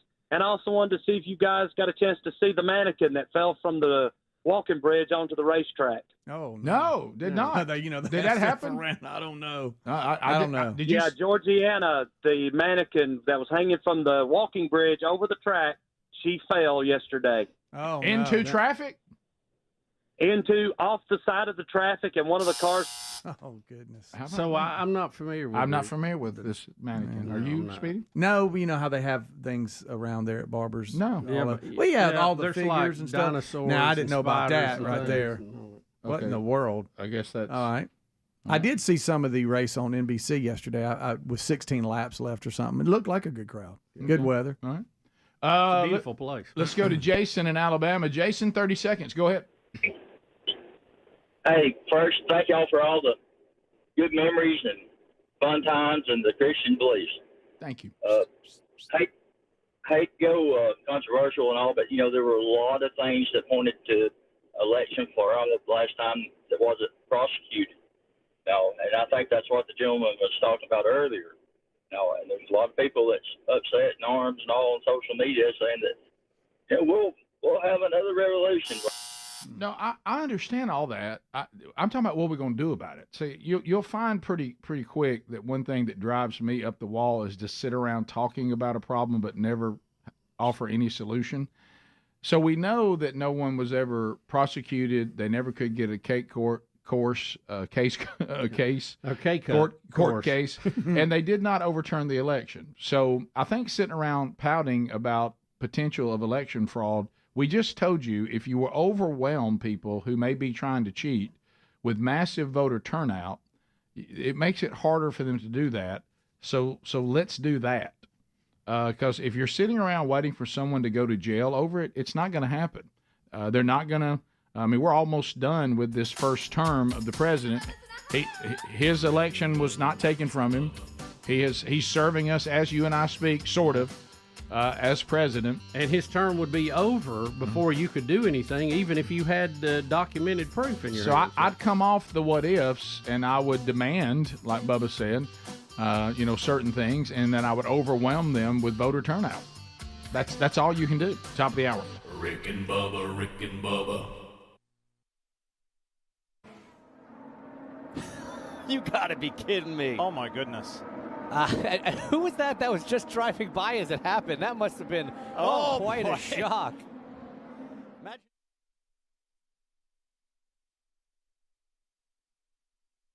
Yeah, she's tied up here, hanging down. It's, a little bit of tongue-in-cheek humor. Oh, took out a wrist. You got to be kidding me. Oh, my goodness. Who was about that? So thanks to everybody involved with the Alabama Football Coaches Association and all of you that did the media work and put all that together. Yeah, the event was great too. Yeah. I mean, a lot of these things they drag on, but boy, they had it down pat. They really did. I enjoyed it. It didn't feel long. And being around a lot of those old coaches and stuff, and just hearing them talk and stuff yeah. was just it was great. So it was a fun event. We had a good time, and it's another great honor, and the family, all of us appreciate it very, very much. So that was a great moment and a lot of fun. And so we'll always have that video to look at too, which would be great. And seeing some of those old pictures of Dad, we were laughing about that. Yeah, like a flat top. Yeah. That's the first time I'd ever seen him in a stance in high school ready to go. Uh-huh. Now I know why Jerry Ryan said that's not what you really wanted to see. Thanks again. We'll be back. More Rick and Bubba coming up. Your phone calls coming up this hour. 866-WE-BE-BIG. Rick and Bubba, Rick and Bubba. The Rick and Bubba Show. All right, so nobody panic. Nobody panic when we start easing our way into this story, because this is going to be about food.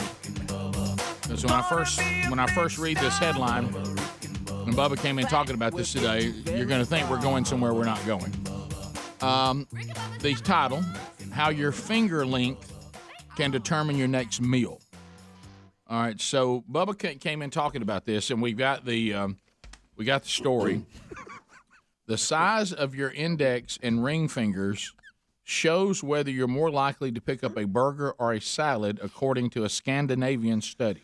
Oh, boy. And, I don't know how many times I wait on the latest Scandinavian story. Well, you can tell the Scandinavians ain't got a lot of issues to worry about, and they're fooling with how long your fingers are. By the way, can I tell you something that is I got to find the quote, and it was a dandy about well, never mind. It's about Scandinavian, but I'll get to that later. Remind me to look for that. Here is the study. They're calling it a biomarker, Rick. Mm-hmm. If you hold your hand up and you draw a line, ooh, good call, and you draw a line from your pointer finger to your ring finger, okay, or digit 2 and digit 4. Thank you, sir. All right. Okay. Draw a line to those, okay? I got to come over a hump here. Yeah. I know. Just disregard the hump. Okay. But is it flat, or is the line tilted towards your pinky? So yours would be flat and probably going away from your pinky a little bit. Mine's flat. Speedy's tilting down toward his pinky a little bit. Is it? And so is Hound's. Yeah. I mean, by the slightest. No, yours is going up, Hound. It is. Is it barely? Mine feels maybe? like it's Mine slanted. almost looks like it's flat. I can't tell. I can't tell either. Okay. Mine's leaning. If your fingers, if you just joined us, if your fingers, we're talking It's about. funny that Bubba's choking on food. We're talking about our pointer finger. Yeah, Bubba, we watch you. We don't have to look at your hands. I mean, we know what category you're in. well, as proof, Right. as proof of this, Right. if the line is flat, you're more likely to eat a burger or a steak. If the line is slanting toward your pinky, you're more apt to eat a salad. You can tell I'm a meat eater. Mine is almost running toward my pointer finger. It won't have anything to do with my pinky. Yeah, it's going up the Let me other see way. that. Yeah. Speedy's Greg. is going down toward his. Yeah, Hound's, yours is going. Greg, let me yours see is them flat fingers. at best. It is flat. Yeah, Okay. yeah. All right. Greg's is kind of. I want to see somebody that's truly going toward the pinky, because I don't see one that's prominent. I don't know. His slants slightly. Does it? I can't tell. I can't tell either. What's wrong with us? What about you, Adler? Mine are What does straight yours look like? Straight. His are straight. Yeah. Yeah. Okay, they're saying Yeah, his if is your- like y'all's. if It's you're- going the other way. If your ring finger You know what that means. is longer That's or equal with your pointer finger, it says or indicates you were exposed to higher levels of testosterone in the womb, and therefore suggest a more masculine diet, like meat as opposed to salad, according to this. If you believe your Scandinavian studies. I'd like for y'all to really land, if y'all could, on what I am. You want me to? Hold your are we still pinky just talking up. about the fingers? Right, because y'all seem to really be 'Cause confused. I could go on a monologue if you'd like for me to, but the I mean. All right, so All right, let me see. It looks like all of yours are almost the same size. Buddy, don't talk down to me. Just tell me what I am. You know me. I mean, your birdie barely gets out of there. What do you mean? What do you mean? He's just barely sticking his head up out the hole. I guess mine's like that too, though. You don't have very big hands. What are you talking about? Well, you don't. There it is. I mean, for your size. And again, here it is. Your hands are a little bit small, buddy. For your size. Said that. I'm just saying. Let me see your hand. Well, no, I mean, I'm just with people. This has nothing to do with size of your hand. No, I mean, I know what you're about. doing. This is about how your fingers slant. Wait a minute. Okay? I'm going to stop. I know what you're doing, and it's working. Okay. All right. So I know. Right. The study of course, says you're the only one here to eat salad. When you have a similarly sized index and ring finger, you're more likely to pick from a masculine food, which includes burgers, steaks, full-fat Coke, lobster, and hard liquor. Oh, wow.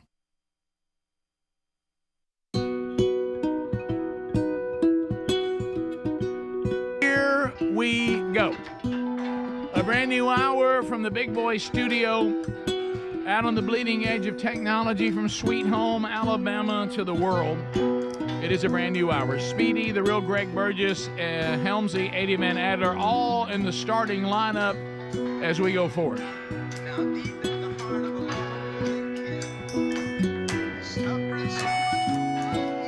Welcome back, Bill Bubba Bussy.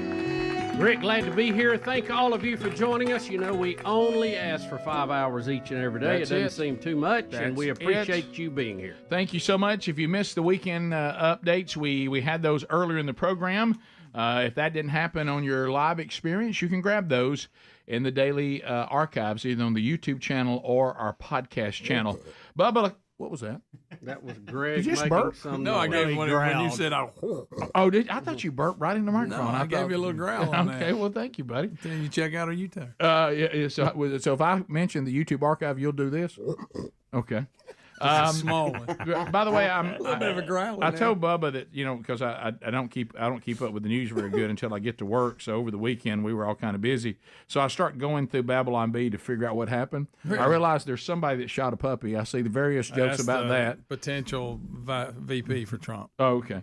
And then I love this one. Bubba and I laughed about this one in the break. Israel withdraws from Gaza after learning of protests by 19-year-old fine arts major Roxy Barnett. Roxy Barnett turned it around. That is funny. Turned it around. Bob, a couple of videos that we can sit and discuss. These are kind of out of the world of the odd. Greg, Ted Nugent, you saw when he said, "Sure, I'll do White Buffalo." Oh yeah. Apparently, over the weekend, we had a white buffalo born on Friday. Right? Was that the 25th? Friday? Yeah, is that right? Thursday? I don't remember. Oh, look at Whitey. So there was a white buffalo born Thursday. I don't think they named it Whitey. They should have. Whitey Herzog? That or Honky. Greg. Yeah. It's a white buffalo. Bubba, you asked the question. I was thinking. It says, to the American Indian. Yeah, is this a big deal? A white buffalo calf is the most sacred living thing on the earth. What the? That's solid white. Too. Is that a recessive gene? Is that a bad one to have? I know in a lot of other species, like in deer, we have some that have some large areas of white on them from time to time, but that's considered a bad trait, even though it's odd to have, and people harvest those. It's always interesting, but. They seem to think you don't want those multiplying. Certainly not according to the Indians. No, yeah, certainly not a biologist. Is this an albino, or are we just white? Spirit animal, Rick. I know it's a spirit animal. I think it's a ghost. Yeah. Keep standing behind Mama. It's gonna get some brown on. Ted Nugent's song. Trying to hit that hind teeth. Greg, how did you like Ted Nugent's song "White Buffalo"? I love it. Do you really? Yeah, that's actually from him. What was his first band? Asbury Jukes or something. Right then. Sure, I'll play White Buffalo. I'll play White Buffalo. I heard it's long. Where is that at? Does it say? It does. Did you know, Adler, where this is from? Let me try to find it out. Yeah. So, white buffalo born. I think it's Mountain Brook. Most sacred living thing on earth. Greg, right there by the race course. Unfortunately, Trump's VP candidate actually has now shot it. What's going on with that?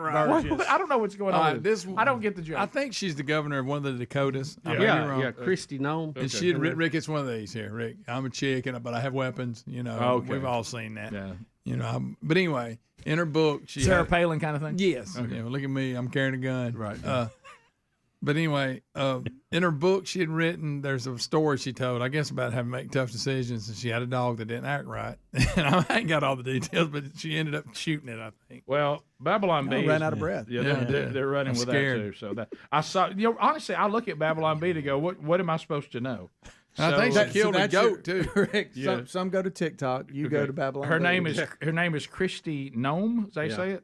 I think she killed a goat too, and that she says. Greg Babylon. I'm not making that up. Greg Babylon B. I'm sorry I have to do this, says Christy Nome, pumping shotgun after puppy playfully barks at mailman. So when I think she killed somebody had a one of these aggressive breeds that may have attacked It was her somebody dog. on her family. This was her dog. Was it? Yeah, and it attacked a bunch of chickens. Adler, this one's for you. After learning she killed her puppy, Dr. Fauci now endorses Christy Nome. The white buffalo was born in Burnett, Texas. Okay. Sure, I'll play White Buffalo. Sure, I'll play. All right, the next So is that one related to the red heifer at all? Do you know? They're cousins. Well, unblemished. in the happy hunting land, that is the red heifer. Yeah. It is. I know if you're born albino, though, just in the wild, you're much more likely to be singled out by predators. Oh, yeah, and you can't hide. taken. So, that's naturally speaking. It's kind of hard to hide if you're in Texas. Now, if you're up north, maybe in the snow, you got to know. You want that? You lay up in it. Mm-hmm. Yeah. There we go. All right, so snow on you. Rick, this other video we have is crazy. We've got a YouTube guy, and he's in one of these little flying things. It looks like a lawnmower with a parachute on it. No. And he actually crashes while Bubba, he's videoing. no. Yes. Didn't y'all say in here he breaks his neck? Is he alive? Killed him. He's okay, but he's hurt. Are we can't about? watch No, this. we're not seeing somebody die right I can't watch No, this if he dies. he does not die. He does just not die. banged up. Don't be disappointed he did. I saw. Greg, I just saw your face when he said he didn't die. You were I hope it's a good crash. No, when y'all said that he did not die, I saw two things happen, and they happened at the same time. Speedy moved away. Greg moved closer. That's not true. All right, so here we go. All right, I am gonna have to mute it right after his. I bet. He forgot one knot, guys. Bubba. That's why I could never have this as a hobby. never. Like if Checklist. if I forget a camera battery, then okay, maybe I miss a shot of something. wait, In this situation, you forget something, you die. I don't Adler, understand how that knot would have saved him, but you tell it, educate us on it, because I don't know. I was just reading that he forgot one knot that ties like a stabilizing part of the thing, and he's trying to. You're going to hear him talking about how fast he's going, and he has his phone up and he's tracking his speed, and he's got all kinds of cameras on this paramotor. I am going to have Sure, to. he did that. I'm going to have to mute it because he cusses before he crash lands. All right, for those in radio, what is he hit the ground or does he hit something? Yeah, He hits the ground. So he's going down. Okay. Yes. It's like the parachute catches a Hard. breeze and gets tangled He up. didn't run his checklist. No, he didn't. And I'm going to keep it small. Go flight. I'm going to keep it a small screen yeah. on YouTube just because it's pretty brutal. All right. Well, so we're going to watch it. All right. Do absolutely I we're gonna watch it. have volume? Okay, here we go. So he's All right. fine right now. Yeah, See, look at him. he He's has no idea. so excited. He's so jazzed Oh, he don't up. realize he left that knot out at this point. I don't think I'm on, Rick. It's not working. I thought he was cussing. I'll mute it. I'll mute it. Yeah. Oh, man. I don't want to watch. 48 miles per hour. Come on, baby. There it is, right Oh, there. wow. And now he's going down. He's going down. He's going down. Greg, another eye, Greg. You should not be laughing. 48 miles per hour. Come on, baby. Boom, and then it breaks loose. It breaks loose. He's falling. He's falling. He's falling. I bet he wished it was about 15 mile an hour at that point. By the way, that's him screaming. That's That wasn't him us. screaming. That wasn't us. I thought that was Adler. Did y'all hear him screaming? Y'all, he screams Y'all must have been. Listen to that horrifically. again. The timing. Horrifically screaming. Horrifically screaming. Hey, All right. y'all must have been the timing. Oh, man. I can't watch it. 48 miles per hour. Come on, baby. Oh. What I can't figure out what went wrong there. Is it a gust of wind? Good Lord. Good gracious, that's awful. What are we doing? What are we doing in here? I wouldn't. You got to be careful in flying lawnmowers. my goodness. Don't you know his friend? Good God. No. Why ain't gonna so laugh at injured. Don't you know his friend? He's okay. He's injured. fine. He's No, so he's injured. bad Be shape. laughing at that. Oh my goodness! I'm not being mean about that holler. Did he have somebody chasing him? How does everybody know he wrecked? He's in the middle of nowhere. Anybody have any idea how fast he's going? I seriously thought that was you screaming at first. Well, he came down quick. Right, He was he's so yucking excited. Hey, does it continue? Like, does he call or somebody help He goes, Siri, call 911. Can he really? And then it doesn't recognize his voice. That's not So true. he has to go, Siri, call 911. He had to has calm to down. lower it He had to in the come midst down. of his agony. Are you And serious? I'm not only laughing, laughing at this because he's okay and he lived and all that. He's got a long way to go in recovery, He's got that crown on. but he's alive, and we can learn from his mistakes. Okay. Now you're cleaning it up. What is your problem? Oh my goodness. We'll be right back. Rick and Bubba, Rick and Bubba. Patriot.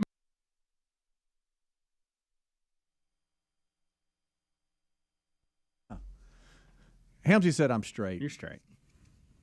Well, we've always known that. I mean, you had, just different issues. Huh? Do we know anybody that really slants? Is anybody here slant toward their If you're just joining us, we are talking about.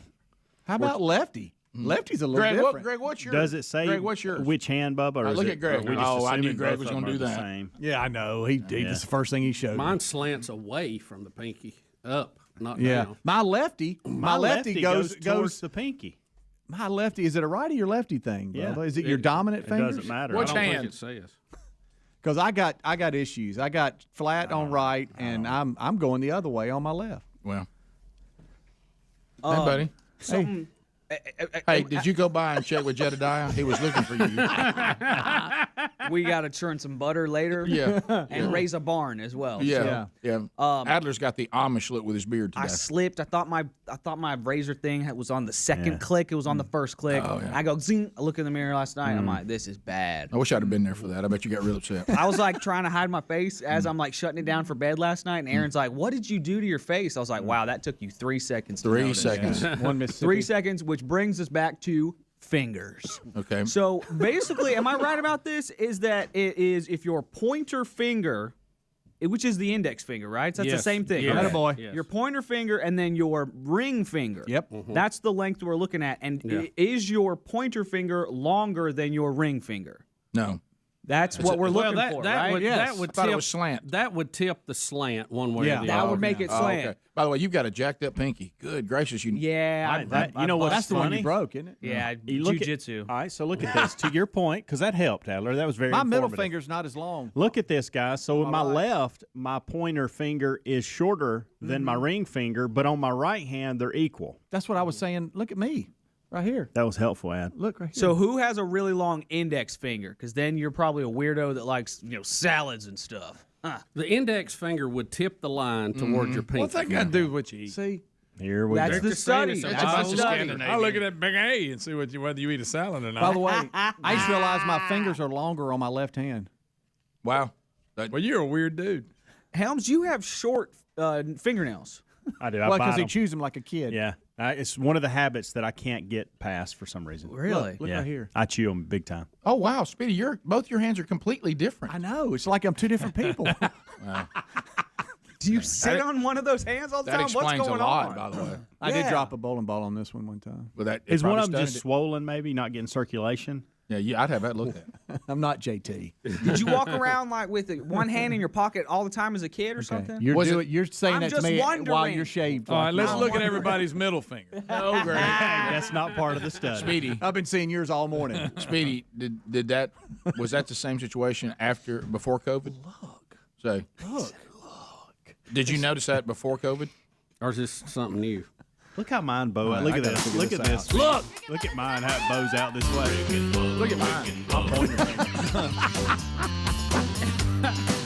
Okay, straight up. Look at this, Speedy. Have you It's a V. They're both crooked. look? Have you seen the citizens in China coming from their COVID test With the new test they're giving over there? No, where'd that come That's from? funny. Does their doctor gotta eat see meat or this. salad? You got to see it. Rick and Bubba, Rick and Bubba.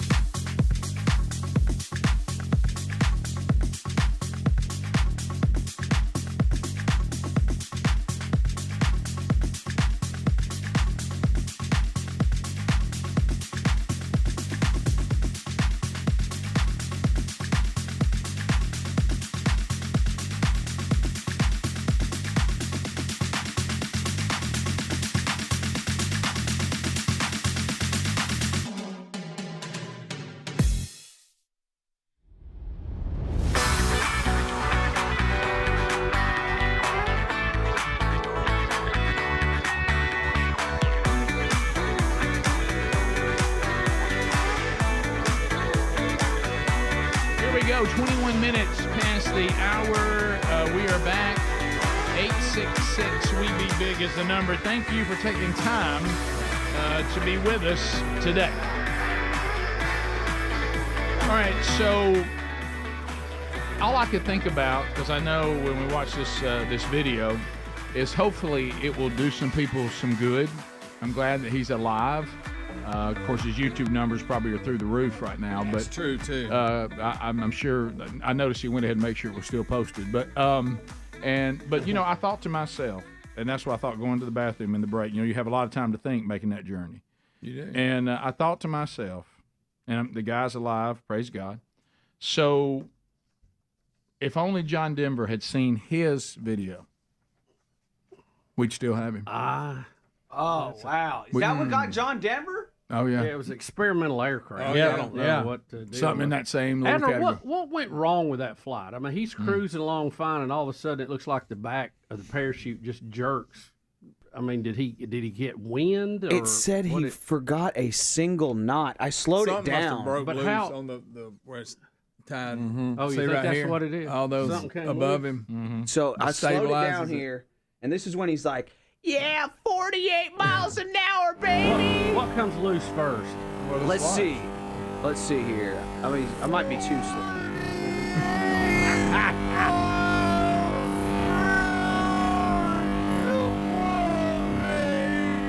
Come on, baby. Y'all, it was so fast after that. Here we go. Oh, it's on the left. It Click. just slid out. Yep, his right side. It just slid out of the Right hole. above his right Like to say shoulder. the knot didn't hold. Wow. All right, we're good. Adler, we don't have to watch this. Bubba, can you imagine? Can you imagine? Hey, during the break, Rick, we listened to the 911 call. That's bad. But he's It in is a handle. bad. He's Well, the fact that he was so in such pain that the Siri didn't recognize his voice. Yeah, and then he had to cut the motor off and everything else. He's like, "Oh, Siri." You know, How did he do it? Well, I'm just that's Right. it. What is wrong with you? So No, I'm just. I mean, I was. awful. Y'all need to leave I that could. guy I couldn't. alone. No, look, I couldn't watch it. I just because he was laying there in so much pain. Well, you And strap then- a and fan then- to your butt and fly around. You might put yourself in danger. Yeah. Right. All right, here's the 911 call for you guys. There's some lessons to be learned. So from you that. won't play it? Oh, And this is all from Anthony Vella is who this person is. He's a are you gonna play paramotorist. this? Well, it's good for it's a good PSA really. He's trying to help. Hey Siri, call 911. That's smart of him to think of that. He has cut the motor off. Hey Siri, call 911. It still doesn't have it. It's still Call 911. see how he has to calm his voice down. All right, so now it's Guys, I Did don't it know get why it it's then? feeding Did it back. get it then? I think it got it. well, no, he goes emergency. Right. I And think then I'd he cut the does it. motor off immediately. And then it does it. Yeah. That's It rings so many times. It by does. the And way. by the way, I really would like the 911 operator to pick up. Yeah. I don't Well- know the circumstances, Well, but it it's rings. probably way eating a out there. sandwich. But let me think of this: what about other people that were going to do this same deal, fly this same kind of aircraft? Do you think they put it back in the garage?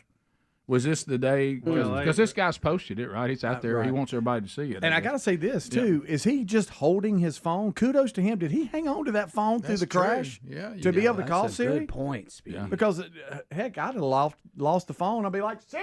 Well, the reason why I don't do Siri, can you hear me? The reason why I don't, like you were talking about, if you're a person like me, like he held on to that phone. I got on Good to night. two things happened just in this past weekend. I got on the airplane and left my phone charging in the chair I was sitting in the airport. And they had to let me off the plane to go get it and then get back on. That's so rich. Yeah. I can't believe you did that that. guy? Yeah, and I get to the airport after leaving and realize that I left my Bible on my desk back at work. And I'm gonna get one of these. I You know, tell you, thankfully, you got to remember every little step. well, here's the thing. Thankfully, I had already turned in what I was going to preach on, so I just looked up at the screen. Yeah. But So Adler, we think the ropes on part And of I'm the gonna do parachute this? came loose. It's like That it was just slid out. Just slid out of the. Inside. So is there something? Oh, like he that? lost his canopy. Well, all slid out. all pilots have a checklist. You That's gotta right. get that checklist. You That's gotta why go they there. make one, so you don't forget something. Well, you know when everybody gets in trouble is when they think they're an expert now. Oh, no. Gosh. Oh, yeah, hate that. you'll skip a step in a second. Oh, yeah, that looks I've good. done Let's it move 1,000 on. times, You know? Yeah, it's Mm. yeah. Then No, boom, no. dragon breath. Anything that involves because of I know my quirks. Anything that involves be sure you don't forget anything. Yeah. That's tough. Especially or you die. I don't Yeah. need to be anywhere near that. Okay, I got to go back to something here. You forgot your phone, and did you realize it? I'm assuming you go, hey, I got to go get it. Yeah. Okay. What happened was, well, first of all, let's don't forget the beginning. Okay, now picture me now flying, because I wouldn't fly one of these things No. for the reasons I just mentioned. So I'm in here in my office, and here's what's the saddest part when I realize how bad I am about this kind of stuff, is I even stood in my office like a doofus and said, all right, be sure you're not leaving anything. Okay, you're about to get on a plane to Nebraska. Okay, look around. And It's just the Bible, and you're going to preach. And That's all I left was all my notes and the Bible. You know, the thing I'm going to use for the message. That's all. Yeah, and so I realized that when I get to the airport, so I realize I'm doomed. And then I go, okay, well, I'm kind of glad the guy wanted me to send my slides in, so at least we have those. Yeah. And then I thought, well, it's a church. I bet they have Bibles. Should. Most churches have Bibles, except Joel Osteen's. But and so I was I contacted, and he said I have the exact I like ESV to teach out of. That's one I like to teach out of the best. He said, sure, I have one of those, and we already have your slides, so you're fine. And so that was good. So then we go through that. That all went fine, and so we get on the plane to go home, and I realize I'm running out of battery on my phone.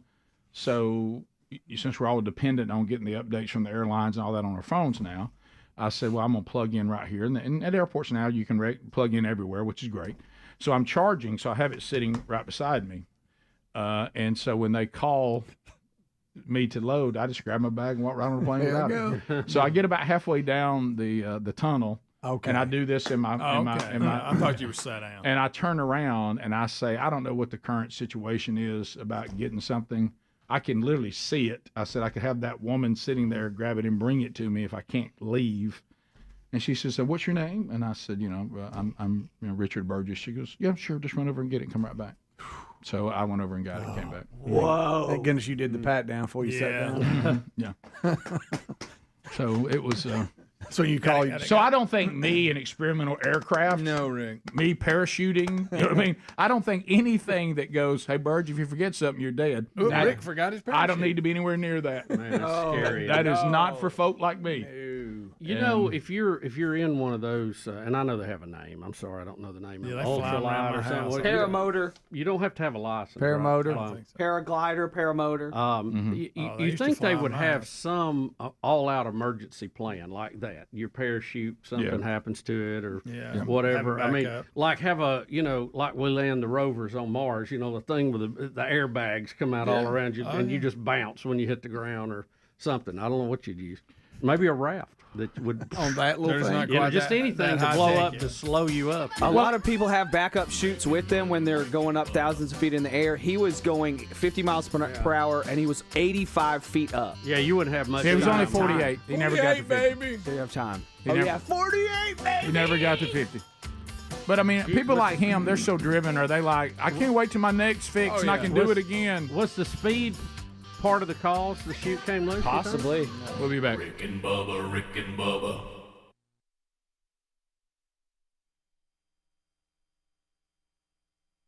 30 seconds. At the end of 30 seconds, the old buzzer sounds. Your time on the program comes to a close, and then we get to another caller. Trolling. Keep them phones a trolling. Here we come, phone trolling, phone troll. Denise, Lexington, 30 seconds, go. Hey, Green Acres. Thanks for the call. Yeah. Go ahead. Yeah, this is Denise. I think y'all need to have a disclaimer that listening to the show can kill you.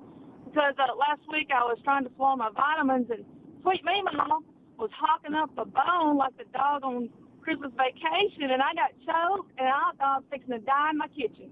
Yeah. Sorry We about do need to give you some disclaimers. I actually, it actually busted up like a staff meeting at a church. Said they couldn't function. Said they got locked down and they were just screaming, "Please tell us what's real and what's not." We used to have a bumper sticker that said, "I'm not drunk. I'm listening to Rick and Bubba." I love in case that. You got to laugh. Probably too soft out there now. We can't have that bumper sticker. No. Hey man, y'all being insensitive. I mean, really, probably. that alone points out the change in our society, doesn't it? Hey man, you hurry. That's a new character working, Mr. Offended. Mr. Offended. I've got a ton of them now. Represent our whole society. Hey man, I don't appreciate you saying that because my family one time. Buddy, we're just that's a joke. That's Pat, nothing to do with that. Pat in Huntsville, 30 seconds. Go ahead. Yes, I'm initially from Detroit. I'm sorry. And Detroit fans, I'm initially from Detroit. Mm-hmm. I live in Huntsville now. Mm-hmm. And Detroit fans are very faithful Yes. and to the Lions. But if it wasn't for Michigan and Michigan State, we would not have a professional football team in Michigan. Yeah, it's tough. I mean, we had an aunt that was from Detroit, and she would tell stories about going to the Lions games on and Thanksgiving, out in the cold, and all of that, and and all dressed up, right? And that honestly though, if you look at your list, if you don't have family in Detroit or work is making you go there, no one ever says like we said, baby. Tell you what, if the bonus is what I hope it is, we're finally going to Detroit. We're going to get there. I got a week off. What do you think, Detroit? I mean, you just don't hear that a lot, right? No.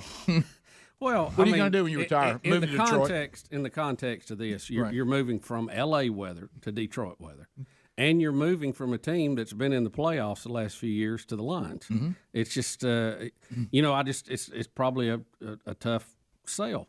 It's a culture shock. Yeah. David in Pinson. I wish the quarterback good luck. Yeah, David, go right Hey, ahead. guys, thanks for having me. Hey, thanks for taking my call. Our Thank pleasure. you. Our pleasure. So I was calling about the ring finger being longer Mm-hmm. and the mother eating masculine or whatever. I took that as a lot of beef. So if you take a line on the quick of my ring finger and draw it straight over, that's how much longer my ring finger is than my front finger. And I grew up eating nothing but beef and potatoes. And I mean, I hate stupid scientific because most of them you can say, Wait a minute, you're telling me this isn't legit? Wait a minute, Are you saying the Scandinavians are trying to pull one over on the rest of the world? What? I got a way to get around all of it. Go up and say, hey, man, would you rather have a salad or do you want a hamburger? And then they say you which one you go, I bet you like to eat salad. You don't have to look at their hands, right? Right. I mean, it's that simple. It ain't like we're discovering something that's hidden. I know. I'll with you and ask him. You wouldn't have known. Let's go to Chris in Pensacola. Chris, 30 seconds. Go. Biggins, how's it going? We're fired up and ready. It's all we know. Well, I just hope that those folks that are coming out of that testing facility in China are not hearing Donny Osmond's Deep Purple. What now? I didn't get it. So I must not know the song that good. I didn't get it. Donny Osmond had a big hit called Deep Purple. He did? Purple? Yeah. I don't remember that. Is that right up there with Puppy Love? Deep Purple Wall, Sleepy Garden Hall, something like that. I don't know. Based on what he said, I just wouldn't. Oh, I get it I'm now. just trying to remember I the get song. it. I get it. I bet you do, Greg. Get it, Rick. I know. You want to tell us so bad. Can't wait to say it. Lee Is it Lee in Alabama or Leah? It's Leah. Hey, Leah. Hey, this is my first time calling the show. Well, glad you called. Go right ahead. I saw that post y'all made on, I guess it's the broadcast is on Facebook about Governor Ivey. Mm-hmm. And I laughed so hard about that, Rick and Bubba. I told my husband, I said, I am going to Hades with this.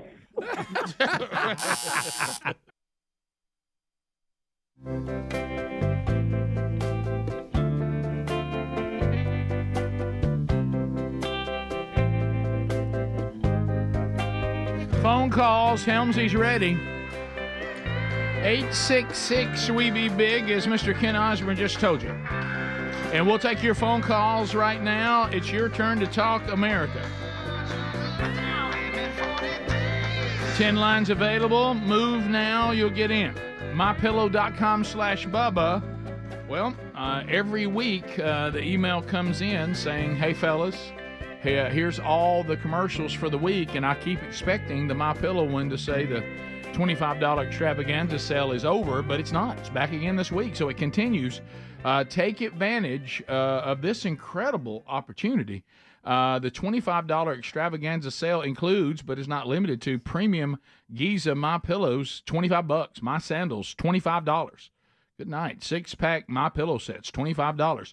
4-pack dish towels, $25. 2-pack multi-use My Pillows, $25. Percale bed sheets, $25. Beach towels, $25. I mean, the list just, there it goes. Take advantage of this. We're calling it, unofficially, the Speedy Sale, because even he moves on this. $25. Look at these items, all available at MyPillow.com as we celebrate the 30th anniversary with them. MyPillow.com/Bubba. Also find the link at RickandBubba.com under the sponsors button. To the phones we go.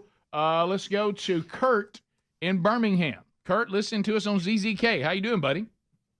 Good, man. Good, man. I might have a little insight on this paramotor thing. I've trained on them before. Oh, wow. And what it's looking like, he's on inferior equipment. The wing comes separate from the engine, and the wings are all pre-tied. You don't tie any knots. You clip into a carabiner, and that's what takes you off. So it looks like he just had faulty equipment. Oh, really? But I had a little accident of my own about 2 years ago coming up on my birthday this Thursday. First thing my trainer ever told me, never start that engine unless it's on your back. And the pull starts on over your shoulder, so you pull it once it's on your back. Well, he told me not to do it, but I didn't ask why. So I got home from some training, drag it out to the driveway, and I got some new aviation fuel, wanted to crank it up. It's just sitting there facing me. I crank it up, and it cranked right up, but it started leaning towards me. And I went to catch the hoop, and next thing you know, I lost 2 fingers. Kurt, why didn't you listen, Kurt? Well, like I said, he didn't tell me why. He just said, don't do it. And I thought I knew enough about it. So just dumb me. I mean, you can't even have 2 fingers. Now they call you nub. That's it. Well, done. So he thinks faulty equipment because the part that came apart is already ready to go when you get it. Did I hear that right? Well, I think that may have been the case with his equipment. This guy, Anthony Veller, said from the hospital, I forgot to check a small pension knot, is what the guy that crashed actually said about his own deal. Well, thankfully he can speak. Yeah. For real. Yeah, he looks rough. And he did post it so we all could see it. Thank you. He did. So we can learn. Fair game. We continue. Let's go to Biden out of Alabama. Biden, go ahead. Biden. Richard out of Alabama. Talking about Biden. Richard, go ahead. Don't you ever disgrace me like that Sorry, again. buddy. Sorry. I wanted to see if you guys saw the interview Joe Biden did on the Howard Stern show, I think probably a week or so ago. We may do that in the next segment. I'm looking here. I just noticed it said that it was embarrassing how Stern just gushed over the president as if he was not in the shape he's in. Is that kind of where you're going with that, Richard? Yeah, there's some pretty funny clips that came out of Joe Biden talking. I'm sure Adler can find them. And he also claimed that he was going to debate Trump. Yeah. You know what? Trump strange immediately about said, that, too? I'm in. Stern used to always be against the man. Oh, you yeah. know? Oh, yeah. And, he wouldn't have to be a Trump supporter, but I find it a little strange that he's so behind Biden, don't you? Well, he's now. I hate to say it, from Homie the Clown, he's now become the man. Yeah. Well, there's a lot of pressure out there, and there's definitely a PR push right now. You know, we've got the VP, I think, coming to Atlanta today to talk about all the economic success that the Biden administration has had. Are you short speech? Yeah, they said it's about a 10-second. That's great. All right, we may look at the Stern Biden interview a little bit when we come back. Really low like this. Let's go to Kyle out of Texas. Kyle, go ahead. Yes, sir. I'm a big fan of the show out of Texas. One of my buddies, Jake Rice, put me on the show. He's from Pell City, Alabama. Thanks, man. I think maybe one of y'all coached in a little league, or he went to school with one of your boys. But I was going to ask you about the Dover race. We're all a big fan of racing-wise. I'm an RCR fan, and I think Austin Dillon's a disgrace to Dale Earnhardt, number 3. Greg, do you agree with that? Yeah. That's who did he say? Richard Childress' grandson. Yeah, I don't know his name. Yeah, Austin Dillon. Austin Dillon. Okay. Now, why does he feel? I don't know. Why do you think that, Kyle? Do you hear Bubba? Why? Dude, he's bad at racing. He's always finishing last. Oh, well, he's won some races. I think he won the Kyle. Daytona 500 one year, but you're right. I mean, it's not. I mean, he's not like every week you go, boy, I wonder, where Dillon's going to be. It's not like that. But do you think Dillon is a disgrace to the number 3? I don't know about disgrace. Well, Greg, that's what Kyle said. That's why I'm asking. Why didn't we retire that number and color I scheme agree. and all that? I agree. Yeah, because it's almost not even fair to whoever's in the car. Because Childress had the 3 before Earnhardt ever came, so it's his number, right? But he pulled. But I'm like you. Yeah. Why bring it back? Yeah. A little pressure on your grandson too, putting on side of his car. Well, that's also not wise. heavy. That's also not wise. It's kind of like the first time somebody wore 75 at Oxford High School. That wasn't fair. Just Very like, similar. You don't just do like that. that. You don't It's do not that. fair to that guy. Don't That's a do toughie. that. Yeah, then like I say, hey, no pressure at all climbing in that 3. Yeah, come on. Craig in Hey, Gardendale. there's a lot of numbers out there. You could have got one. ZZK. Craig, go ahead. Yeah, I don't see the upside of that. Craig, go ahead. Yeah, before y'all did that interview, basically, Howard Stern was a shock jock. Now he's just shock jockless. That's funny. Eyeball Smiley, Speedy. Oh, really? I hadn't heard from him in a long time. Oh, baby. What's up, bud? Eyeball Smiley out of Muscle Shoals, WLAY. Go ahead. What is up? What is up? Bring it on. Man, when do I fill in the paperwork for my retirement check? I've been on this thing since '95, bro. I'm telling you. It's been a minute. Let me hit 2 quick things. Number one, yes, you did play at the varsity in Tuscaloosa. That's where the whole eyeball smiley was born. Okay, so we don't even remember playing there. Okay. I must have been Speedy, before. yeah, Speedy called me and a friend of mine, eyeball smileys, because I don't know if you remember Lori Ray. She was there. Yes. Yeah. Wait a minute. The local radio. Wait a minute. It's starting to come back now. No, I remember. Yeah, because we were, the Hammer had that affiliate. Yeah. Yep. And he wanted us to go there too to help them promote that we were on there too. You're right. I'd forgotten about that. That's right. Caught you. That's exactly right. Last thing, and you're going to have to use the dump button on the first part of it, but please tell me somebody there has listened to the Afro Man remake of Because I Got High. It's called Hunter Got High. No. I have not. I have not heard that. Listen, you watch the video, you will be in the floor. It's called Hunter Got High, and they just redid the whole thing, and it's like Hunter Biden and Joe Biden lookalikes. Yeah, I'm telling you. We're playing it now. Okay. In the All background. right. Can we play it, Adler? I don't think we can play it. But one of the great lines You is about Afro Man? yes. Hunter was gonna get his laptop fixed, but then Hunter got high. What's Speedy doing sitting there with a Mississippi State hat on? There I am. I'm ready to go. He got state hat on. That's their Hunter Biden. There he is. Oh, There's Hunter and Afro Man. Okay. He and Afro Band twisting one. Yeah. Y'all remember the last time we covered Afro Man is when he punched that woman up on stage. Oh, Mr. Good. I mean, he didn't just punch her. He nailed her. No, I remember that. I do. Brad, Mississippi. Brad, go ahead. Hey, Bubba. I just wanted your opinion on the new information coming out that the moon landings was fake. Oh, no. Here we go. I'm sorry. New information, I didn't know there was Bubba. any What do you mean new information? It's in y'all's press. I've known it for years. It's not new. Yeah. Brad, what are you talking about new information? Well, there's a scientist that from NASA, Kelly Smith, who said that they can't get through the Van Allen radiation belts, that there was no way for the astronauts could have gotten through the radiation belts without it either seriously harming the equipment on board or killing them. Bubba's face. Y'all look at Bubba's face. Look at it. And this just now came out. This Well, call, the this Van call Allen- should be banned. The Van Allen radiation belt looks like a donut. You can fly above it and below it. Just FYI. Right. And Just they so did. you know. They Right. did.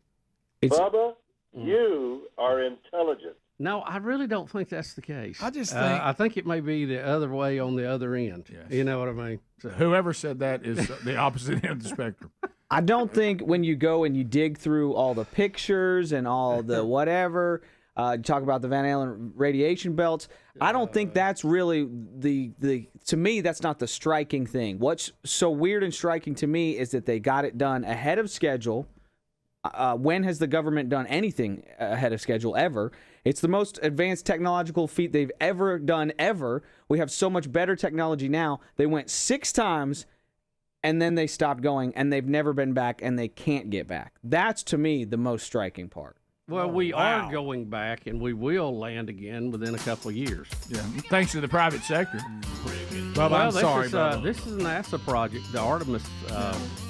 So, yeah, the public lost interest in it. It was such a hot space race. After we did it a few times, they kind of lost interest in it. Yeah. Sorry, bud. Yeah.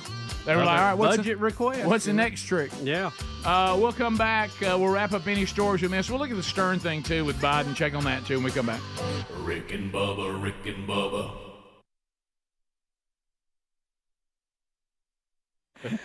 She's going to Hades.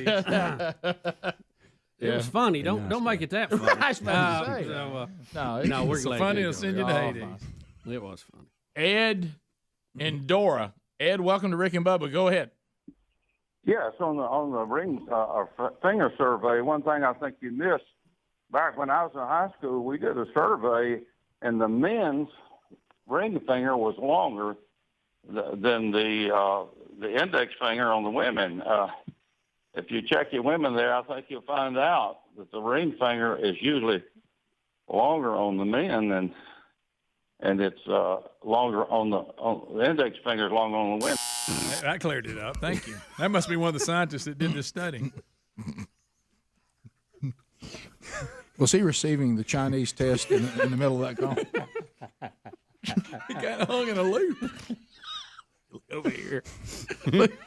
Well, Rick, no more questions on that. I think we just cleared it up. They've already started the test, but they're taking my call. I got to go. And it would break. Hold on a minute. Yeah, they will. I keep remembering. No, go ahead. They're probably don't take my call. Oh, they're on. I'm on. So if you ask women the index finger, I'm on. am I the one that couldn't get?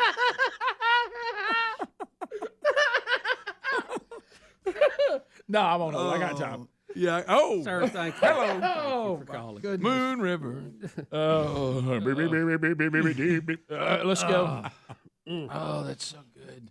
I cleared it up. We're good. Got it, pal. Let's go to. Well, he was saying maybe it's most men have longer ring I fingers. got lost in it. I was. Jimmy and Helena. Jimmy, go ahead. Hey guys, I have been living and remodeling an old house in Helena, built in 1920. Uh-huh. Last week we had to move out, so I was cleaning out, and about 4:00 in the morning we were kind of making our final pass through the house and taking some pictures. And a friend of mine in front of the house, I was in the back of the house. She gave one of those. I've seen a snake scream. You ever heard one of those? Oh, sure, yeah. So she said, "There's a ghost." A ghost. So she has her phone out already taking pictures. So she says she took a picture of it. So it was in the room. She said it came at her and went out the front door. She saw a ghost. So we looked at the picture. Didn't see a still picture, but you know how you hit your iPhone? Sometimes there's a live. Mm-hmm. You do kind of a live motion. Yeah. In the live version, there is a ghost. It comes through the room, by her phone, and out the front door. And she got it on video. Now, are you trying to sell this house? Oh no, I just moved out of it. It was just I'm not selling it, but I just remodeled it and moved out, cleaned it out. But I've never heard a ghost or seen it. But she saw it, had enough time to get her phone up, and as she took the picture, she said it came through the room and out the front door. All right, well, you're gonna have to send us that. I We might got to have send it. You got to send it to us. You're gonna have to send it to us. So what are you going to do with the house now that you've remodeled it and move out of it? Who's going to live in it? Burn it to the ground, I hope. Yeah. Burn it. That could be a possibility. But Yeah, send us that picture. We'll take a look at it. Bottom of the hour. Greg, we told people about old house. I bet there's a mirror in it. We'll be back. Rick and Bubba.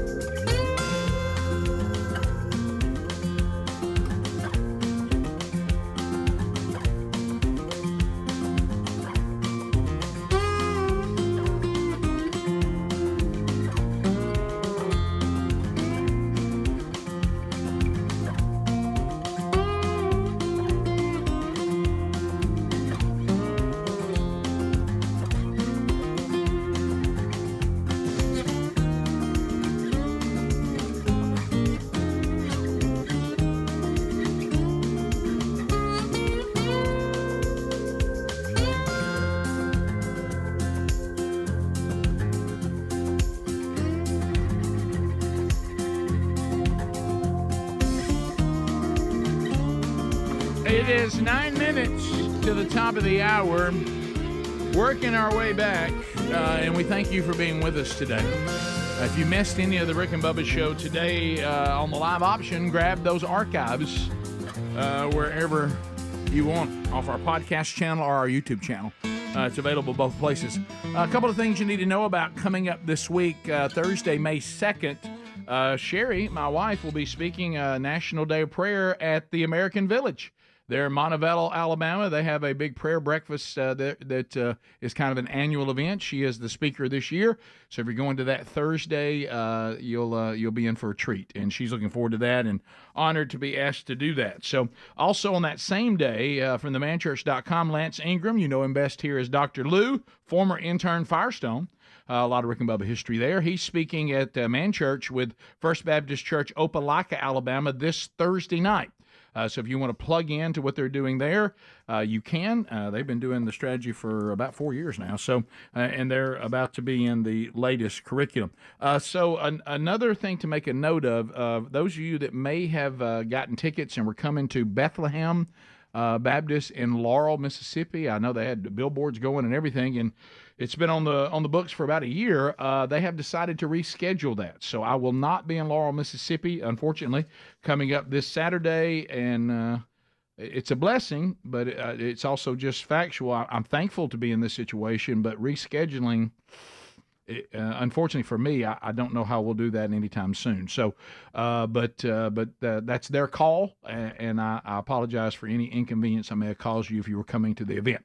But get with the church if you have any other questions. Bubba, we do have the Biden stuff. The Biden stuff ready to go. He's hiding in the basement. Does anybody know? Basement Joe. Basement Joe, you heard the caller. Did you hear Stern talking to Biden? Now, what you think about the things that Stern has done? Greg has given the most clarity on this. Howard Stern knows that once the left started canceling you for things you've done in the past, that he cannot anger them. If Stern gets the left upset with him, they will simply go into his past and cancel him immediately. And there's plenty to choose from. So he really has become former edgy guy who's terrified of the left canceling, and he tries to get in line and make them like him. And here he is pandering to the current president on the Howard Stern show, courtesy of them, I guess. You know, the reason I'm so excited to talk to you was because I wanted to understand the tragedy in your life and how you dealt with it. And you're the kind of leader I love, because we're lucky to have you in the Oval Office and serving as the father of the country. Because if you're a good father to your family, which you are, I know you'd be a good father to the Well, how's country, he and know that? I want to thank you for providing a calming influence, Face. an organized administration post-COVID, getting that vaccine out. I remember what the world was like at that point, getting NATO, getting us to feel comfortable, standing up to Putin. The incredible large growth in the jobs. Unemployment rate down. I'll give you your greatest hits. The lowest uninsured rate in history. 4 out of 5 Americans are covered for less than $10 a month. Knocking off a few ISIS leaders, cutting the emissions in half. I mean, you've always been an environmentalist. Who gave him this list? That's very odd looking. It just looked odd, didn't it? That's possibly Joe's one of, as lively as ever. That's Joe Biden. You can tell he doesn't even know what he's talking about. That was a supercut of Howard Stern gushing over him. That was a supercut. That was edited, just so everybody knows. Yeah, they put all the gushing in one thing. Yeah. Yes, sir. That's quite a bit of gushing. Yeah.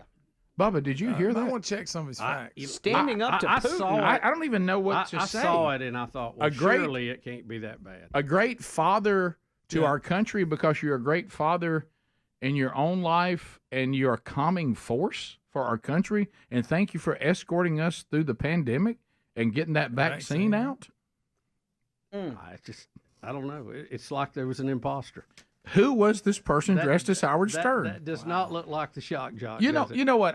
You think in his day, if we'd had a president staggering around the way Biden is, he wouldn't have just worn. Oh my goodness! Thank you, Greg. Well, let's go back to this.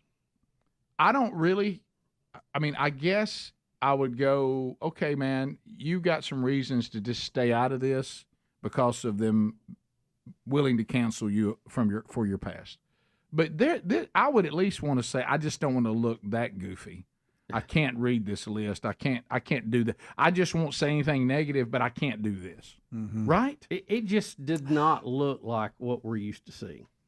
Well, I'm almost to the point. Whoever read what he read, I'd be too embarrassed to read it. Even as a leftist, I couldn't read it. He lost it ever since COVID. I know. Oh, the way that. he acted, Howard Stern acted about COVID was embarrassing. He stayed at home for I think almost 2 years, if not more, and was acting like it was the end of time. Yeah, absolutely.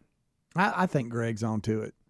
As far as how he's playing everything out, right? Well, just stay out of it, though. You don't have to do that. I know, but they must. I mean, they really must have something on him. He's got like 2-3 decades of being vulgar and sexist and blackface. He's got a lot of stuff in his past for sure. He's trying to erase. Yep. Yeah, I don't know how he survived the blackface thing. Have you ever seen it? I mean, he was full-fledged. Yeah, it's pretty And rough. I'm not saying that I think he should have been. I'm just saying they cancel everybody else. Right. Well, it's I worked. don't think he should be canceled for anything. Did you ever think, Bubba, especially now that he's got to be independently wealthy, that Howard Stern would be so afraid of people It's just, and afraid I of don't know. backlash? I don't know. We just never seen him in that environment act like that. He asked- usually he's against the man, no matter what it is.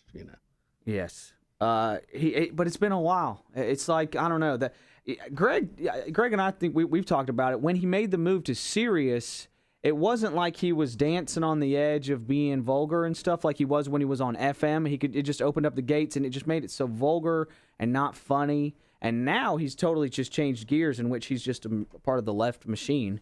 When he was media back machine. in the old days, I know it was probably hard to do business with the FCC after him like they were, but when he was testing the boundaries, You know what? he had something then. Well, you may have hit on something right there, Greg. I didn't think about. What do you think? Is he helping Biden out so he can get appointed to the FCC and finally destroy from within the group he hated the most? What do you think? Be a pretty good idea, I guess. Well, because Biden could do it. We touched on this in the beginning when there was no satellite radio that says say whatever you want. There was an intrigue to Stern. I don't know what he's going to say next. Look at him. He's getting himself in trouble, and he doesn't care. There's no telling what he might say. Then he's given a platform where he can say whatever he wants, to Adler's point. And to me, once you've said things that now you've lost your edge. There's nothing. When he used to come on Letterman, there's he was nothing. hilarious. There's nothing edgy about you being able to be as vulgar as you want to, and nobody's mad at you. Yeah. Now it just becomes some guy talking vulgar. Yeah. You know, there's no real intrigue to it. Absolutely. Listen, Ed, I can't believe he said that. Here's a real quick clip of Stern asking Biden if he's going to debate Trump. I don't know if you're going to debate your opponent. I am somewhere. I don't know when. I'm happy to debate him. This is how I would handle it. He would say, "This is how I'd handle it," and tell me, and he would just quote Trump on the vote, find 11,000 votes quote. To which I would say, Stern, maybe you could just tell Trump to refer to Biden as the big guy throughout the whole debate. Oh, okay. See, now you're mad. Yeah. Take that, Stern. Alt Adler's after you. Top of the hour. Thanks for being with us. And if you're wrapping up, have a good day. Rick and Bubba, Rick and Bubba.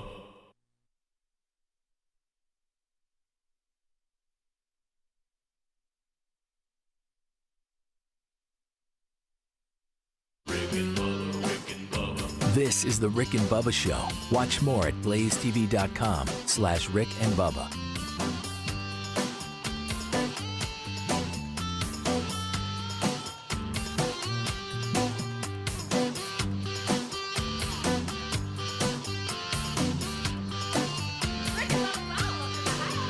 Rick and Bubba, Rick and Bubba.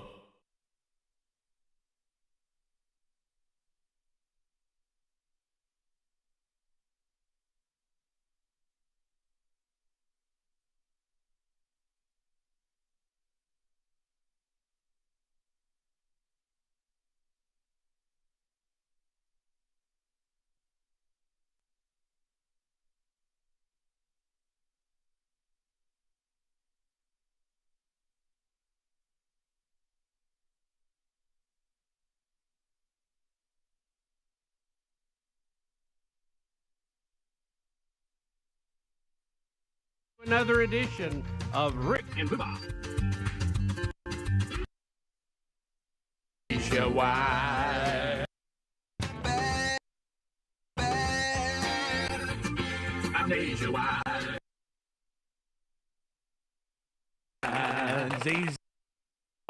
ZZ Top Nation football now. Rick and Bubba, Rick and Bubba.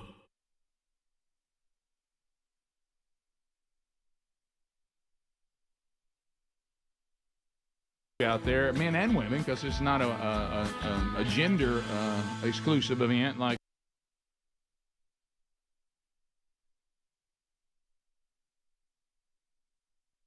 Name recognition, but for all the we like. All right, here comes the closed circuit feed coming down for you.